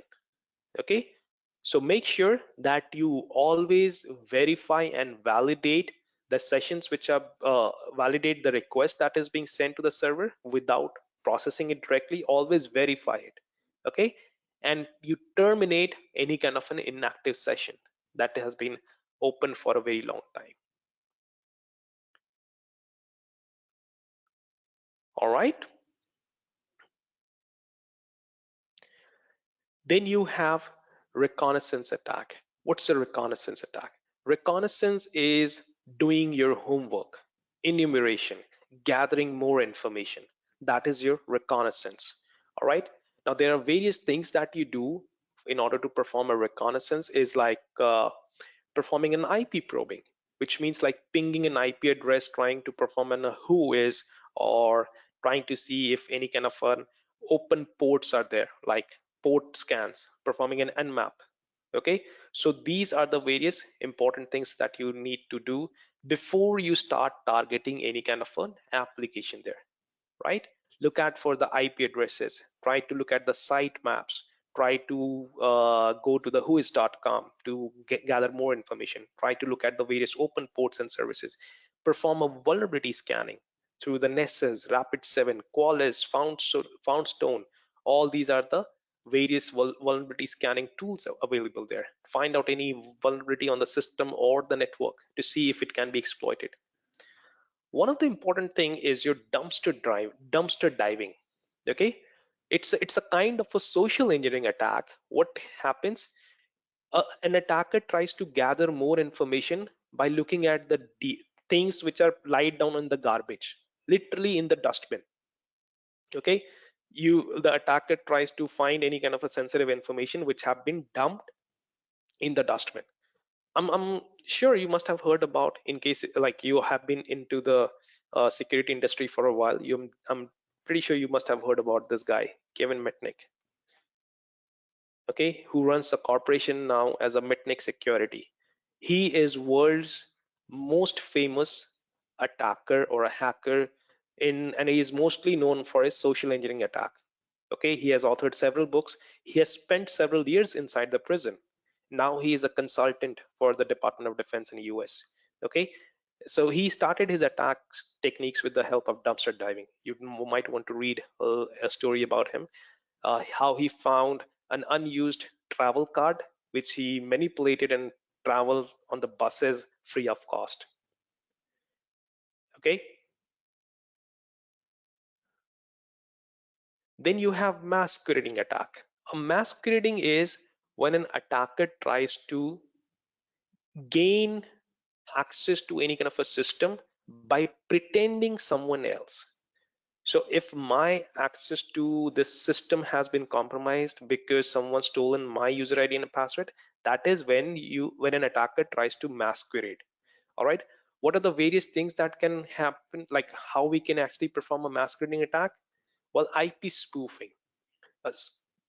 Spoofing is a technique where so let's say you restrict like access to the system based on IP address, that only a certain set of IP address will be accessed. Now, if an attacker is able to perform an IP spoofing, they will be able to gain access to the system, right? Because they have spoofed the IP addresses. Now, spoofing is a technique when you try to pretend to be someone else by stealing their identities. In our case here, it will be IP addresses.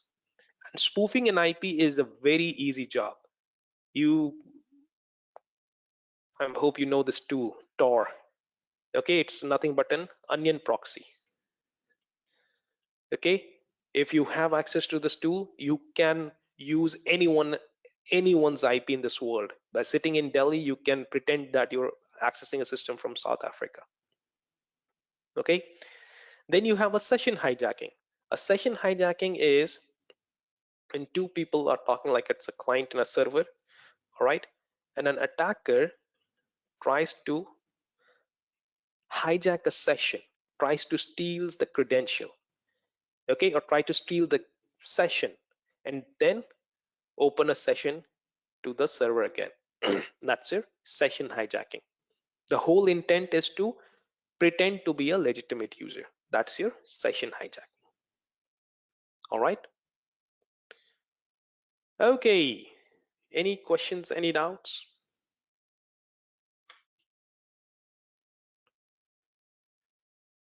No? All right. Let's do a few questions from this module, and then I'll quickly discuss a few important tips, and probably I'll wrap up this session then. Okay. And I understand it's too late for a few people, and I do not want to hold you up for very long. Let's quickly do the questions here.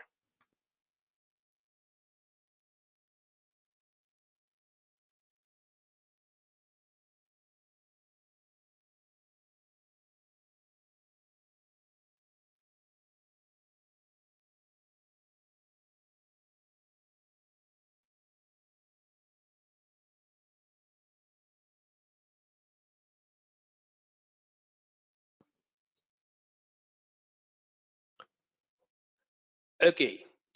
Which of the following attacks type relies on the difference between the timing of two events? Well, that is your time of check and time of use. All right. I hope you know what's Smurf, what's Fraggle, right? It's a layer 3 and it's a layer 4 DDoS attacks. Okay. Next question.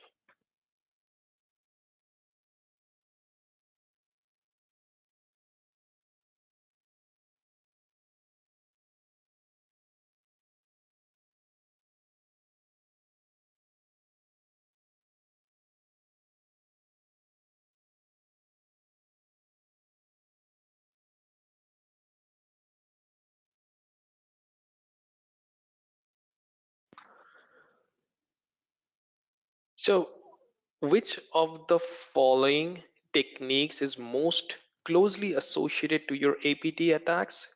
Like I mentioned, it's your zero-day exploit, because it is going to be very easy for the advanced persistent threat attackers to enter the system if they have found a zero-day exploit. Although all of the techniques like social engineering, Trojan horses, SQL injection, they all are associated to your APTs, but most commonly it is your zero-day. Okay, next question.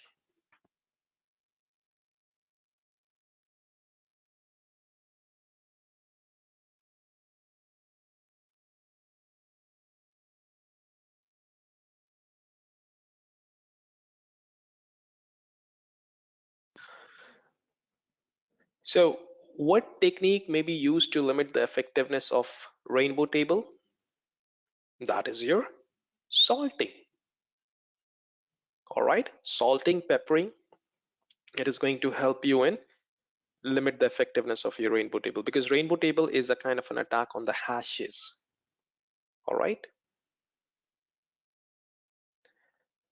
Okay, next question.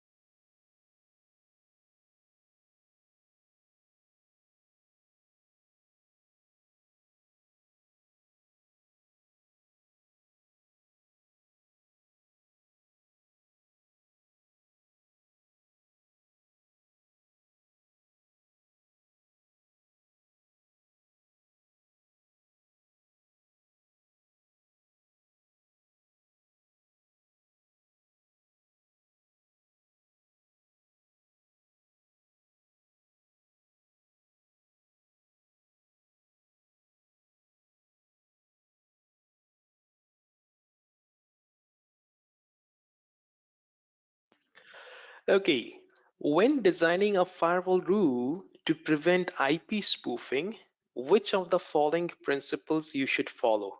So IP spoofing is when you try to steal someone's IP addresses. So packets with internal source IP address should not enter the network from outside.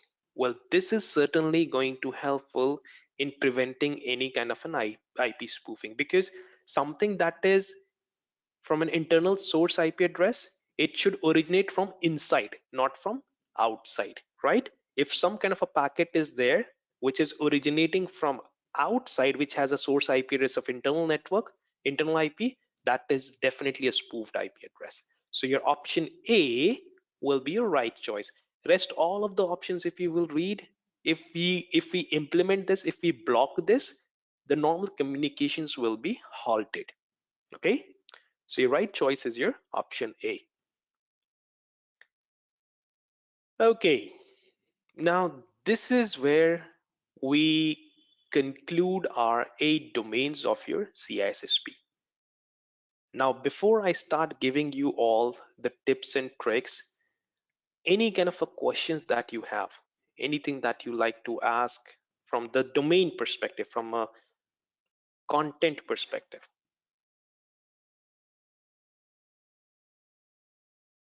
Now, very well. Okay, now I'm just going to spend few minutes in talking through the approach that you have to take from here onwards. Okay, I'll give you few important tips that you can follow, and then I'll leave the floor open for the questions. And we will always be connected on the Telegram group. Whenever you need me, I'm just a ping away. Just let me know. And I might not be able to respond to the pings right away, because definitely I'll have some other commitments and deliverables, but surely you will hear it from me. Okay. Reading. Make sure that you read entire official study guide plus your instructor edition. You don't have to follow any other resources. Stick to these things, that is all. But make sure that you read these 2 books. Both of them have been provided to you. It is mandatory that you go through the books. Do not hustle. This is not any other examination. The reason it maintains such a gold standard, because it requires a lot of reading and dedication. Okay, read both the books. Secondly, make sure that you create your own handwritten notes. It's very important that you take your own handwritten notes. I know it is cumbersome. I know a lot of people they are not a fan of your handwritten their own notes, because they don't like it writing. Trust me, your brain is going to thank you later, because I'm pretty sure as we have reached to the end of the domain 8, a lot of the concepts from domain 1 would start fading away. It is normal. It is totally normal. But if you have taken your own handwritten notes, it will be very helpful. Okay. Once you have done the reading part, once you've taken the notes part, make sure that you revise. Okay. Revise all the things that you have taken as a notes and everything. Okay. Revise once, at least once. Go through your notes. All right. This is just 50% of your preparation. The rest of the 50% begins with your practice test. Okay, start practicing the questions. You have close to 5,000 questions that has been given to you. Okay, start practicing the questions. I would recommend start practicing the questions first of all domain wise. Okay, after you have completed the reading part, start completing the questions domain wise, like domain 1, all the questions. Domain 2, all the questions from various sources. You have official test bank is there. You have your spreadsheet, which has included various questions there. Once you have completed the domain wise, then move to the full length. Okay, full length practice test. There are 150 questions, multiple 150 questions practice tests are there. I think 5 for 9 for 13 or 14 full length questions practice tests are there. Make sure that you practice all of them. Do not leave any question unpracticed. There are questions which have been given because there is a reason. You need to practice all these questions. See guys, if you are following the instructions that I'm giving it to you, you all will be able to pass the exam in one attempt, in the first attempt. Okay, but make sure that you follow all each and everything that has been that I'm letting you know. Okay, you will certainly get few questions incorrect. It is okay. Target to achieve at least 70% in each and every test. It is good if you achieve it. If you are like around 65%, 68%, that is also good. No, I mean, not good or bad, it is okay. But don't believe that in case if you're achieving 50%, you will be able to pass the exam. No, it is not going to happen. Your passing marks is 70%, so target for 70% and above. I'm not a kind of an ambitious person. Normally people, you will hear people saying it, until unless you don't get 90% in your practice test, don't think of sitting in the exam. That is again incorrect. I've seen people attempting 90% and they have failed the exam. I've seen people who were averaging like 68%, they have passed the exam.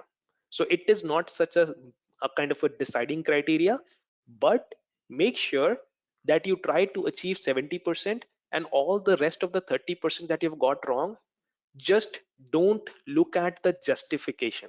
Try to go back and reread the topic one more time. Okay, reread the concept one more time. Just don't look at the explanation which is given at the back of the responses. It is not going to help. Try to read the concept one more time. Okay, once you have done the practice test, okay, important thing, very important thing, practice all the test as you are taking the real exam. Make sure that you lock yourself in the room for 3 hours. Okay, isolate yourself and start taking the practice test, whether it's a domain wise or full length. You need to adapt yourself in an environment of sitting in the one place for 3 hours. Okay, why I'm saying this? Because if you treat each and every practice test as your your real exam is going to look like just a practice test for you. It gives you a psychological advantage. It helps. Trust me, it helps. Okay, one of the most important thing, which is going to be a key factor for you to pass the exam. If you do this, you will pass the exam. Well, it can certainly help you in passing the exam. If you do not do it, most likely person will fail. That is taking a break. Taking a break during the test. But you also need to practice taking like also need to practice taking breaks during your practice test as well. And that is only you will be able to take breaks during the real exam. 1 hour you have sat in the exam, take a quick 5 minutes break. Quick 5 minutes break. A break doesn't mean that you will sit on the place. At least go and walk, take a quick walk, stretch your muscles, drink water, wash your face, do whatever you want, but stay away from the system for 5 minutes, at least 5 minutes. Okay, doesn't matter how many questions that you have attempted, just take quick 5 minutes of break. Next hour, if you spent another second hour, again take 5 minutes of break. These breaks are actually game changer. Trust me, I have seen people failing the exam. Everything they did, they just didn't take the break. That has given them a kind of like they were so much overwhelmed by sitting at one place, they were not able to understand a word. Even the simple questions were not making sense. And I'll tell you the simple questions, like for example, like what's the layer, how many layers of the 7 OS, like how many layers are there in the OSI model? Okay, it is very important because it is not easy that you obtain a focus for 3 hours consecutively. It's not a good practice until unless you have a high focus or meditation capabilities. It's not possible. So make sure that you take you take breaks. Believe me guys, if you do this, it will help you. Okay, Now, in case if you feel that you are losing the motivation, if you're not able to follow the study plan or whatever it is, you can feel free to talk to me. I'll help you in guiding. I'll help you trying to motivate, make sure that you're staying on the track, but please do not give up. Okay, most of the times, and again, it is just like conditional thing. In case if you see first few questions, like first 20 or 30 questions which are not making sense, don't spend too much time in answering these questions. Most likely these questions are just the beta questions. They are there for research purpose. They won't be scored. Even if you do it correctly, you won't be given any marks. Even if you do it incorrectly, you're not losing any marks. Nothing is going to happen, right? In case if you are, so do not spend too much time in on a single question. Try to give a best guess. If you're not able to make any sense out of it, come on, move to the next question. See, in the question, in the examination, you will see 15%, you will see the very simple question, easy one, like a basic definition you will be asked, a very simple questions, like straightforward. You won't be able to spend like more than 10 seconds in answering these questions. Rest 15%, it will be the hardest. Something that is not making any sense. Okay, it is okay. There will be like 4 or 5 questions which is going to blow you out of the way. That's totally okay. Take your best judgment, move on. Remember the examination mindset, like human life is first priority, protect your CIA, all those things. Based on that judgment, give your best shot and move to the next question. The rest 70% are going to be average exam, like average questions, scenario based, conditional based, drag and drop. You should be able to do it. Read it carefully once, read it carefully twice, and you should be able to do it. Do not spend too much time. More likely you're going to spend time, more likely most the chances are you're going to do it incorrectly. Just give your best shot and move to the next question. Okay, you should be good. If you're prepared well, you should do it well. In the last 15-20 days, I'll share one video on the YouTube app. It's a session that we conducted, like Luke Ahmed, Prabnar, and myself. We did a session last year. It was on the examination preparation mindset. It was a wonderful discussion that we had, a great thoughtful discussion that we took there. So you might want to watch that video.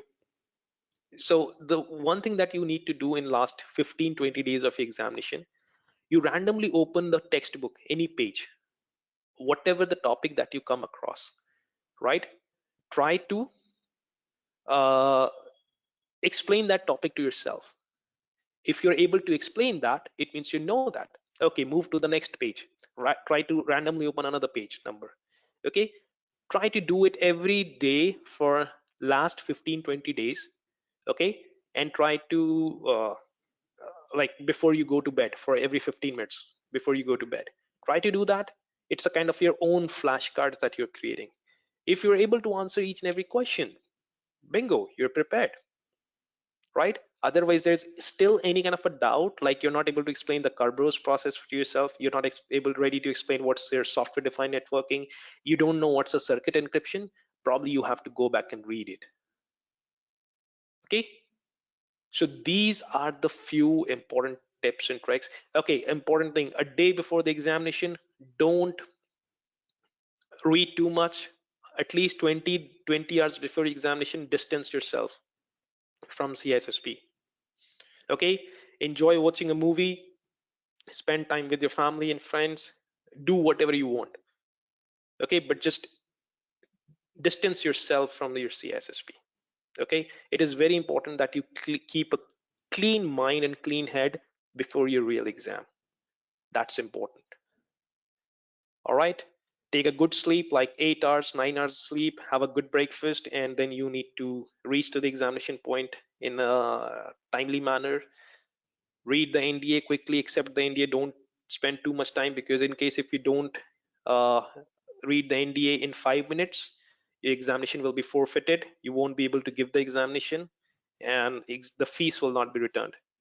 Okay, so make sure that you do follow these things. Okay, I'm going to stop talking now. Any questions? So Prashant, the means the practice test and this guide and all which are present in the shared path.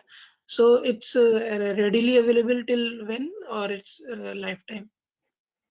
Well, till the time you pass the exam. Yeah. Yep. Okay. The recordings will be available for 3 months. The study Mhm. materials are normally available for you forever. Okay. Prashant, one question actually. Yes. How long Yeah, you can proceed. how long for a question we can take? For a single question, how much time we can spend?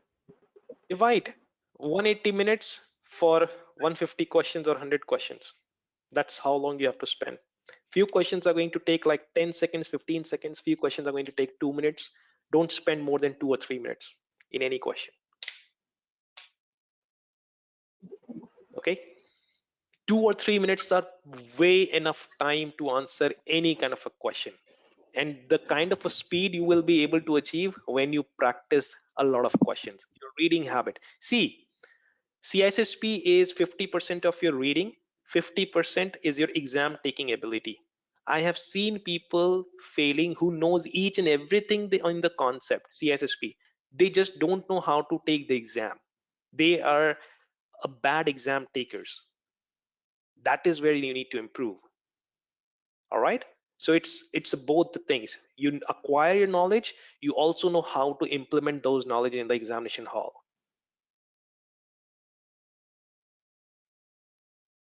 Okay. Prashant, hi, this is Ranjit. Yeah. So Prashant, so from the May, I think the new topics are going to add in the syllabus of Yep. CISSP, right? So will that start effectively in the examination perspective? Will that start effectively from the May itself, or May 1st. is that going to May take 1st. time? May 1st. So from May the 1st May on. 1st, whoever is going to take the examination, that whatever the extracted material is going to be there in the examination as well. Yes. See, you don't need to wait till May 1st because you still have 3 months time, which is way more time for you to prepare. You just need extra additional month in order to, you in a month time, if you start focusing on the plan that I gave, you should be prepared. And even in case if you want to procrastinate till May, the only change or the difference is just like 3 to 4%. There's not at all much difference. There are a few topics which have been included. That is all. Thank you, Prashant. Sure. Prashant, Nipun this side, actually, there are a lot of questions in the study material which you shared. So boson questions is there, and there is an Excel sheet where there are some sets during exam and full length. So what questions we need to focus? All the questions, because all the questions. there is no question should be left untouched. No single questions. Okay, because there is one folder questions for practice. It has a lot of PDFs. Yeah, whatever the question is there, you need to practice everything. Every single thing you need to prepare. There is a PDF edition for official practice test, second edition, that you need to do. There is a 375 question PDF that is you need to do. Everything, whatever material has been shared, in case if it has questions, it is there because you need to practice it. Everything, without question, without a doubt, without a single thought, you need to practice everything. The reason that is there, because it is important. No, I understood actually. I'm just asking that there is one folder which says questions for practice. The questions which you mentioned, like CISSP question 375, official practice test. Apart from these questions, there is one folder. If Yeah, we will open that.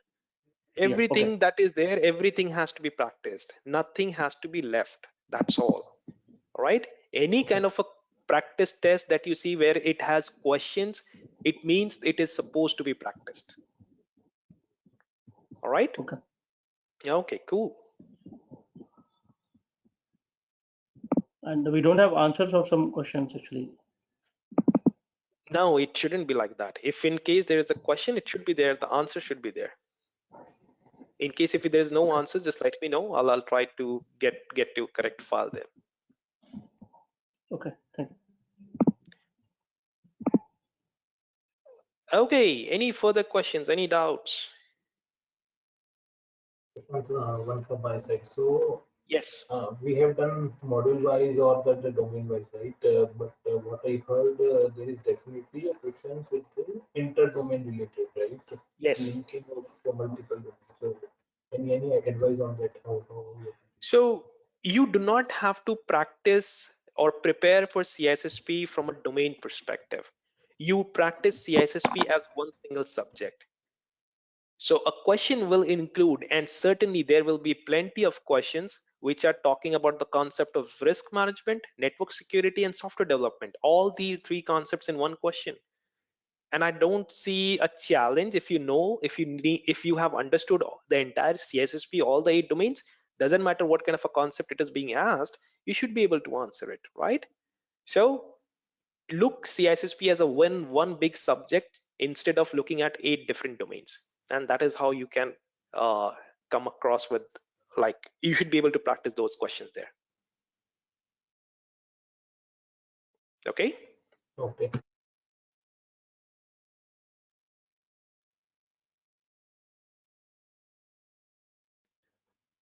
All right, any questions, any doubts, any comments, any feedback? Okay, speaking of feedback, there is a feedback link. If it is not there, I'll share the feedback link in the Telegram group right now. Make sure that you all have to submit the feedback. It is mandatory, okay? If you do not submit the feedback, you will not be given a completion certificate, okay? So it is very important that you complete the feedback, and I'm going to share the link. This is 26 December, right? Yes. So just I've shared the link here. Make sure that you complete the feedback. If you don't complete the feedback, you will not be given a completion certificate. In case if you have to obtain the CPE or something, you will be given a CPE as well.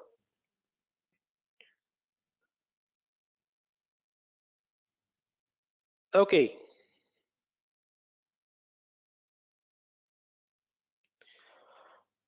All right. Any questions, any doubts?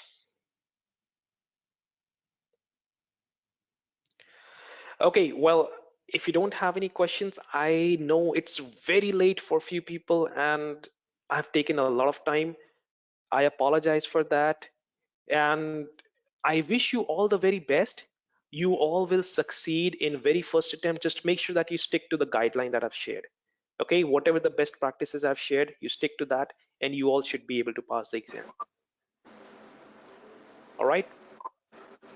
Thanks so much, Prashant. Thank you, Prashant. Thank you. It was a very We'll keep wonderful connected. session. Patient. Yeah. Yes, Thank we you. will stay in touch. And take good care of yourself. And let's have all the conversation in the group. Sure. Sure. Thank you. Thank you so much. Okay. Thank you. Take care. Bye-bye. Thank you, Thank you. Prashant. Bye. Thank you so Thank much. you.